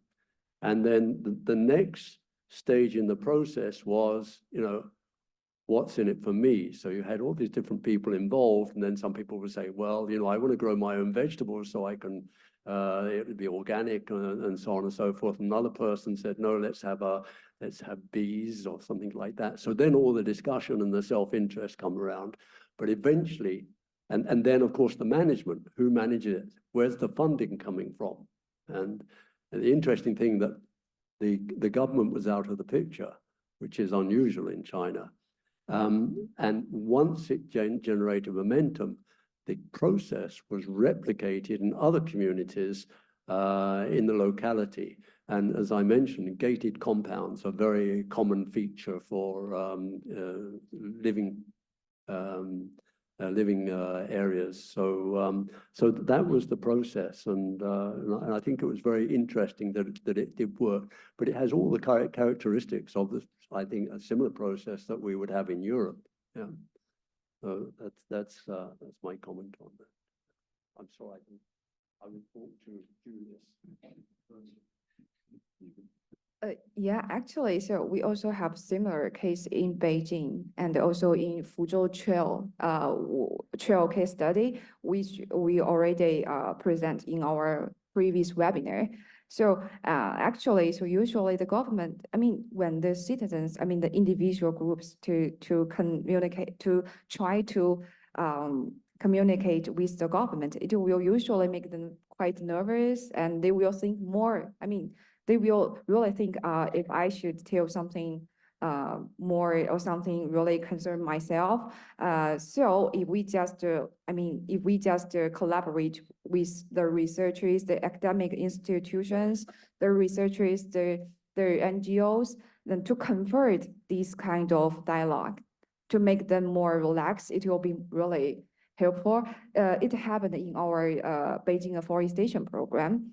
So the government, at the very early stage, actually the government just want to plant more trees, but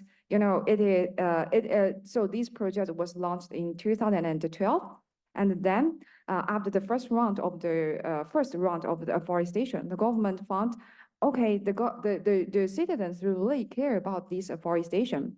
They really care about where the tree will be planted. So the government started to think about, we need to learn more feedbacks from the local communities. And then they just try to collaborate with the research institute and also the university to monitoring the next round of new afforestation. They try to also monitoring the feedbacks from the public. They really care about what they're thinking. And for example, where they need more green space, and if they think this tree species is really good, because this ecosystem surveys also pay, the citizens also now really really pay more attention on the pollen and the capturing things, because it will make them more feel very uncomfortable. So the government really want to know if the citizens really like these kind of species, these kind of trees, these kind of sceneries. So it is really important, yeah. I feel a lecture coming on, so I'm going to not do it. Chair, probably deeply relieved at that. I think anybody sets out to create a community or to build a community is almost certainly destined to fail. Communities, to me, create themselves. And there's been attempts, a mention made earlier today in the UK about the the creation of kind of new towns, a big process in the 1950s and 60s, and talk of a new generation of them. They were full of all sorts of experiments, but mostly communities form themselves. So I think that's a really important point, but it's a debatable point. I'm really interested in your question about commons, because I actually think this is something that is quite a radical thought line. One of our case studies has its roots in a commons, and that's Bosco and Chita in the suburbs of Milan, which started as a community initiative wanting to do something. And to the point where originally the local municipality, the city of Milan, just didn't want anything to do with it, but eventually thought, well, actually there's something going on here, and gradually got more and more involved, and then eventually committed to it, and is actually now putting money into it. And it's become quite a famous example, really, of a kind of a commons project driving a local authority, rather than the local authority driving a commons project. I think that's a really good place. And if you're in Milan, you know, go and have a look. I think it's really interesting. But actually, I think there is a definite role for commons. I'm quite into the whole guerrilla space idea that people should sometimes feel empowered. And I'd just like to give you a UK example that really hit me recently. The city of Hull, Kingston upon Hull, big city in East Yorkshire of England on the East Coast, recently passed a motion which said that any council land can be appropriated for growing vegetables. Now, to me, that's pretty impressive, that the council has given effectively. Now, I'm sure there'll be lots of arguments, but the idea that you can take a simple policy decision and say, you know, if you want to grow vegetables on our ground, you can do it, I think is a really good idea, actually. And yeah, I can see conflicts, but, you know, I think it's still a good way forward. Thank you very much. And also for these two excellent questions. And I'll start with the online one that you mentioned, Caroline. And I'd actually contradict a little bit that you cannot create communities, because this is what has happened over the past 200 years with nation states and what's happening now with the EU.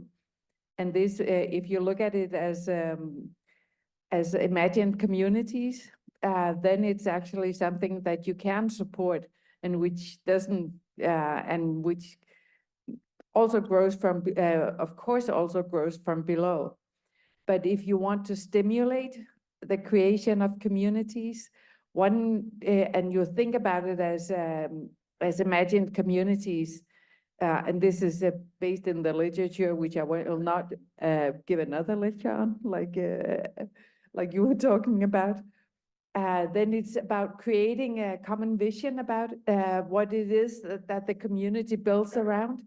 A common language, common identities and roles within this, common norms, and you cannot just do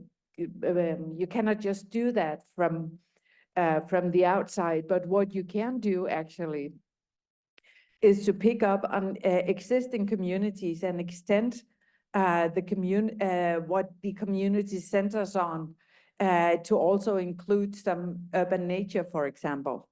And this actually moves a bit over to your question about cooperatives, because if you look at cooperatives as one of the ambassadors or one of the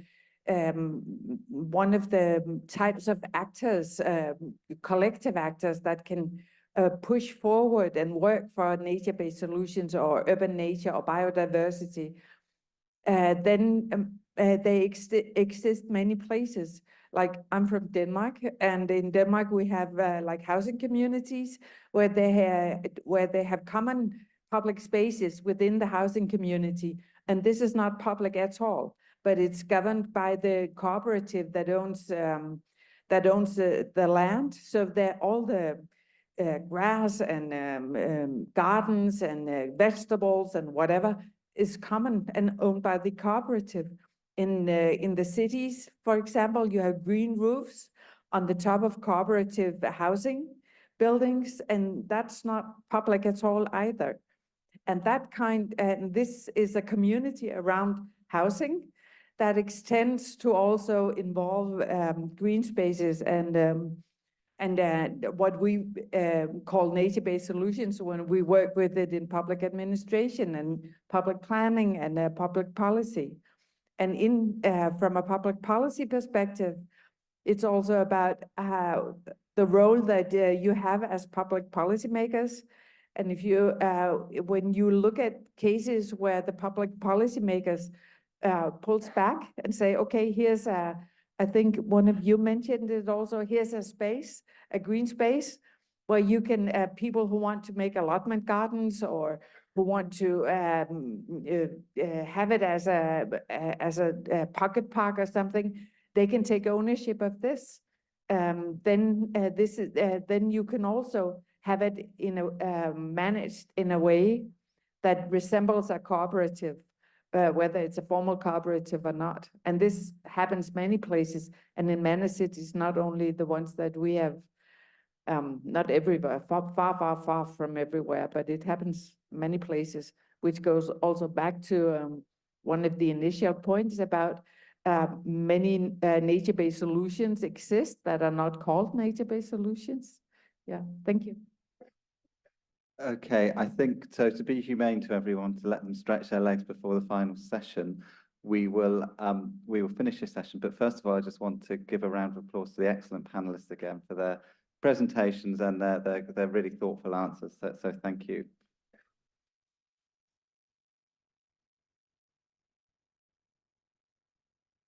Hello.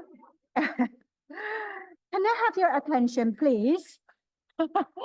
Could you please find a seat? Could you please find a seat already? And then we can start the last session of today. And it will be the most important part, I will say, of the day. And probably I can invite the reporter for each session to come up to the stage. The first one is nature-based solution innovation for climate action. Let's welcome the reporter Anders Petersen. Are you here? Yes. And the second reporter will be regreening cities. That will be Julius Knopp. And then the next one would be, for what? I got this the last minute. Okay, so, but I know who the reporter is Marcus. Where it is. Okay, so, and then the next one will be the parallel session of this afternoon. The first one is policy governance and institutional issues related to nature-based solution. Clive, please. And then we have also most important person, also the Julius Knopp for the second session. That will be the environmental aspect of a nature-based solution. And the last one, but of course not that will be Maria Spania. That's for the ecological quality of nature-based solution. Okay, so even though we are about 10 minutes late, delayed a little bit, but I will make sure that we will finish on time. And we will go 2 rounds. First, I will invite each reporter to just present a summary of the most important highlight of your session. Probably we can start from the first one, that's nature-based solution, innovation for climate actions.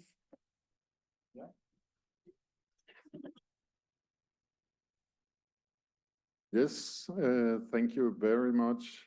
So, as you will know, we had a very good start on the day in the morning panel. So, some of the highlights for me, I'll take them in the order which we got the presentations. First, Marco Fritz told us about that he found that the idea to bring European and Chinese funding on nature-based solutions together has proved fruitful, which has been demonstrated through these two projects. So that's good news for REGREEN and Clearing House. And marked that the EU will open up for some international networking activities where these activities can be continued. So China and Europe could continue to learn from each other through this type of projects. Then we had Boyko on a quite moobly connection, but we got some of the information from Boyko. So Boyko is in the delegation of the EU to China. And Boyko also focused on some of the same aspects as Marco, that both from the EU and China, there's a will to address climate change and to promote nature-based solutions. And that it's of very high importance to support this through research-based expert advice, for instance, through projects like Clearing House and REGREEN. Then we had Karin Saunberger from DG Environment, kind of focused on the biodiversity problems and climate change problems cannot be solved in isolation. So we need to think solutions together. Karen also mentioned that we have to make a cost-benefit analysis, but it's still important. We can't repeat it enough to not forgetting about social benefits and public participation benefits.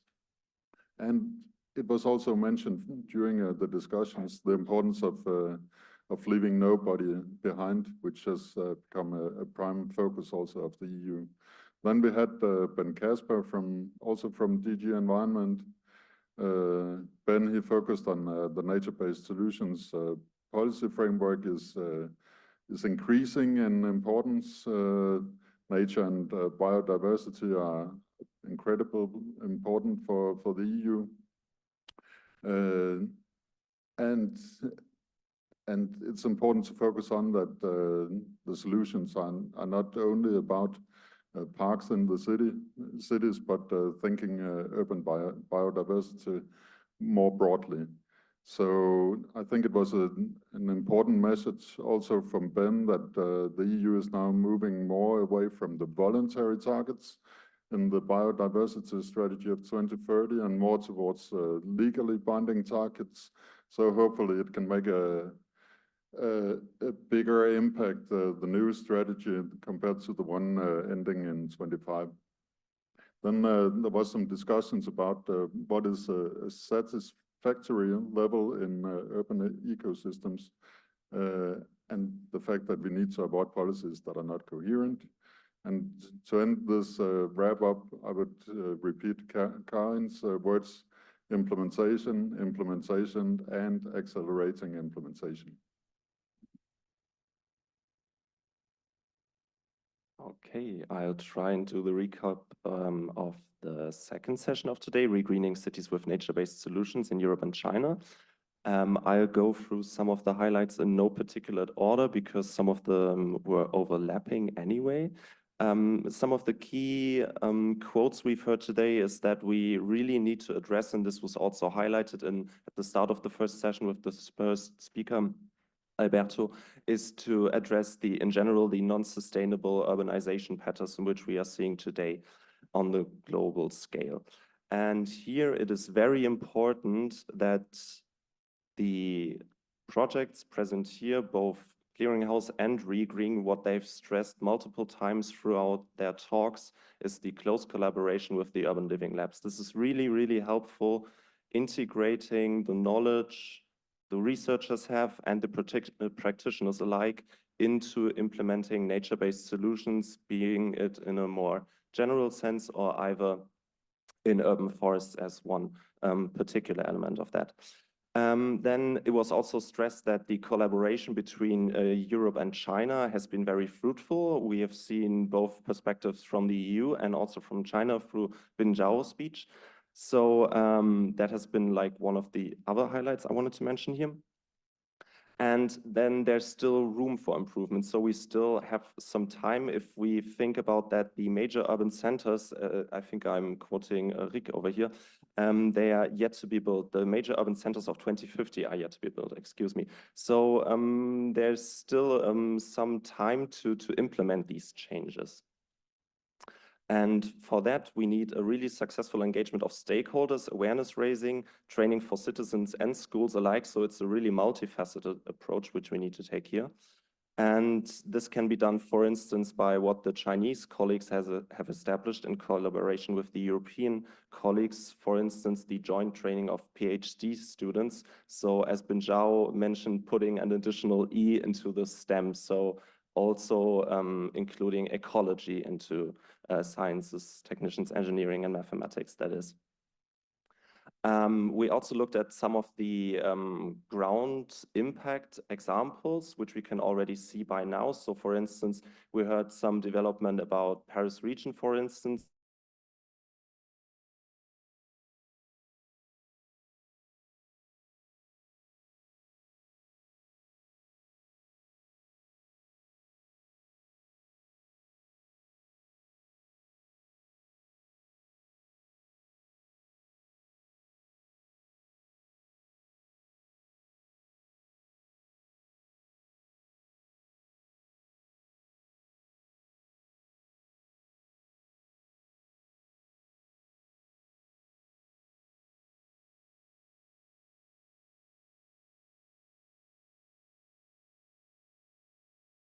Thank you. Okay, so the third session of today was linked to enabling transformation in urban areas with nature-based solutions. So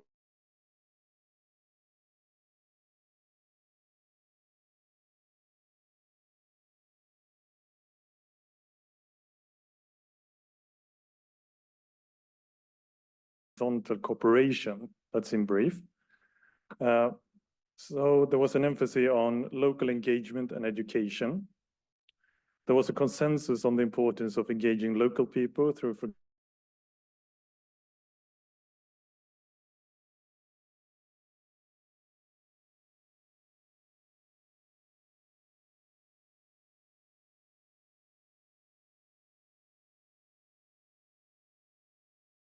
to educate about nature-based solution.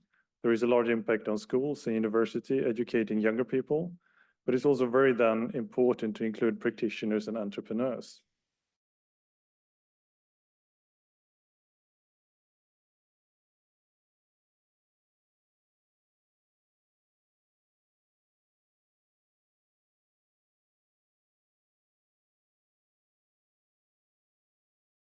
In the projects,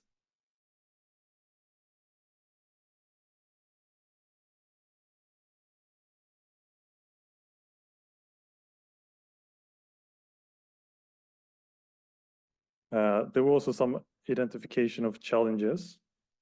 There was challenges in the financial gaps that were highlighted. Fundings from NBS is scarce and now mainly comes from the public sector. There is a need to cooperate with the private investors. And there were also some figures mentioned. I'm not sure if I remember them to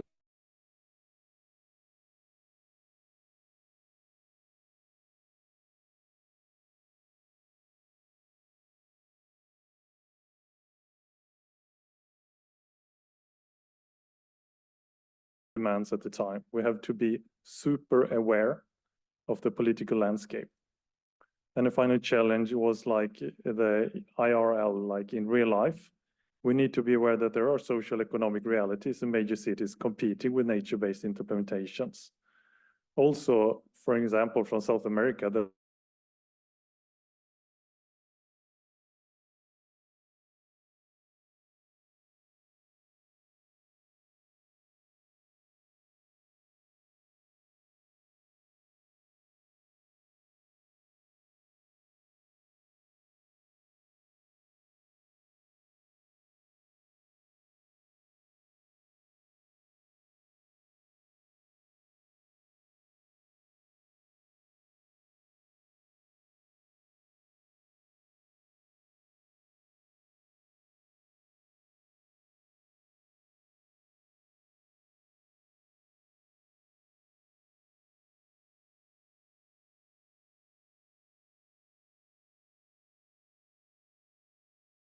to be anticipated on the sort of top-down, bottom-up nature of governance. And that isn't a simple, well, in China it's this, in Europe that. It's more complicated about that.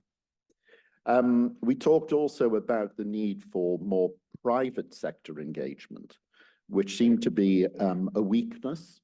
There were some examples given of where the private sector has been involved, but that led to a follow-up point around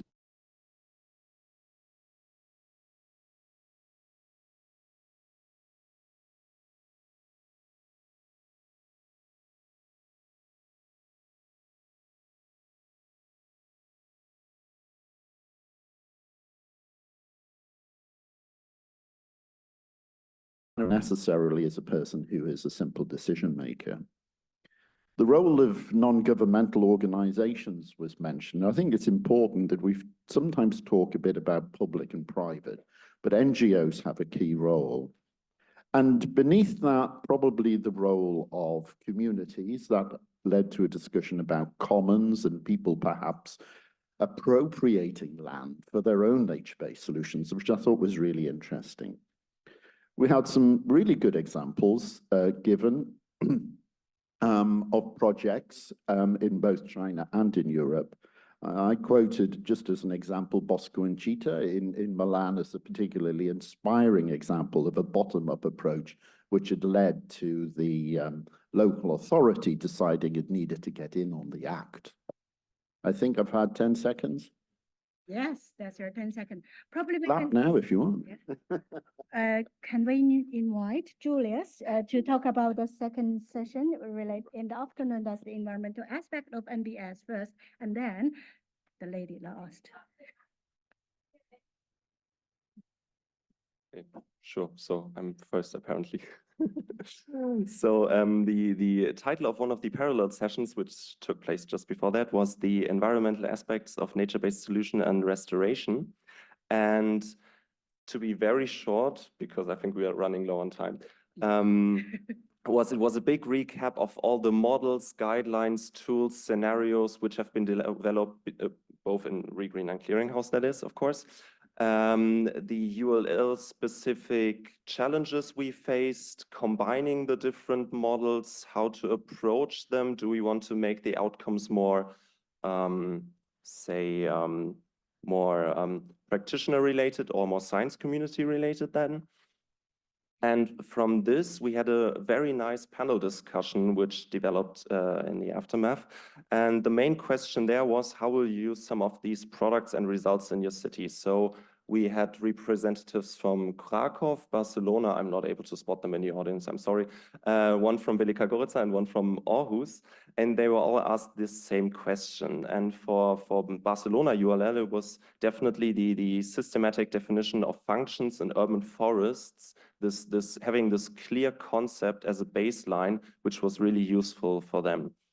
As far as Aarhus,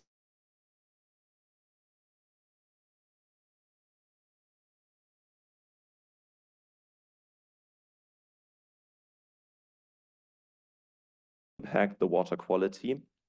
And since, as any other municipality in Europe has to adhere to the EU Water Framework Directive at some point in the future, they are looking into also integrating this into their municipal plan in 2025, which I mentioned before, I think. As for Velika Gorica, they were particularly keen on the heat maps, which we developed. Heat maps meaning here actual temperature maps, from which they gathered that there's actually a big need in regreening and rethinking their green space strategy and establishing more green spaces, and also looking into how the green spaces which they actually have are managed. That was one of the key points from this ULL. And then lastly, from Krakow, we heard that they were actually in a very fortunate position where they have participated in a couple of projects already, where they are now in a position to actually compare different model outcomes, which puts them in a position then again to potentially help other cities which might not have had this access to other projects. Yeah. Thank you. And then our most important part. What do you mean, me again? if you like. So I will report the session Ecological Quality of Restoration Activities and NBS, which has been led by Gwendoline Grandin, Marc Barra, Tom Wild, and Dagmar Hase. So as you will expect, the key concept of this session was the qualitative aspect of ecological restoration. Because indeed, in the context of urbanization, global change, biodiversity loss, it is quite urgent to make cities more welcoming for biodiversity. And in that sense, restoration is a key asset to face these challenges as NBS. What is renaturation? It's returning degraded or destroyed ecosystem because of human activities to natural or semi-natural states. What is not renaturation? It is not greenery, plant focus, and aesthetic approach, nor only desealing, but also taking into account all the biodiversity, like in terms of genetic, in terms of functionality, in terms of species that is in the ecosystem. And Gwendoline presented the REGREEN method, which is a mapping tool that can present priority sites for renaturing zone in the Paris region. So what else could I say? Restoration imposes a multi-scalar approach at the city level with connectivity mainly, at the neighbor level with indicators like the ratio of biologically vital areas and so on, and at the building levels with the urban forms, because urban forms do have impacts on the type of biodiversity you can find in ecosystems. So size and connectivity are the two main factors predicting biodiversity in cities, and new tools exist to design those green corridors, but I won't say it now here. So to enhance biodiversity in city, management practices have to incorporate more complexity, more native species, and less management, paradoxically, on trees specifically. Dagmar insisted on the fact that trees are really important as NBS in cities, but they have to be taken into account as nature and not only as tools. And I think that is a key message of the session that has been shared by all the speakers, and it could be resumed by the speech from Tom White, who presented the nature-based thinking as a model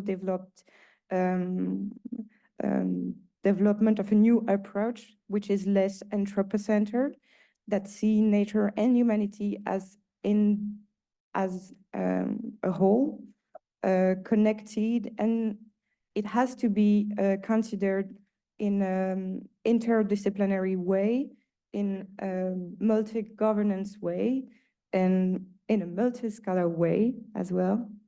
So we have great learning from this session to do with the multi-scalar approach, with the rewilding more than regreenery, and the work on the perception of the citizens of the ecosystem and biodiversity within, which has been a big part of our exchanges after that. It was quite interesting. Okay, thank you very much. Thank you all for a nice summary. And now comes to the most important thing. Well, I believe today it's a very fruitful discussion. And also, well, we are thinking about what would be the way forward for nature-based solution. We can also think about what would be the future of this Europe-China collaboration. from many perspectives. And then the last point is that two messages. One is probably I can invite you to register for tomorrow's field trip. There are 3 different ones, and please do so as soon as possible before the places are gone. And then the last one is that tomorrow morning, the registration will start from 8:30 and the meeting will start from 9 on time. I hope that I can see you more. And then please enjoy the wonderful city of Brussels.